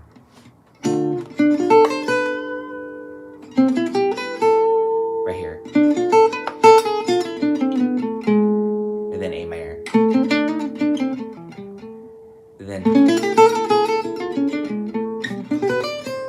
So again, over the B half dim to the E7, that's A harmonic minor.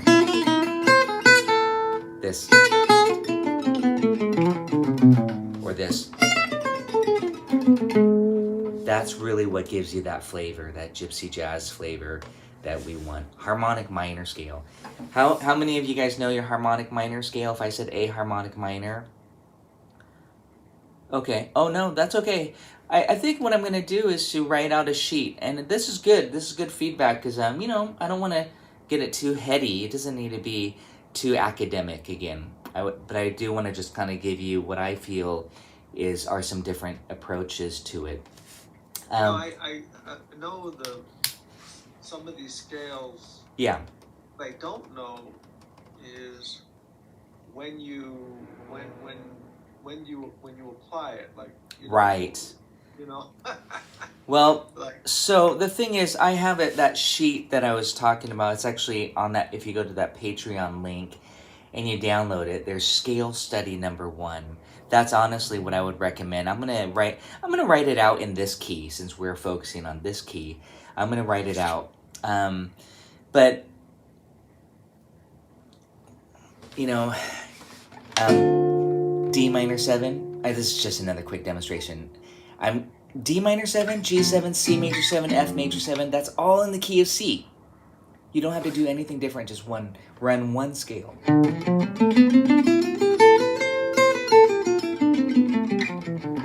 This is scale stuff, but this is how you go. And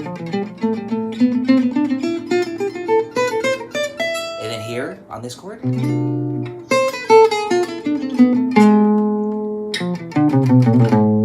And then resolve it. And I'm going to do the blue scale to resolve it. So again, D minor.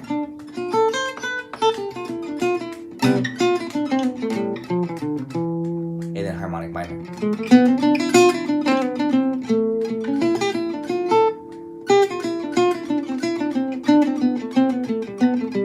And again, this is the scale approach, again, to know the chord scale relationship, kind of how I started off the session tonight, where I said, it's nice to know what scale goes with the chord.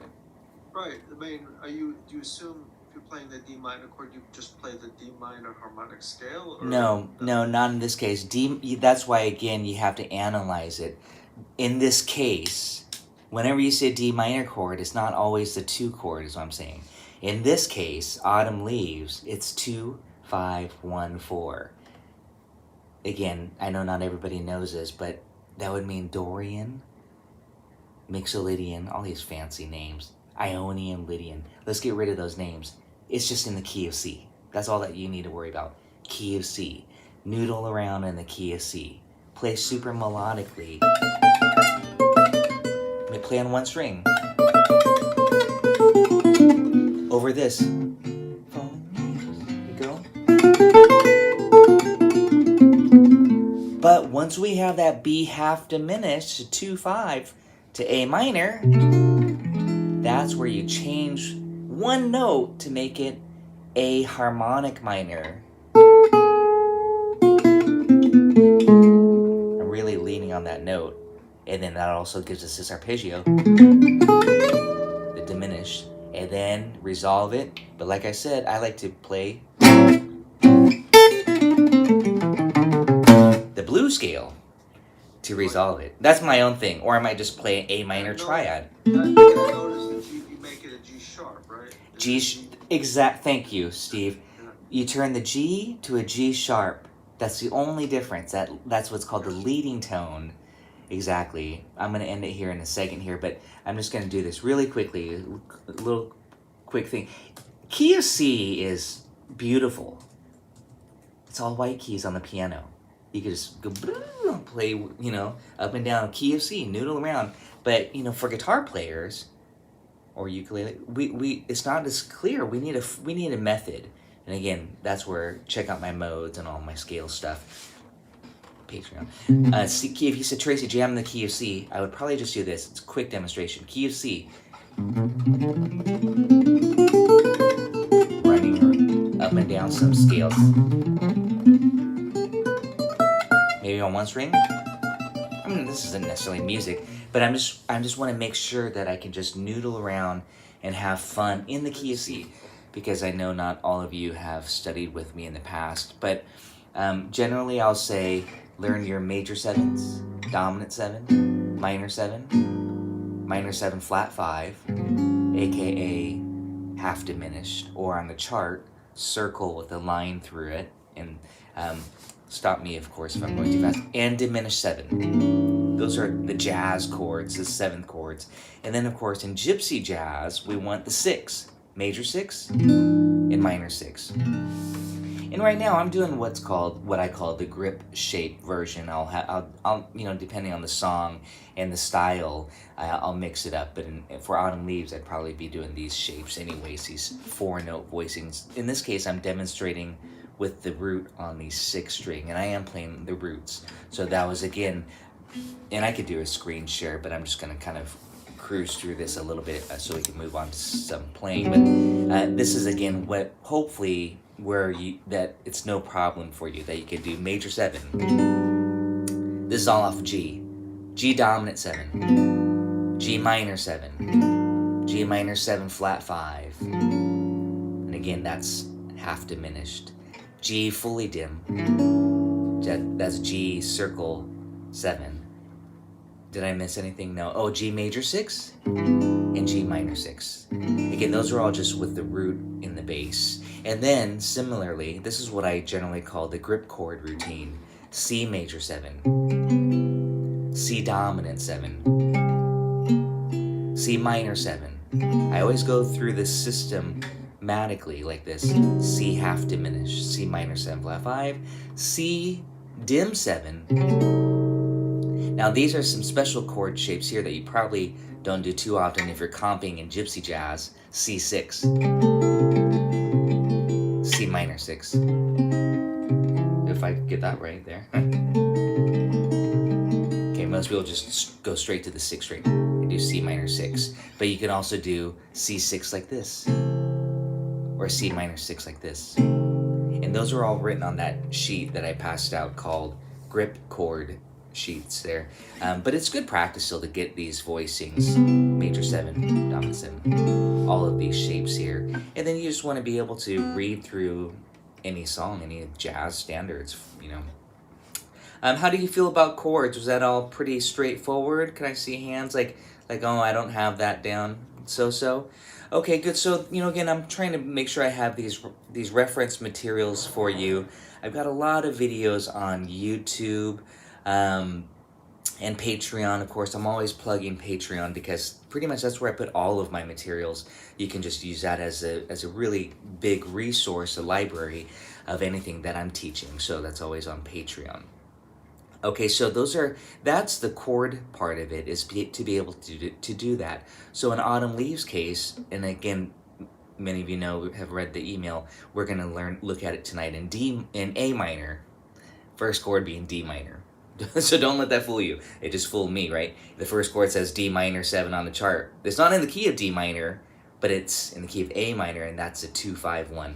There's some theory stuff we'll talk about. But what I'm saying here is just to be able to do this: D minor 7, G7, C major 7, F major 7, B half dim, E7, A minor 7. You could do A minor 6. And then maybe here, this route, D minor 7 up here, G7, C major 7, F major 7, then I'll go down here because I didn't do it earlier, B half dim, E7, sure, I'll use a cowboy chord, why not, and then A minor.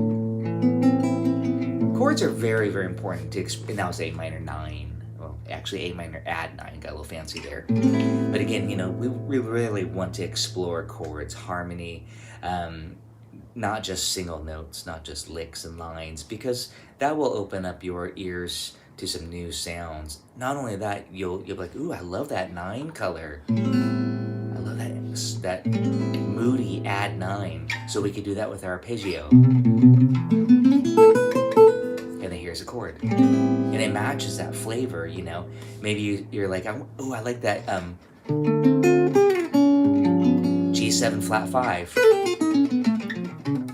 So we could bring that out with our soloing, C major 9. You could bring those colors out because you're kind of goofing around with your comping. C major 9, F major sharp 11. Again, you can get these flavors that if you like it with chords, then you want to try to figure it out. How do I accomplish that with the leads, the soloing? So, that's to me very important aspect of playing jazz, for example, not just running licks. I mean, that's what, of course, is a good thing to be able to do at first, but it's also very interactive. So when you're jamming with somebody, your buddy's like playing, oh, well, it's that chord. Then you kind of, you interact, you match the flavors with them, and it's very conversational. So again, that's very nice to be able to do that. And that does require that you have chord knowledge and chord scale theory, that you understand how to achieve those flavors when you hear a particular chord. Again, that gets into some theory. Tonight, we're just going to kind of limit it at the 7th chords and 6th chords, so don't worry about achieving 9th chords and sharp 11s and all that good stuff for now. Yeah, I have some silly nicknames, but I think of this.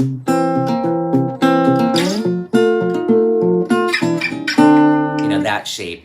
But if we're doing it, that was the dominant 7th chord, by the way. So that right now I'm on D7, and this is a great shape to have down, of course. But D6 would be this. You take the flat 7 and you go to 6. Okay, so it's dominant 7, 6. Just a little bit of theory goes a long way with chord knowledge. And of course, beautiful shape, beautiful sound. Same with this dominant 7, as opposed to this D7 like this and D6 like this. See what I mean? So you get this. Okay, and then minor 6 would be this. So I just flatted the 3, and that's again some theory, is that you flat your 3 from a major 6. The 3 is here, minor 6. As a 3, as a thinned out version of it. There's no 5th in there. This shape, a la Django. And again, I never used this when I was going to music school and learning jazz. Never used that shape until playing Django. It's like, oh, that's the flavor. This shape, which talking about, is it this one? no, the other one, the handwritten one, is not on there. That right there, Steve, was the routine that I just demonstrated with the 6th and 5th string roots. The other one's handwritten, and I could even I just sent it out today. Oh, okay. It's handwritten on a chart. I could even pull it up here as a screen share. So give me a sec. And I call it's a major 6 chord, and I call it the a la Django. So now every time I'm demonstrating, I say a la Django, as opposed to this G6 like this shape. The inner 4 strings. It has a really tight sound, great for rhythm guitar. There's no bass note unless you wrap your thumb around, which I don't feel is necessary. Inner strings. Again, it would be like this.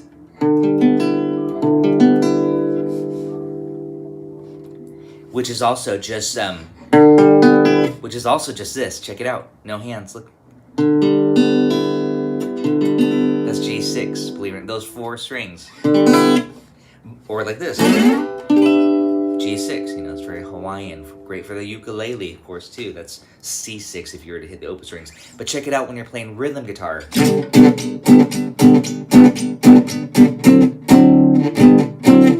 So I'm going G6, D9, G6.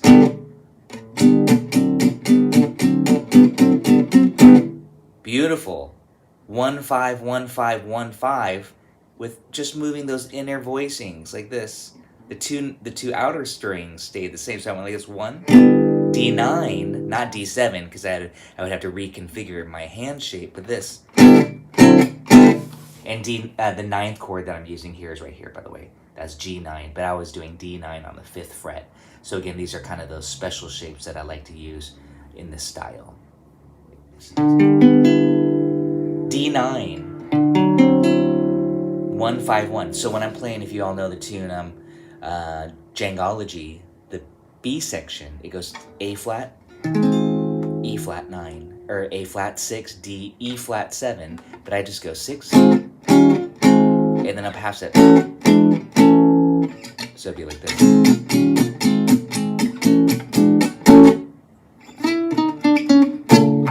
And there's, of course, many other shapes. We'll kind of talk about it tune by tune. If this, I can just go on for an hour just on chord shapes, obviously. But we want to apply it to music, so. But I think that's a really good reference sheet for you to use again, for tunes in this style from jazz standards to gypsy jazz. I do want to show this because I don't think it's actually written on there, but theory is important too, of course. If this is G major 6, how do you make it G minor 6? You do this, flat your 3. Major 6, minor 6. So again, that's very important to learn your formulas. So if you learn one shape, you can actually get all these other shapes from it. Okay, so let's move on. Oh, I guess one other thing. I do have one other thing. G6 is also equipped. Maybe I'm gonna see hands. How many of you know this? I'll kind of say it in a question, and it's okay if you don't. This is stuff that I want you to learn over this course. G6 is equivalent to what minor 7? John Prettyman. No, anybody, think about it. G major 6 is equivalent to what minor 7? E minor 7. And that's the relative minor. You could think of it that way. Maybe you already know this, maybe you don't. But if I were to grab a ukulele, well, no mine is, but An's going to do it for me. Just the open strings, if you all play the uke, it would sound like this. And that's they'll say a C6 chord in the book. But it can also be A minor 7. It could have 2 different names. That's very, very valuable, again, to know the 2 different names that a lot of these chords can have, especially when soloing. I'm going to talk about that with Autumn Leaves in a second here. Let's see, any questions so far? Yeah, G6, like this. And here's a G6 arpeggio. And that's also E minor 7.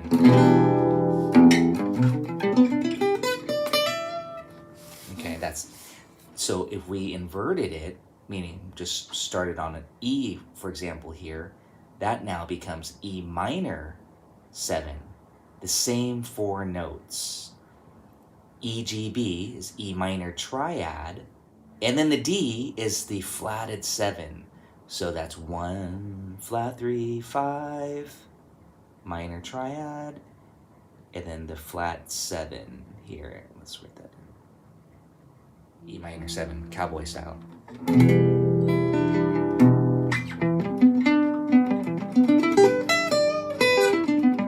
But the rhythm player could be playing G6. And I'm thinking E minor 7 arpeggio, or E minor lick. That's the beauty. Django did that quite a bit. Django would be playing over C6 chords, and he's doing A minor. In A minor phrase over C6, and it works so beautifully. So again, these are very important sounds in gypsy jazz. And I say sounds, these are actually like strategies or concepts to convert. You see C6, you play A minor lick over C6. It's very Django. You see G6, you play E minor, and that's over a G6 chord. If you had a rhythm player, I don't have my rhythm player with me. Need to get them all the time. And John, I need you here too. So, okay, I'm gonna just go on now to the song, but this is day 1. I'm kind of considering it for this a little bit more, definitely more advanced class than what I do on my introduction to gypsy jazz, which is I usually teach minor swing, but we're actually going to talk a little bit about minor swing. Any other questions? Please feel free. I mean, again, I don't want to rush too quickly, and I say that because I have so many materials. If you guys took a look at that Patreon link, there's like, I don't know, 20 PDFs and stuff that will kind of keep you busy if you want to dive into it further. So I want to cover anything that you may have questions on, and then discuss some concepts.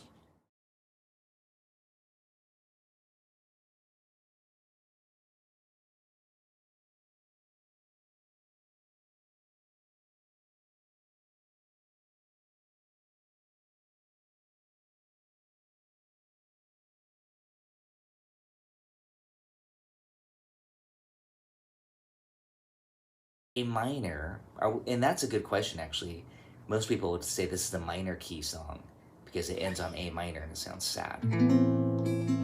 But it starts off, doesn't sound so sad when it starts off.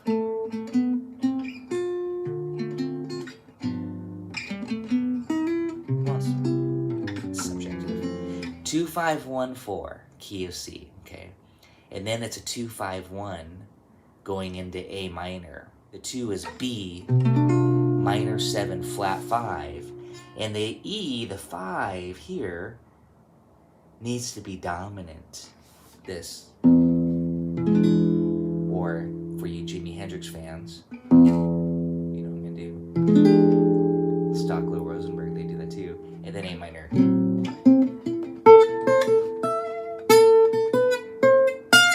D minor 7, G7. Drift by my window, C major 7, F major 7.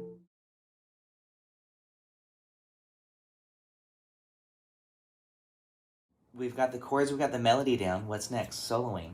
A lot of gypsy jazz players insert the autumn leaves chord changes on the B section of minor swing. So when you have minor swing, this is a demonstration, don't worry too much about it. A minor 6, D minor 7, E7, A minor. Then it's supposed to go to D minor, back to A minor, E7. If in case you already know it, then you get it.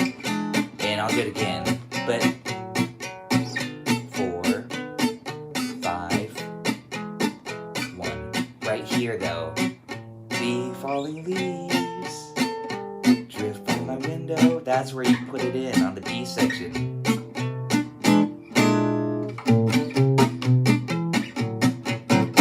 And again, you can solo as if you're playing over autumn leaves, and it's just beautiful. It's a nice change. It's pretty common again to throw in the autumn leaves changes. Of course, you want to, talk it over with your band before you kick into it. YouTube over that. But just really briefly here, D minor for 2 bars. You put D minor G7, and it's just like a prolongation of D minor. That's all it is. And then instead of going back to A minor, you put C major to F major. And A minor is in both of those 2 chords, essentially. So that's why it works, and the rest is 2-5, which in a gypsy jazzer would probably just play E7. But you could go 2-5, and then, of course, A minor. So you get these nice movements.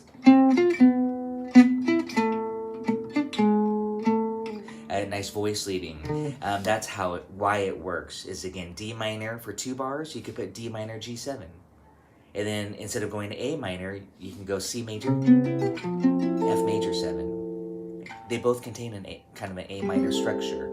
See, I'll play A minor 7 like this. That's A minor 7. If I put C in the bass, it's C6. If I put F in the bass, let's see if I could do this. It's F major 9. So it's almost kind of more modern alterations. Okay, so here's the thing that I think is important for soloing. To be able to just outline the chords. D minor, G, C major, F, and then B half diminished. This is part of what I was talking about earlier. B half diminished, what do you do there? B minor 7 flat 5.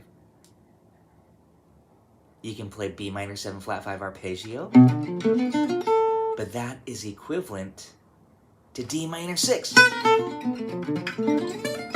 And I know what to do on D minor 6 because I play with minor chords all day long. But how often do you encounter a half diminish on the chart? Not too often unless you're playing tunes like Autumn Leaves. So what is important is to convert B minor 7 flat 5 to a D minor 6 or a D minor lick. And I just did a D minor 6 arpeggio like this. That's this. In a simple way, just this. So I'm just going D minor triad, and then add the 6 on.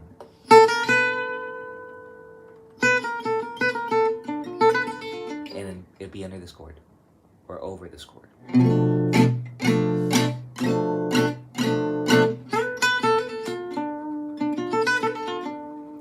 Okay, so again, that's that. And then when it goes to E7, diminish it. And then A minor. back to the top, D minor, G7, C major, F major, and then here's that B half, and I just kind of did arpeggios. I'll talk more about that. What do I do here? D minor,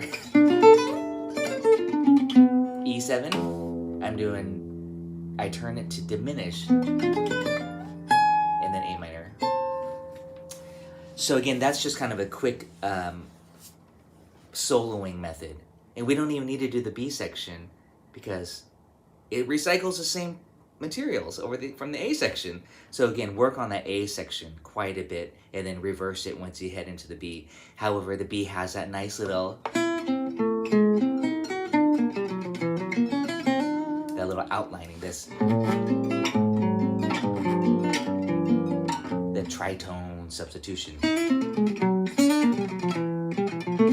If you want to get kind of more beboppy, or you could just stay a lot more simple as the Rosenberg version does. I know now I'm kind of just shop talking quite a bit here. So again, D minor, G, C major, and that's C major 7. What I'm doing is outlining F major 7. So again, I'm going to do it here, D minor 7, G7, C major 7, F major 7. And then on that B half diminished, I'm converting it D minor 6. And then here's the trick, turn it to diminished off of D. Diminished 7. And then resolve it to A minor. Some blues lick or something for A minor. And then check this out. And now a C sharp dim to pull us back to the top, which is D minor. That C sharp diminished is a substitute for A7. You get this. And then D minor 7 or D minor 6. I prefer 6 sometimes to give it more of a Django-y flavor. G7, C major 7, F major 7. Here comes that B half dim. I'm going to play D minor 6 arpeggio. Then on the E7, D diminished, and then A minor. Pretty pure A minor there. That was just doing this, the bar chord. And if this is new for you, I'm just doing A minor bar chord. But I did this. And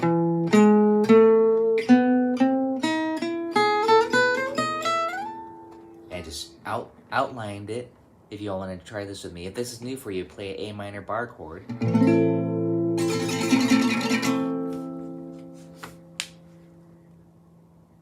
But you don't actually have to play it, you're just visualizing it.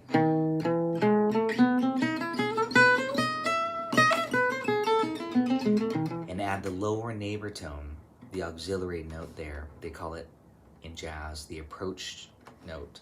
So instead of starting right on it, you go.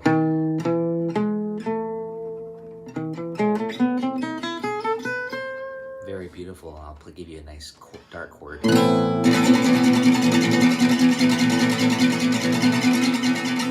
then do that everywhere. I mean, seriously, that's so important. Just go A minor.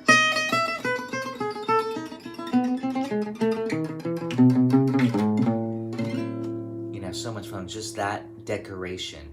So this leads me to another topic, and again, plugging my Patreon. I have a series called Gypsy Jazz Bootcamp, which is kind of what this class is all about too. But they're trying to in a system of learning to where you're going to say, oh, I like that. I'm going to do that through the whole song.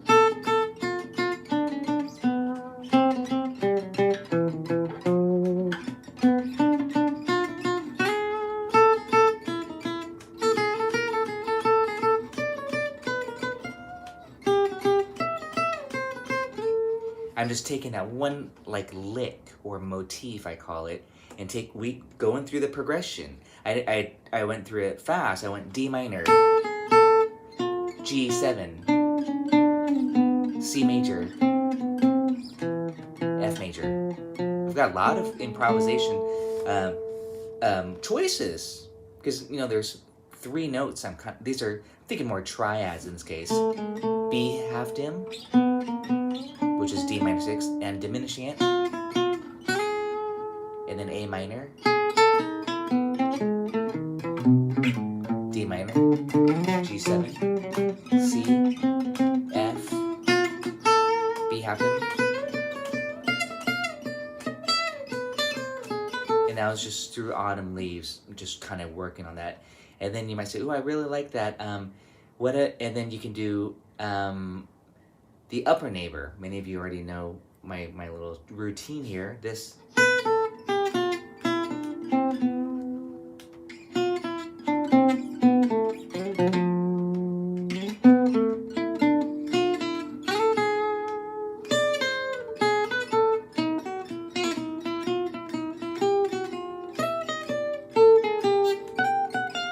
And again, I'm just outlining the chords in a decorative way.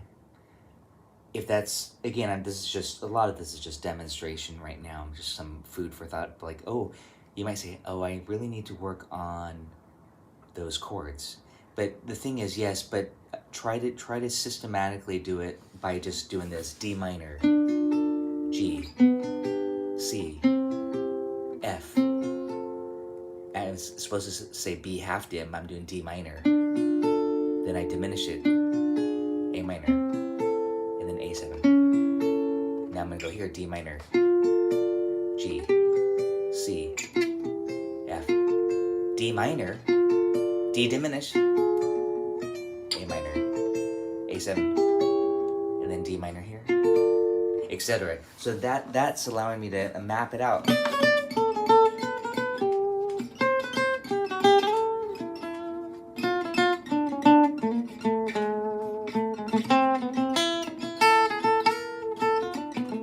Instead of just running up and down our pages. I really love that because it allows you to think simple and you don't have to go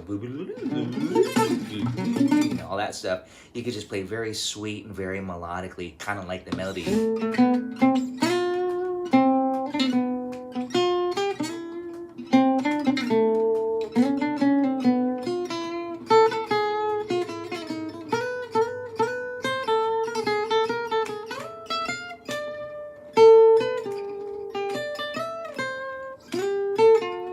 It's kind of very motivic. It's very lyrical and it's very compositional.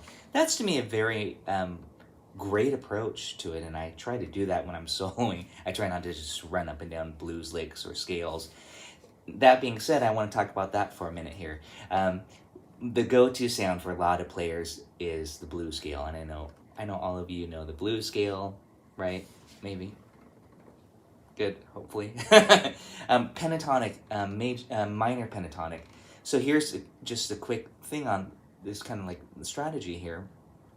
If you're in the key of, that's kind of a given, A minor, key of A minor or key of C major, you're going to run A minor pentatonic or A minor blues over the whole thing. You don't even need to think about the changes. Again, this is where it'd be nice to have my loop pedal here or something, but I don't right now. So G, D minor 7, G, C major, you go A minor,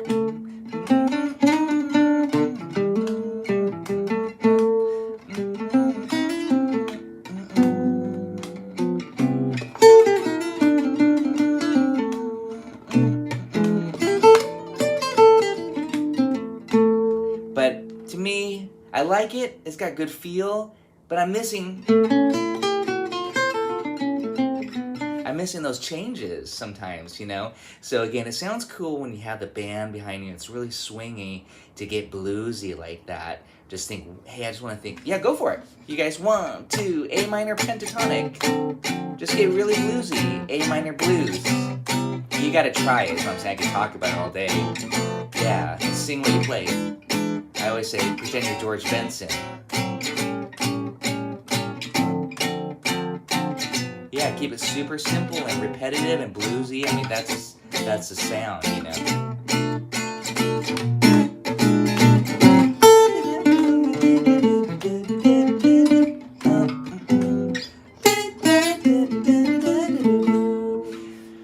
again, that's one particular sound and approach, just playing blues scale throughout. I think that's an important sound. The other approach is to play full scales, Dorian. And basically, again, the idea behind it is if we're in the key of C, you can just run your C major scale modes.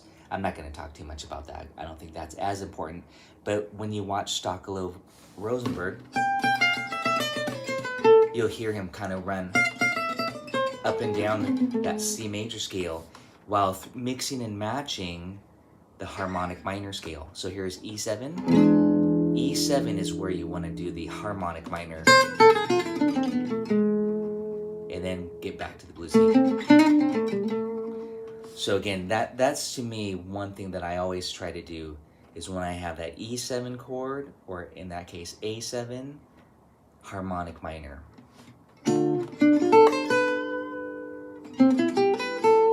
Right here. And then A minor. And then. So again, over the B half dim to the E7, that's A harmonic minor. This. Or this. That's really what gives you that flavor, that gypsy jazz flavor that we want. Harmonic minor scale. How many of you guys know your harmonic minor scale if I said A harmonic minor? Okay. Oh no, that's okay. I think what I'm going to do is to write out a sheet. And this is good. This is good feedback. D minor 7. This is just another quick demonstration. I'm D minor 7, G7, C major 7, F major 7. That's all in the key of C. You don't have to do anything different. Just run one scale.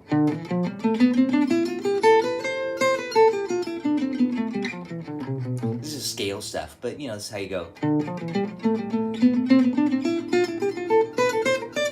And then here on this chord. And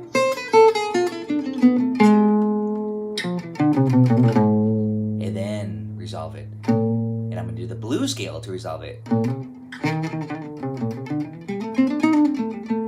So again, D minor. And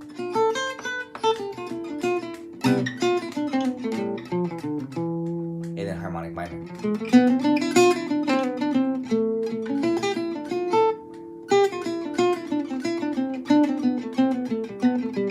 And again, this is the scale approach, again, to know the chord scale relationship, kind of how I started off the session tonight, where I said, it's nice to know what scale goes with the chord. Right. I mean, do you assume if you're playing the D minor chord, you just play the D minor harmonic scale? Or No, not in this case. That's why, again, you have to analyze it. In this case, whenever you say D minor chord, it's not always the 2 chord, is what I'm saying. In this case, Autumn Leaves, it's 2, 5, 1, 4. Again, I know not everybody knows this, but that would mean Dorian, Mixolydian, all these fancy names. Ionian, Lydian. Let's get rid of those names. It's just in the key of C. That's all that you need to worry about. Key of C. Noodle around in the key of C. Play super melodically. Play on one string. Over this. Here you go. But once we have that B half diminished to 2, 5 to A minor, that's where you change one note to make it A harmonic minor. I'm really leaning on that note. And then that also gives us this arpeggio, the diminished, and then resolve it. But like I said, I like to play the blues scale to resolve it. That's my own thing. Or I might just play an A minor triad. I noticed that you make it a G sharp, right? Thank you, Steve. You turn the G to a G sharp. That's the only difference. That's what's called the leading tone. Exactly. I'm going to end it here in a second here, but I'm just going to do this really quickly. A little quick thing. Key of C is beautiful. It's all white keys on the piano. You could just go play, you know, up and down key of C, noodle around. But you know, for guitar players or ukulele, we it's not as clear. We need a method. And again, that's where check out my modes and all my scale stuff. Patreon. C key. If you said Tracy, jam in the key of C, I would probably just do this. It's a quick demonstration. Key of C. Running up and down some scales. Maybe on one string. I mean, this isn't necessarily music, but I just want to make sure that I can just noodle around and have fun in the key of C.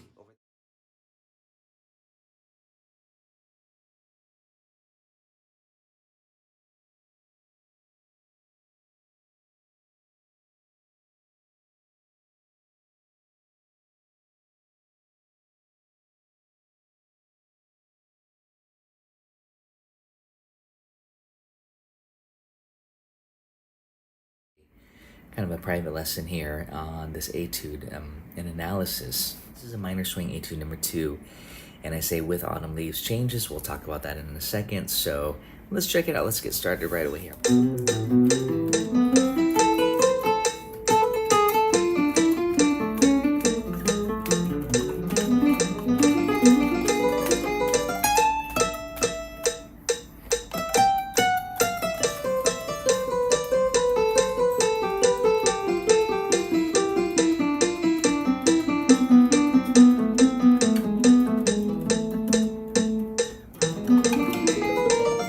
Let's break it down for you. So those are pickup notes. It's very important to get those down. I do it on the next phrase. Those pickup notes on beat 4 is something you really want to work in, just so it's natural in the phrasing. It makes your phrasing kind of less choppy, you know, more organic. I always say A minor, D minor.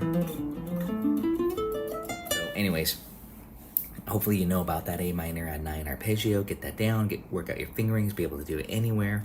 Let's go on this next part, the D minor. I'm thinking D minor, and you know, you probably know my triad embellishments. Those little easy studies I have. Check out, if you don't, check out my Gypsy Jazz Bootcamp, number 1 for minor swing. That's the idea. The topic is sequence. Take it through the sequence and then go to A minor. Song, we have the 5 chord, and I'm doing the classic diminished 7 substitution, the sound. So when you do the diminished 7 sub on a dominant chord, you start on the 3, 5, flat 7, that's part of the chord, and then the flat 9. The flat 9 is the same as a half step above, so an E, it'd be F. And you're just going to be able to spell those quickly. You see E7, you think G sharp, B, D, F, those notes, and you know where to do it. Let me show you the sequence here. I'm starting on B. See, here's E7, here's a 5th B, like you're going.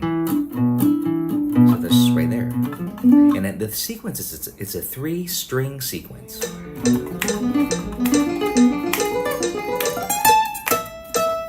Start 3 frets away. You can start 3 frets above, 3 frets below, and you get an instant harmony. It's so awesome. Let me give that a try. I'm not saying I can do it. 1, 2, 3, 4.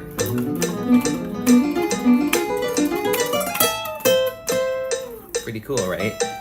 You can start again 3 frets above, 3 frets below. I did below. Let's try it above. So again, if the lick is on B, you can start on G sharp or on D. Okay. Just for fun. And it's so easy once you actually get the phrase down. So notice I'm using sound slice. 1, 2, 3, 4. This portion comes in. It's very common on minor swing to play the A section of Autumn Leaves on the B section of minor swing. So where it goes D minor, A minor, E7, you do the tritone, and then so when it hits that D minor 6, you could play the chord progression to Autumn Leaves, the Autumn Leaves changes, you call it.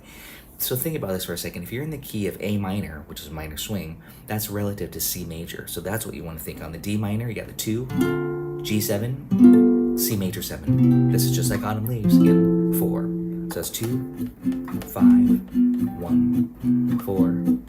And that was key of C, so it's D minor 7, it's all written there on the Aeolian, D Dorian, E Phrygian, F Lydian, G Mixolydian, A Aeolian, B Locrian. Hopefully you know all those modes.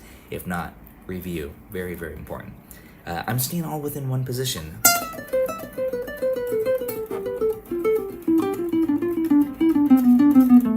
But I'm hitting a harmonic minor there because that's where the E7 is. And that's where you want that diminished step too. So let's check it out here. Just so you can hear the chords. Isn't that pretty? Those autumn leaf changes. Yeah.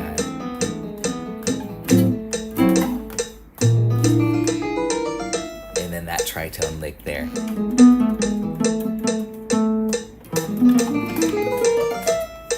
And then a little tritone lick at the end. Let me talk about that because I love that little lick here. But anyways, E major triad, B flat major triad, and just alternate. So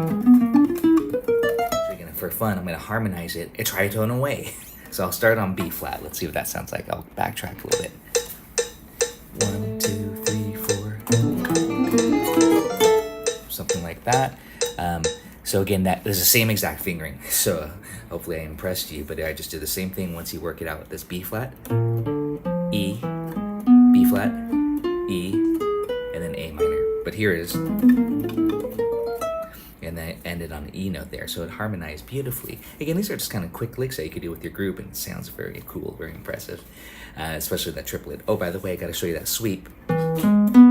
2 consecutive strings here. So down, down, apply it to so many other ideas and licks, okay? Well, hey, I hope you enjoyed this video lesson on minor swing etude number 2.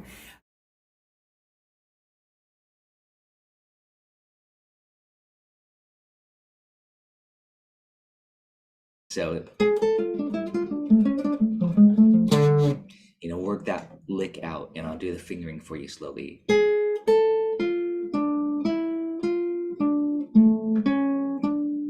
Low roll there.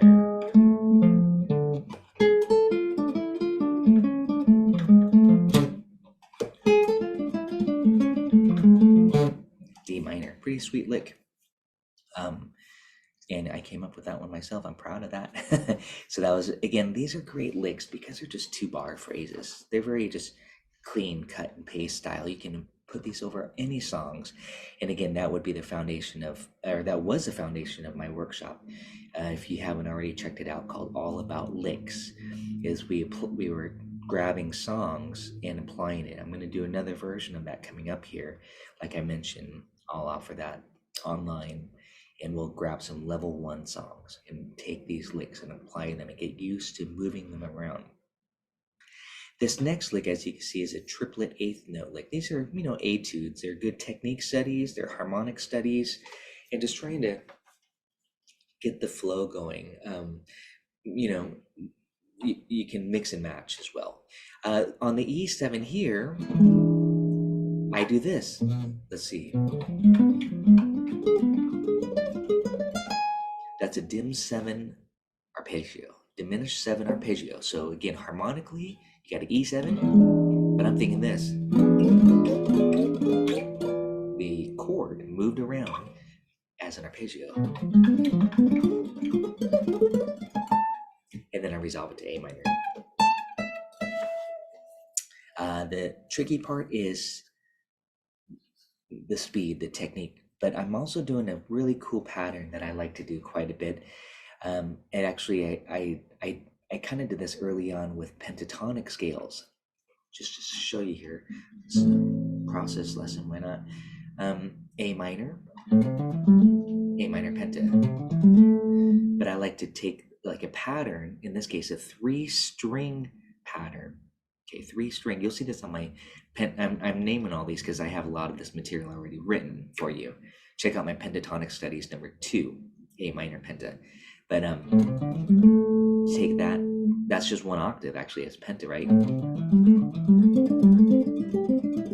Really easy.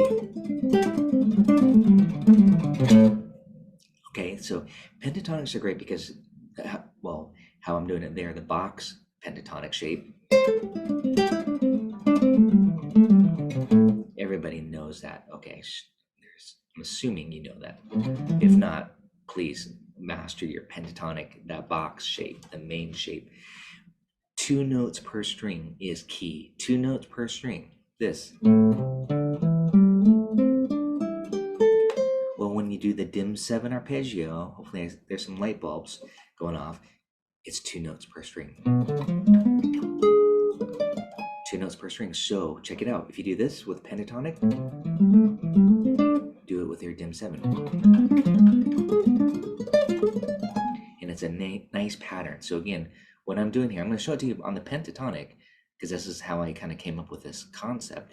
And I do this for other arpeggios as well. You go up 2 notes per string for 3 strings consecutively. And then you backtrack and go to the previous string. Do 3 strings.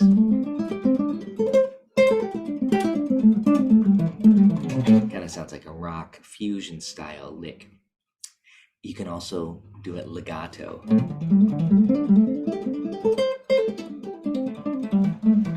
Okay, it's harder to hit on the nylon, but it sounds great on electric guitar. So, pretty cool lick, right? So I don't think I need to go further with that, but it's a great idea. You go 2 notes per string, okay? 2 notes per string, and you backtrack. It's a pattern, and yes, of course, you have to have that mapped out. Your dim 7 arpeggio, the diagonal method. I'm hoping all of this comes together for you and light bulbs go off. You know, the diagonal method, patterns and sequences, some of this technique, and definitely the harmonic, the theory of it, like, oh, dim 7 arpeggio, you know, this flavor, the flat 9. Okay, let's continue. And then A minor, gotta resolve it sometime. That was pretty easy. Okay, and then we're going off to the B section. I think of minor swing as a 16-bar song form. Forgetting the intro, forgetting the outro, just the core of the soloing. You have 8 bars and you have 8 bars. The B section goes to the 4 chord. But this study, as you can see in the title, let's see, do you see it in the title? Okay, you don't see it in the title. It's the minor swing with the autumn leaves B section. So the B section here, when it goes to the 4 chord, this is quite common, thanks to Stockley Rosenberg. 2, 5, 1, 4, 2, 5, 1, back to A minor. So what you do is, where you typically go to the D minor 6 for 2 bars, and then back to the A minor 6 for 2 bars, and then the E7 for 2 bars, and then A minor, we're instead inserting the autumn leaves chord progression, like we're in the key of C/A minor, where you go 2, 5, instead of D minor 6 for 2 bars, you're actually going 2, 5, 1. And that's where it should be A minor, but it's C major to F major. But C major is relative to A minor. C major 6 equals A minor 7, not A minor 6, but that's okay. This is kind of the beauty of this flavor. You can even just kind of get modern and play pentatonic licks, but I'll show you what I'm doing here and kind of the theory behind it. And then typically, again, folks would play E7 to B flat 7 tritone, actually. So you can do this. I'm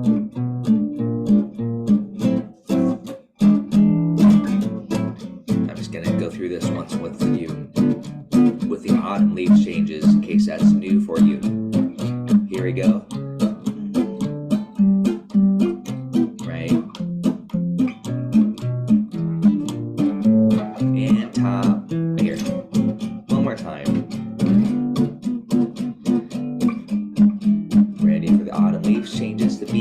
Here we go. The autumn leaves drift from my window.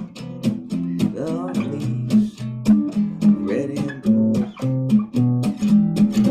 And then, so that's how the autumn leaves progression works in minor swing. Is that right when you start the B section on the D minor chord, you turn it to a 2-5-1 chord progression to the 4, and then a 2-5-1 to the relative minor.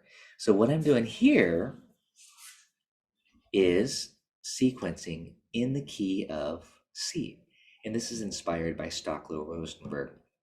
Diatonic, just diatonic, meaning in the key of C. Because D minor 7, G7, C major 7, F major 7, that's all the key of C. But once you hit the B minor 7 flat 5, that's still the key of C to E7. That's kind of pulling us to A minor. That's where I would do A harmonic minor. But again, you can just kind of get by playing key of C. So I'm kind of up here, just so you know. I'm up here. That was my pick. I'm up here in the Phrygian position.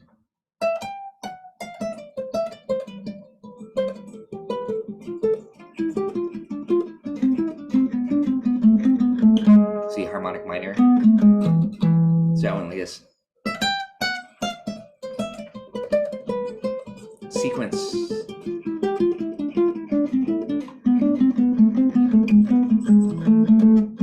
Okay. And I didn't show you here, but that's where that resolution would be on the A minor.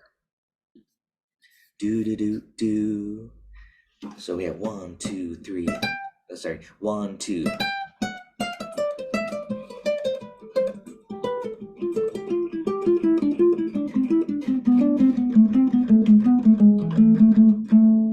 And then on the E here.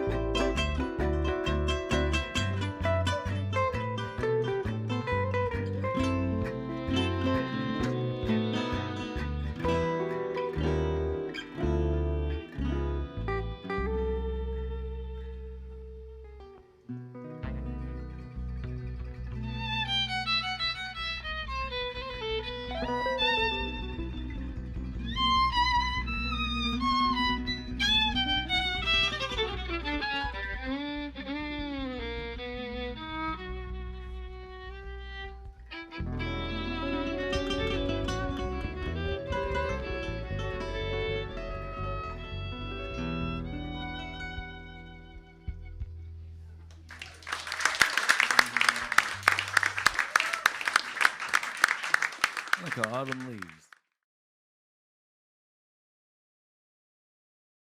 Jazz standard called Autumn Leaves.